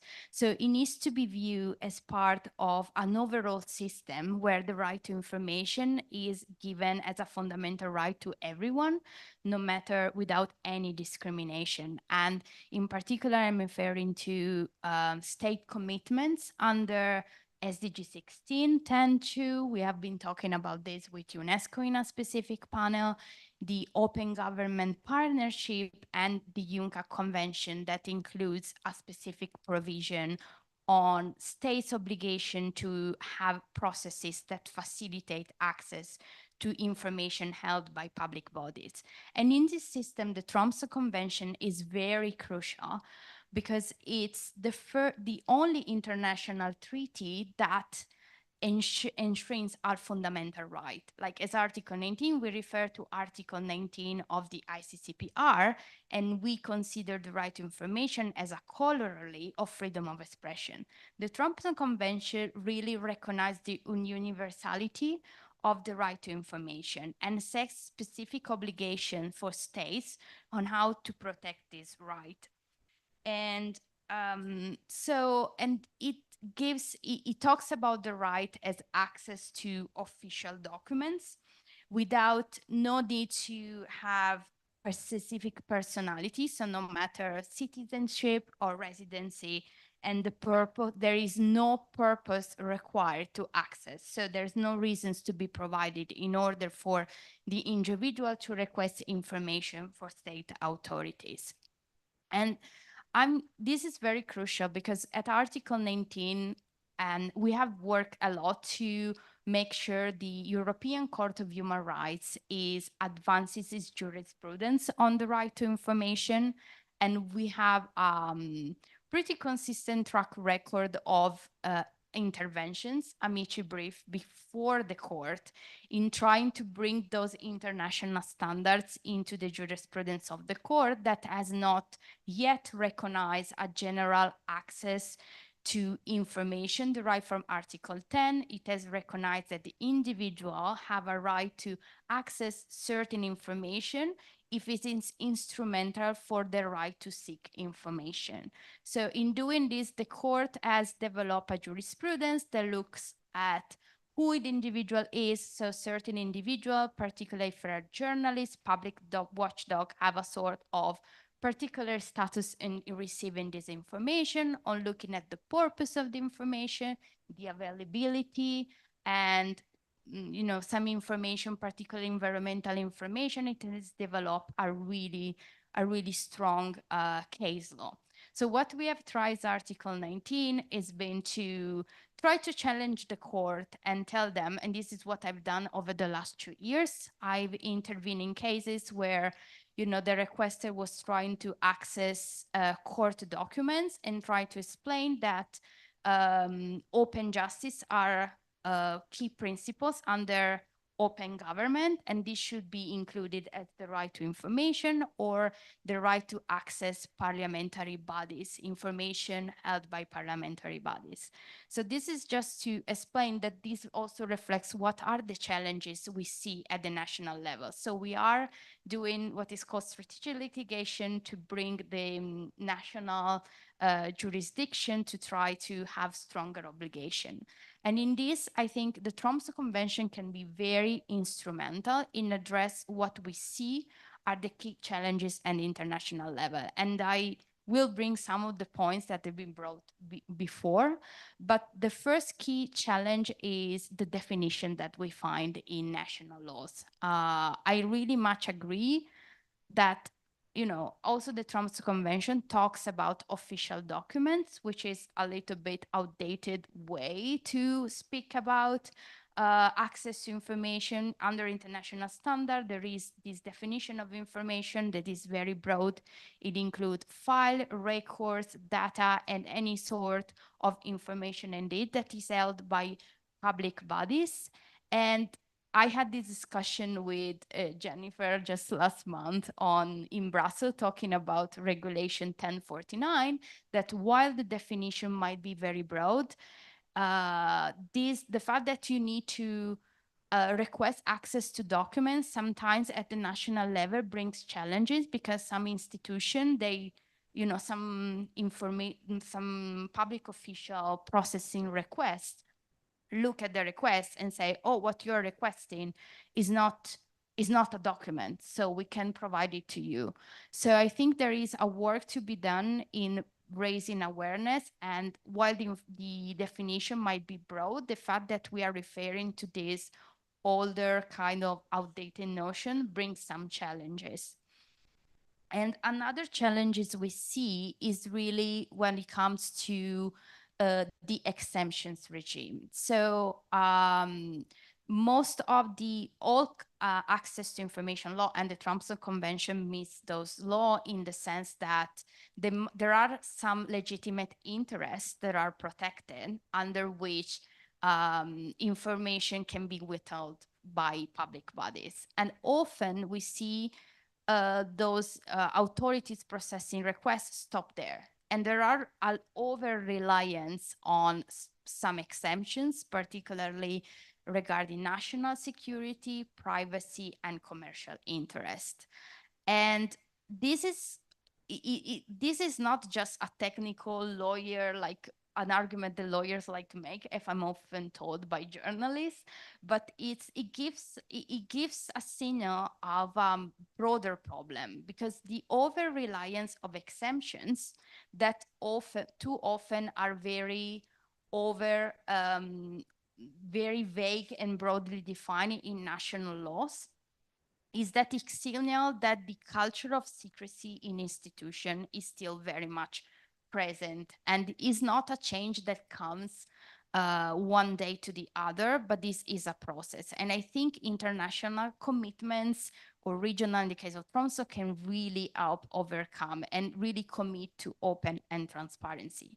And talking about the exemption regime, often there is the tendency to forget that there is the exemption to the exemption. So there are protected interests, but there is the public interest override that can allow public institution and public body to recognize that notwithstanding the protected interest, there is, the interest to disclosure that can bring the light on specific areas. And I'm referring particularly to, information that can disclose maladministration, anti-corruption, or areas related to migration and environment that are becoming really crucial in our region.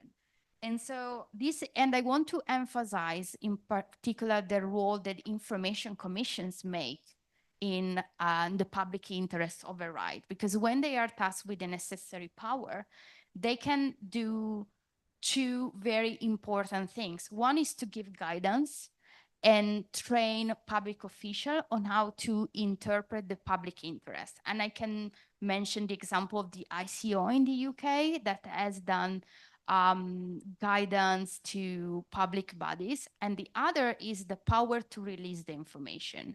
So to assess in this review process and release the information. So in some countries, there is still the judicial review as only possible venue to appeal against refusal.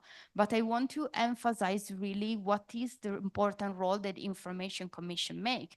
Because as it was shared yesterday by my colleague John Barata, was that if we wait for judges to give indication what the public interest is, to rule in a very advanced way what public interest is, this is a failure, because we have to wait very long. It is not for the judge to decide what the public interest is. It's the role of the Information Commission that needs to make.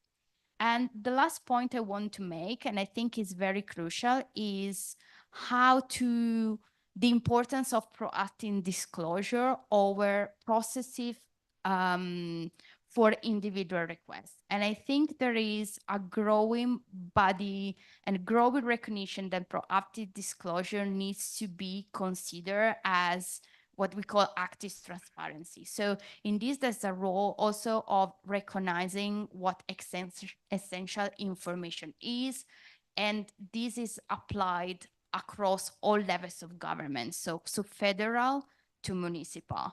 And it's very important, this process of digitalization. I know it's a topic that is very close to your interest, that to create official or centralized database when activists, civil society can access the information. And investing in this process is very crucial, because we often say, like, for information commissioners or public bodies, this relieves also a lot of work, because they often complain they don't have enough resources to invest in setting up proper offices with a lot of information officers. So I think it is very crucial. So I will stop here, and I can talk more about other challenges like that. Thank you very much, Hilaria. That was very interesting. Especially what triggered me was what you said about the role of information commissioners in helping defining what is an overriding public interest. And I think we in the Council of Europe certainly have a lot to learn from this community as to how you assess and how you help public authorities define what is an overriding public interest in accessing any piece of information. Now we will move to the more technical part of this workshop, that is the presentation of the main findings of the baseline evaluation of the Access Info Group for the first 11 parties to the convention. Originally, another member of the group was scheduled to participate in this workshop to present the results together with Professor Bakker, but she couldn't make it, so I will step in for her.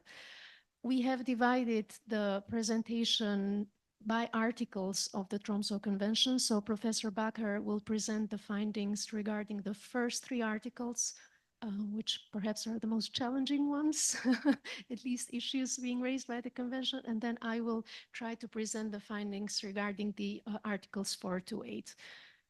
I think, Professor Bakker, you want to use the podium if I'm not mistaken. Please.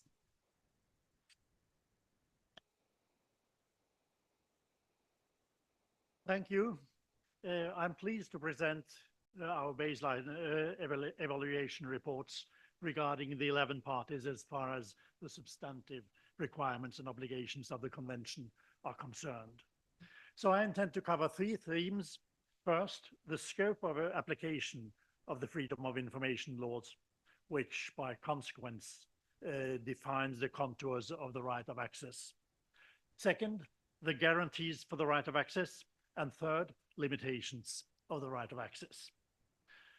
The group's examination has concentrated on how the Tromsø Convention has been implemented in the general statutory act on freedom of information of each party. It has sometimes been a demanding task to assess whether a particular state fully complies with the convention, as the national perspective may have been somewhat different from that of the convention. Particularly due to provisions in the relevant national constitution, or because the national law aims at regulating reuse of information as much as access to information. As already has been indicated by our Vice Chair, our focus on the main general law on access to information has several implications. Separate legislation, which often includes specific rules on secrecy, has, as a rule, not been considered at this stage. The same goes for the actual practice in the parties. In other words, our reports, still at this stage, deal primarily with law in books, not necessarily with law in action, which may be better or worse than the law in books. Lastly, we have not ventured into the relationship between international law and domestic law in the various jurisdictions, which in monistic and dualistic countries may raise different questions regarding the current state of law. I first turn to the scope of application of freedom of information laws. That scope is, as in the convention, usually defined by what bodies or entities the law applies to and what is the object of the right of access. Generally speaking, the laws of the parties apply to all central and local government authorities, judicial and legislative authorities as regards their administrative functions, as well as private entities which exercise administrative authority. Many parties have implemented the optional rules of the convention by extending the application of their laws to the judiciary and the legislature regarding all their activities, and to publicly funded entities or companies which manage public services such as utilities. In some countries, the right of access regarding the judiciary and the legislature is regulated in separate legislation, which has not been examined by the group. In a number of countries, however, we find a qualification that the Freedom of Information Act applies to an authority or entity only when performing public duties, or a similar qualification which may appear to narrow the scope of the Act. The reason for such a qualification may have been to draw a borderline against private correspondence, or to limit the Act with respect to private entities brought under it. So far, that is all very well under the convention, but the qualifications often raise doubt as to whether they are further narrowing the scope of the Act. For example, correspondence urging an authority to take action even if that would go beyond the legal competence of the authority. The group recommends that such qualifications should be reconsidered by the party. Regarding the object of the access, the convention states in broad terms that it applies to any information held by public authorities. Nonetheless, there are examples of whole categories of information being excluded from the scope of application of laws, such as personal data or environmental information. In one instance, the legal regime, which aims at developing an information market and sets out conditions for the reuse of documents that are held by public authorities, that regime had replaced the legal regime of access to information on request. This resulted in large amounts of the information falling outside the law. And in our view, the practical effect was that the existence of the right of access was not recognized. Another interesting case was that in one-party databases, which were excluded from the scope of application of its freedom of information law. Here we distinguished between access to the database as a whole and access to specific information contained in the database. As the party had ensured access to specific information in the database, we found that the arrangement complied with the convention. One aspect of the convention where we have yet to take a position is whether the exclusion of working documents or drafts from the scope of application is in line with the convention or not. In other words, we have reserved our position on the notion of the words drawn up in Article 1 of the convention. The approaches in the parties vary. Some don't consider a draft or working documents as an official document until a decision is made or until the document has reached a final form. Some others bring such documents within the scope, but apply restrictions on ground of protecting internal decision-making. We will revert to this point in a more in-depth examination after our first baseline evaluation report. Now I turn to the right of access guarantees. In some parties, the right of access to official documents is guaranteed by their highest legal framework, notably the Constitution, and in addition to that, the freedom of information laws.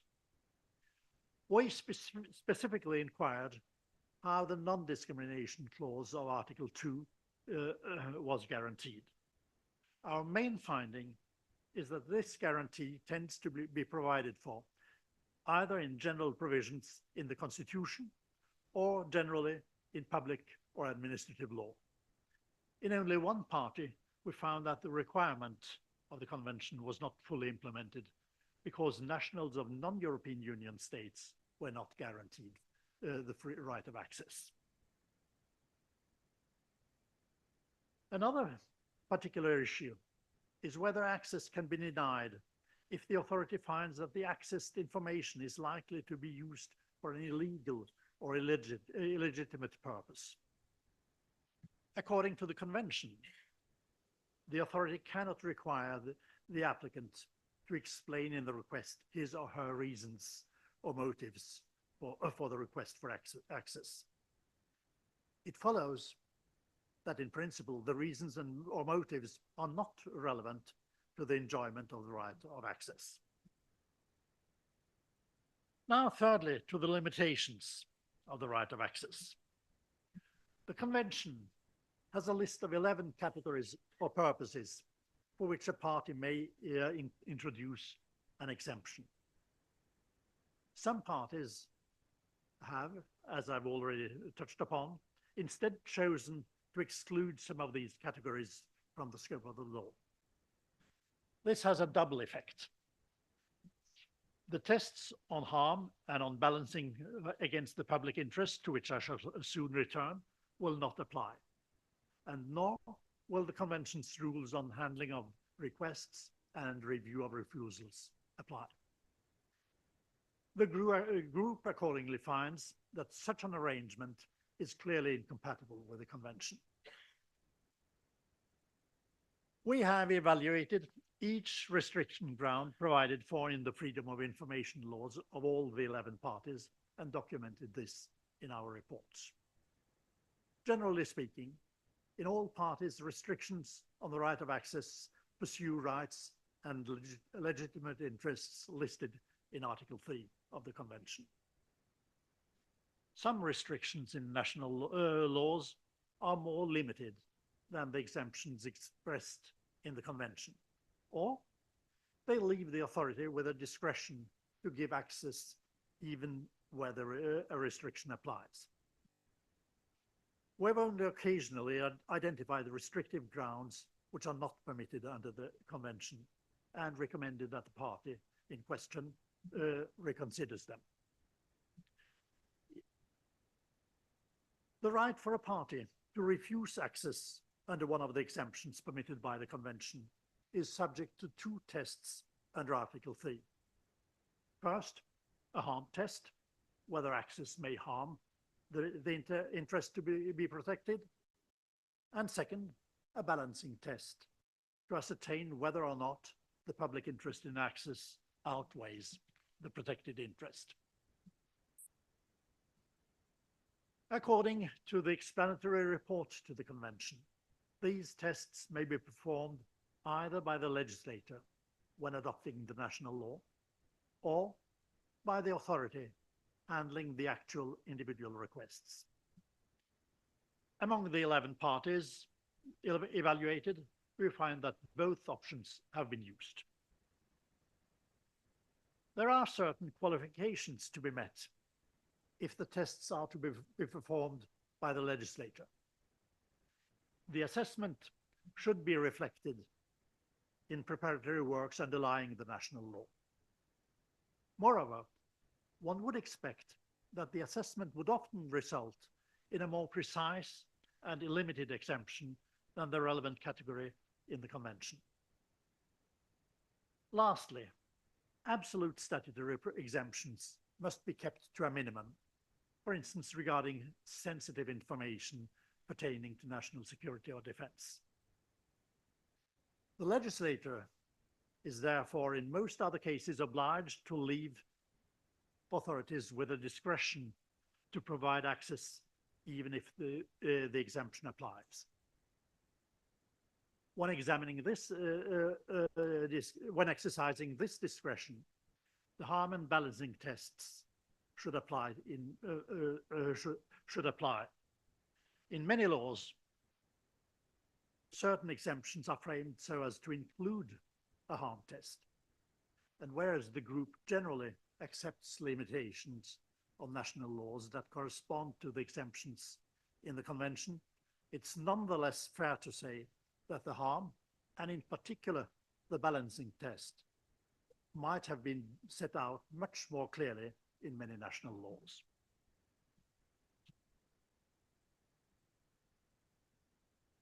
So finally, let me at last point to one case where a party had put in place a system of proactive classification of information as restricted information by the head of the public authority prior to examining a request for access. This system did not permit any case-by-case evaluation of the harm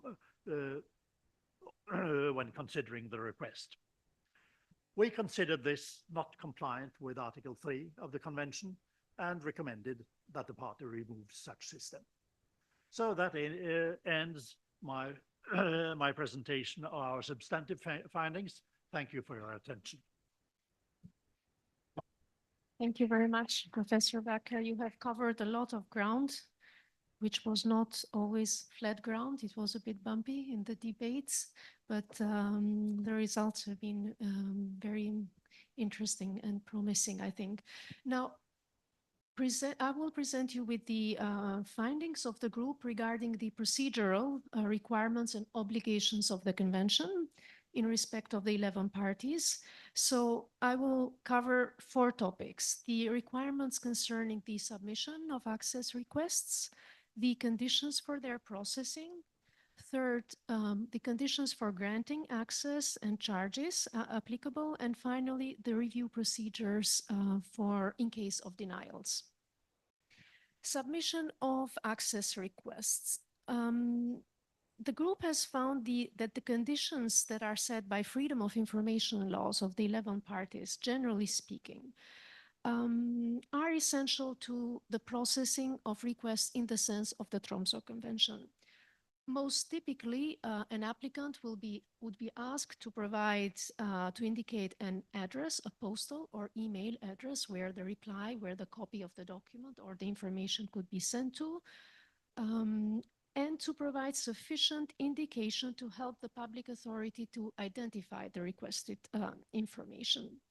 The group has found that only few parties allow anonymous requests, and it has at all times indicated that this is not an obligation of the Convention. So the parties may allow applicants to be anonymous, but the parties are not obliged to do so under the Convention.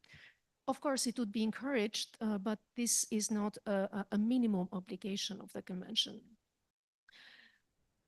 In this aspect, in this procedural aspect, that is the submission of access requests, the group has spent quite some time discussing and examining, in particular, certain provisions of freedom of information laws, according to which the applicant would have to justify the lawfulness of the use that would make of that information, or to provide information on the purpose of his or her request, or to explain arrangements that the applicant would have to make to protect the information. In one particular case, the applicant would be denied access because the request was considered as presented for an illegitimate purpose. So there was a lot of discussion around these issues because they raised questions in view of the obligation of the Convention that the applicant must not be obliged to provide reasons for the application for requesting information. And as part of these discussions was also the dialogue that the group engaged with the parties. So whenever provisions, legal provisions like this were noticed, the parties were asked to provide additional information or explanation how these provisions would be implemented in practice. And generally speaking, the group was satisfied after these answers because the group was reassured that such provisions had very limited application in practice. For example, they were concerned with the protection of very sensitive personal data, such as health-related data or third-party personal data. As regards the conditions for processing access requests, we mentioned earlier the duty to help the applicant to identify the requested information. This is generally speaking guaranteed explicitly in the legislation of most of the parties. In only one case, the group has found that this was not, this duty was not explicitly provided for in law. In another party, the duty was implemented in practice, but again, not precisely specified in the legislation. And in the both cases, the group has recommended to the parties to include this as a specific provision in their legislation. The way that the authority receiving a request for access response to it is often regulated in the parties' freedom of information laws. The principle that the authority holding the information grants access to it, regardless of whether that authority has produced or created the information in the first place or not, is guaranteed in the laws of the 11 parties that were under this cycle, review cycle. And this is then supplemented with other legal provisions according to which, in cases when the request concerns information prepared originally by another authority, then the receiving authority transmits the request to the, let's say, the competent authority. The principle that requests should be treated equally is generally found in constitutions of the parties. This is what the group noticed. In very few cases, this is guaranteed in the freedom of information laws. So it's really the general non-discrimination principles that are applied to the processing of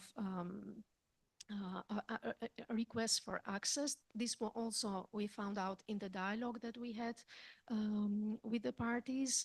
And in that dialogue, the group was satisfied that the principle was sufficiently implemented in practice in a way that no requester, no applicant would be distinguished from another applicant on whatever ground, and that requests would be dealt in on an equal basis, and no distinctions would be made on the basis of the nature of the request. Now, as regards the timeframes for processing access requests, in only few cases has the group found that the requirement of promptness in Article 5, Paragraph 4 of the Convention is provided in the freedom of information laws or otherwise followed by the parties. In most of the cases, laws acknowledge processing requests as soon as possible, and then they fix a time limit, which varies from, it goes from 3 days to 5 days to 7 days to 10 days up to 2 weeks. And in some cases, these time limits are also renewable when the request presents additional work for the identification of the document. Now, generally speaking, at this stage, the group has, at least for the time being, considered these time limits as meeting the requirement of reasonableness and foreseeability of Article 5, Paragraph 4 of the Convention. As you may know, the Tromsø Convention provides for 2 administrative grounds for rejecting access requests. So not grounds for limiting access that Professor Bakker was talking before, but administrative grounds. For example, when the request remains too vague and the requested document cannot be identified, or the request is manifestly unreasonable. What the group has found out so far is that freedom of information laws not always regulate these two grounds. In few cases in which the group found out that this is regulated, this was considered in conjunction with the duty of the authority to help the applicant to identify the requested document. As regards the second ground, manifestly unreasonable, we were confronted in the group mostly with rules according to which requests for the same information would be submitted whether in 6 months or in a year's time. They would be considered as repetitive and therefore rejected. The group has considered these time periods, both 6 months and 1 year, as not a very short time, time of space in the sense of the convention, of the Tromsø Convention, and has recommended to the parties, to the relevant parties, to reconsider these provisions. Now, as regards access and charges, the forms in which access to the requested information is provided, the group has found that freedom of information laws generally are in compliance with the requirements of the convention, meaning that the applicant has the right to choose the format of access and that access is ensured for parts of the information to which no restrictions, no exemptions apply. As regards the charges applied for access, the group has examined the relevant provisions of freedom of information laws and any additional information that the parties have provided to it, and has considered that, generally speaking, they meet the actual production or delivery cost test of Article 7, Paragraph 2 of the Convention. In only 2 cases, the group has found that the charges included labor costs, which is not tolerated under the Tromsø Convention, or storage costs. And it has recommended to the concerned parties to remove such costs from the legislation. Now, moving on to the last part of these procedural elements and guarantees, review procedures. Access to a review procedure before a court, whenever there's been a denial of access, is guaranteed in all the 11 parties that were examined by the group. It is usually the administrative courts which are competent to deal with appeals for access requests that have been rejected. And in some parties, not in all of them, there is also the possibility to have a parallel appeal to the ombudsman person or independent agencies in charge of supervising the implementation of freedom of information legislation. However, in 2 specific cases, the group was faced with the question of whether reservations made to Article 8 of the Convention, which is the review procedure, were compliant with the Convention. The first was a reservation by one party, according to which decisions taken by the government, ministers, and the ombudsman denying access, when decisions denied access to information held by them, cannot be appealed before courts. There was a very vivid discussion last week in Strasbourg on this point, and the group considered that the review procedure provided for by Article 8 of the Tromsø Convention is a core obligation of the Convention and has recommended Recording in progress. And has recommended to the party to consider withdrawing this reservation. The second was a declaration by another party according to which no review procedure at all is carried out in respect of decisions of the President.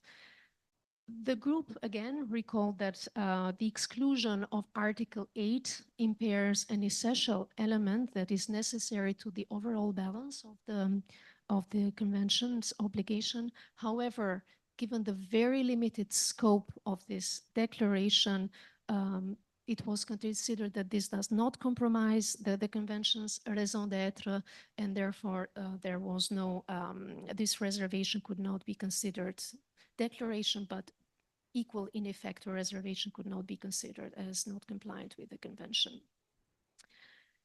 As regards the requirement of the Convention that the review procedure be inexpensive, the group so far has not found that any party has imposed excessive fees in their court procedures. However, this issue will continue to be part of reflections and deliberations of the group in the future. The assessment of whether review procedures were expeditious, this was a bit more complicated during the examination of the group. First, because especially the length of court proceedings in any country is the result of multiple factors and measures which go beyond those governed by freedom of information laws. Secondly, only in few cases we were provided with information by the parties regarding the length of court proceedings in relation specifically to access to information cases. We mostly had information about the average length of proceedings in administrative and civil cases. So the group's approach was to assess and to express its views, especially on the principles that were contained on freedom of information laws, whenever these framed very specifically the length of proceedings and of review procedures in case of denials of access. As regards internal review procedures of public authorities or the administration by the administration itself, the group has found that these exist in only few parties, so this hasn't been, let's say, a major aspect of the procedural issues or guarantees examined by the group at this stage. And I think with that, we have presented in the most succinct way possible the findings of this baseline evaluation round for the 11 parties. We have, I think, 20 minutes more left for questions, and I would like to open the floor and invite any of you for any questions or comments, or if you'd like to share thoughts, your reflections about the discussions of this panel.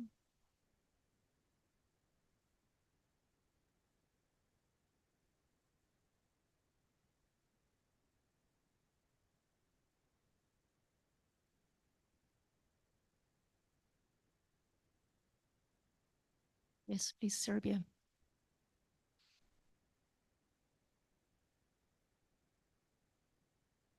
Hello. I have actually one question and comment.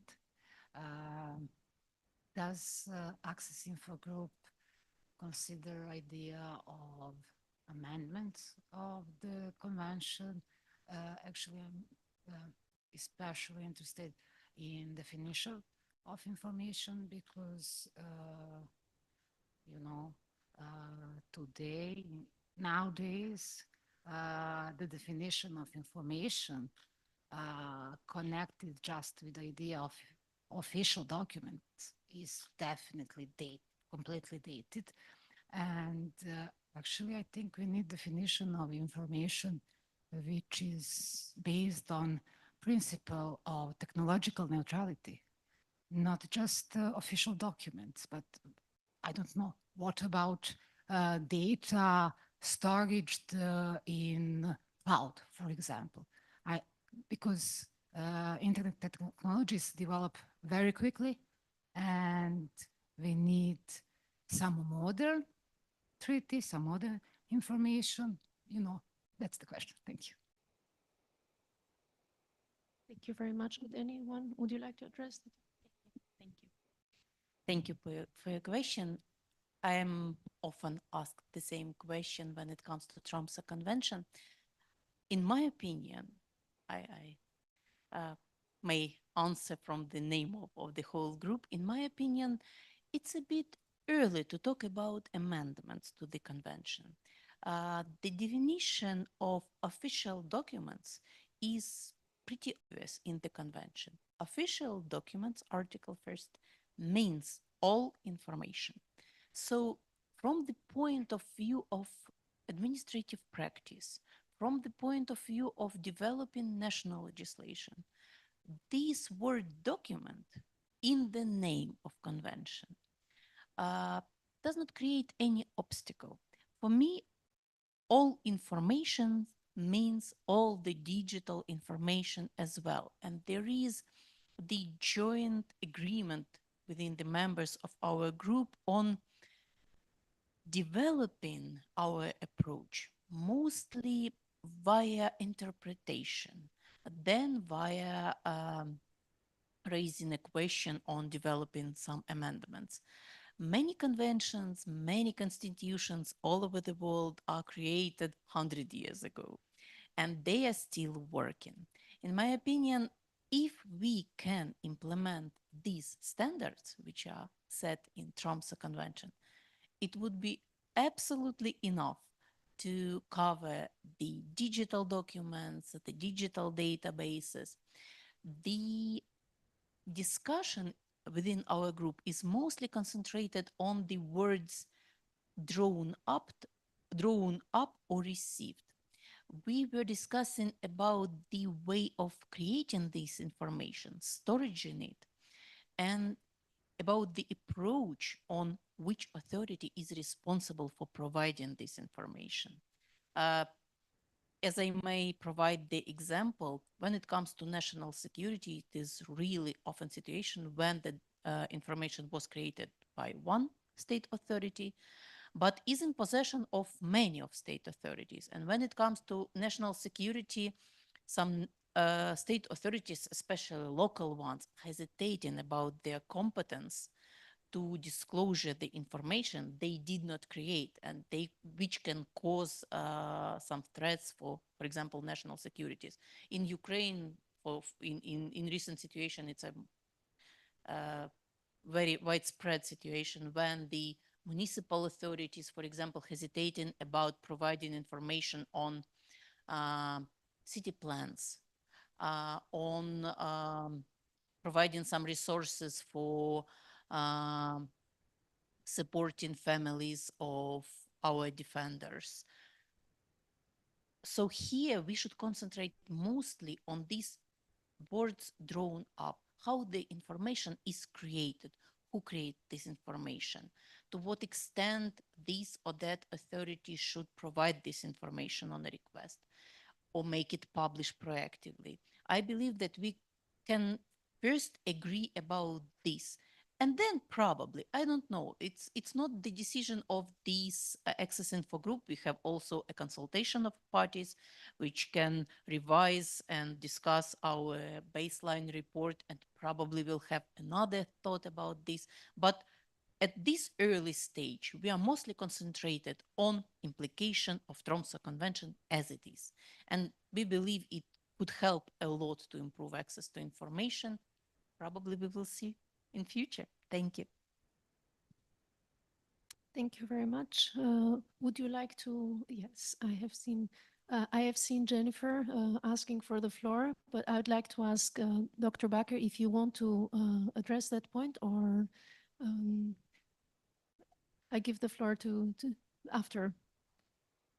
Yes, you'll leave it at that. Yes, please, you have the floor, Jennifer, please. Thank you. I just want... After Jennifer? To that question, yes. I don't mind. Please go ahead. Please go ahead.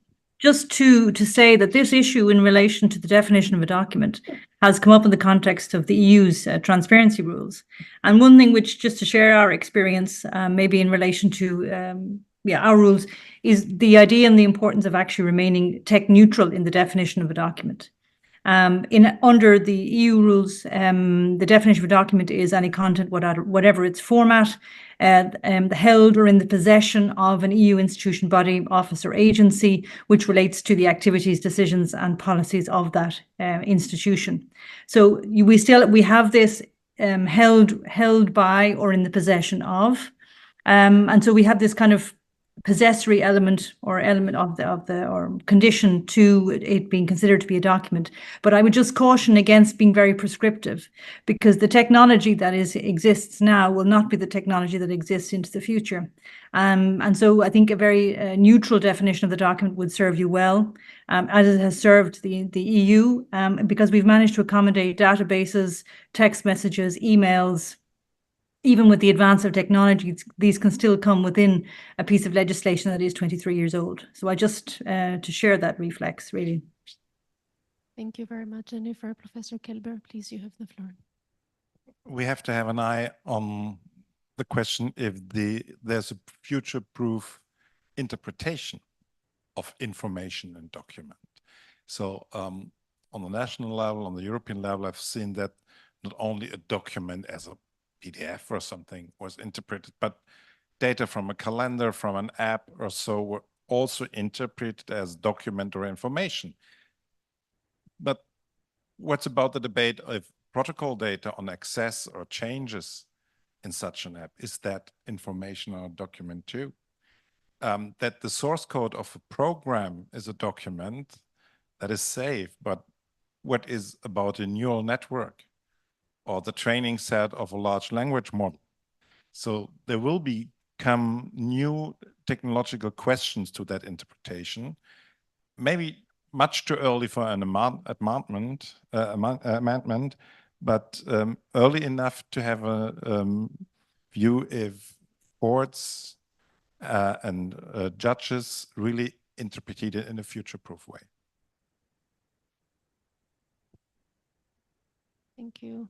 Thank you very much. If I may add that so far in the examination of the Council of Europe Access Info Group, the notion of official documents has been considered also in a very neutral way. The definition of the Tromsø Convention is that official documents means all information recorded in any form, drawn up or received and held by public authorities. And if you look at the explanatory report of the convention, there it's emphasized, this principle of neutrality is explicitly emphasized. And this has been the approach taken so far by the group.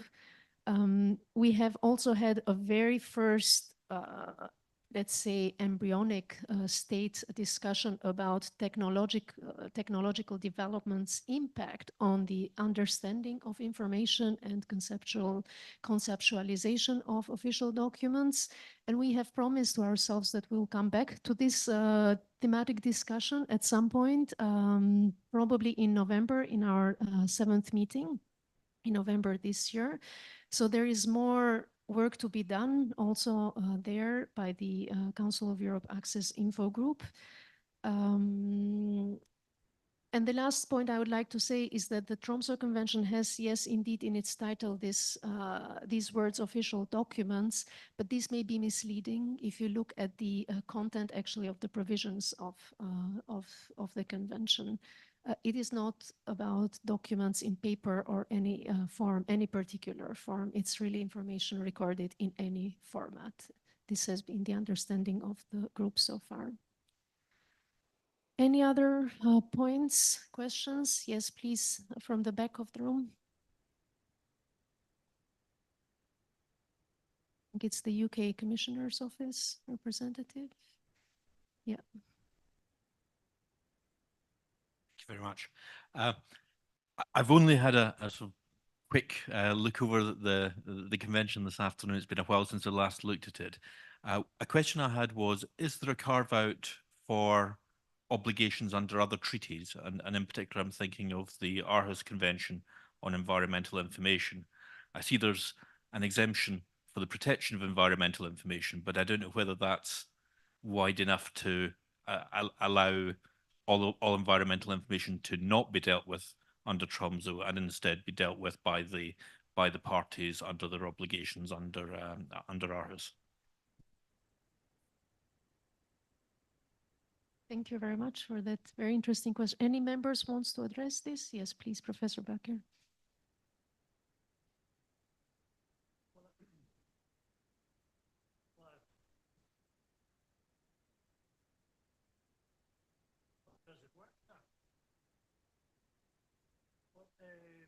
The question of environmental information is actually twofold, I think. On the one hand, there's a definite need to assure access to environmental information. On the other hand, it's also important to allow exemptions in certain cases where there is a risk for environmental harm if information about, say, nests of eagles become publicly known. Whereas we haven't so far considered the relationship to the Aarhus Convention, but our belief at the outset is that our findings are compatible with the Aarhus Convention, and that the two conventions can work favorably together. But you might have a point there that we should be particularly aware of that in our future work. Thank you. And if I may add to that, the environmental information or the protection of the environment as a ground for exemption comes into the purview of the Tromsø Convention to the extent that this convention deals with the general access to information, to state-held information. Whereas the Aarhus Convention is more limited in scope as far as the subject matter of the information goes. Of course, this is clear, but it makes a difference. It makes a difference. The general access perspective that the Tromsø Convention has, it makes, I think it makes a difference. Is there any other? Yes?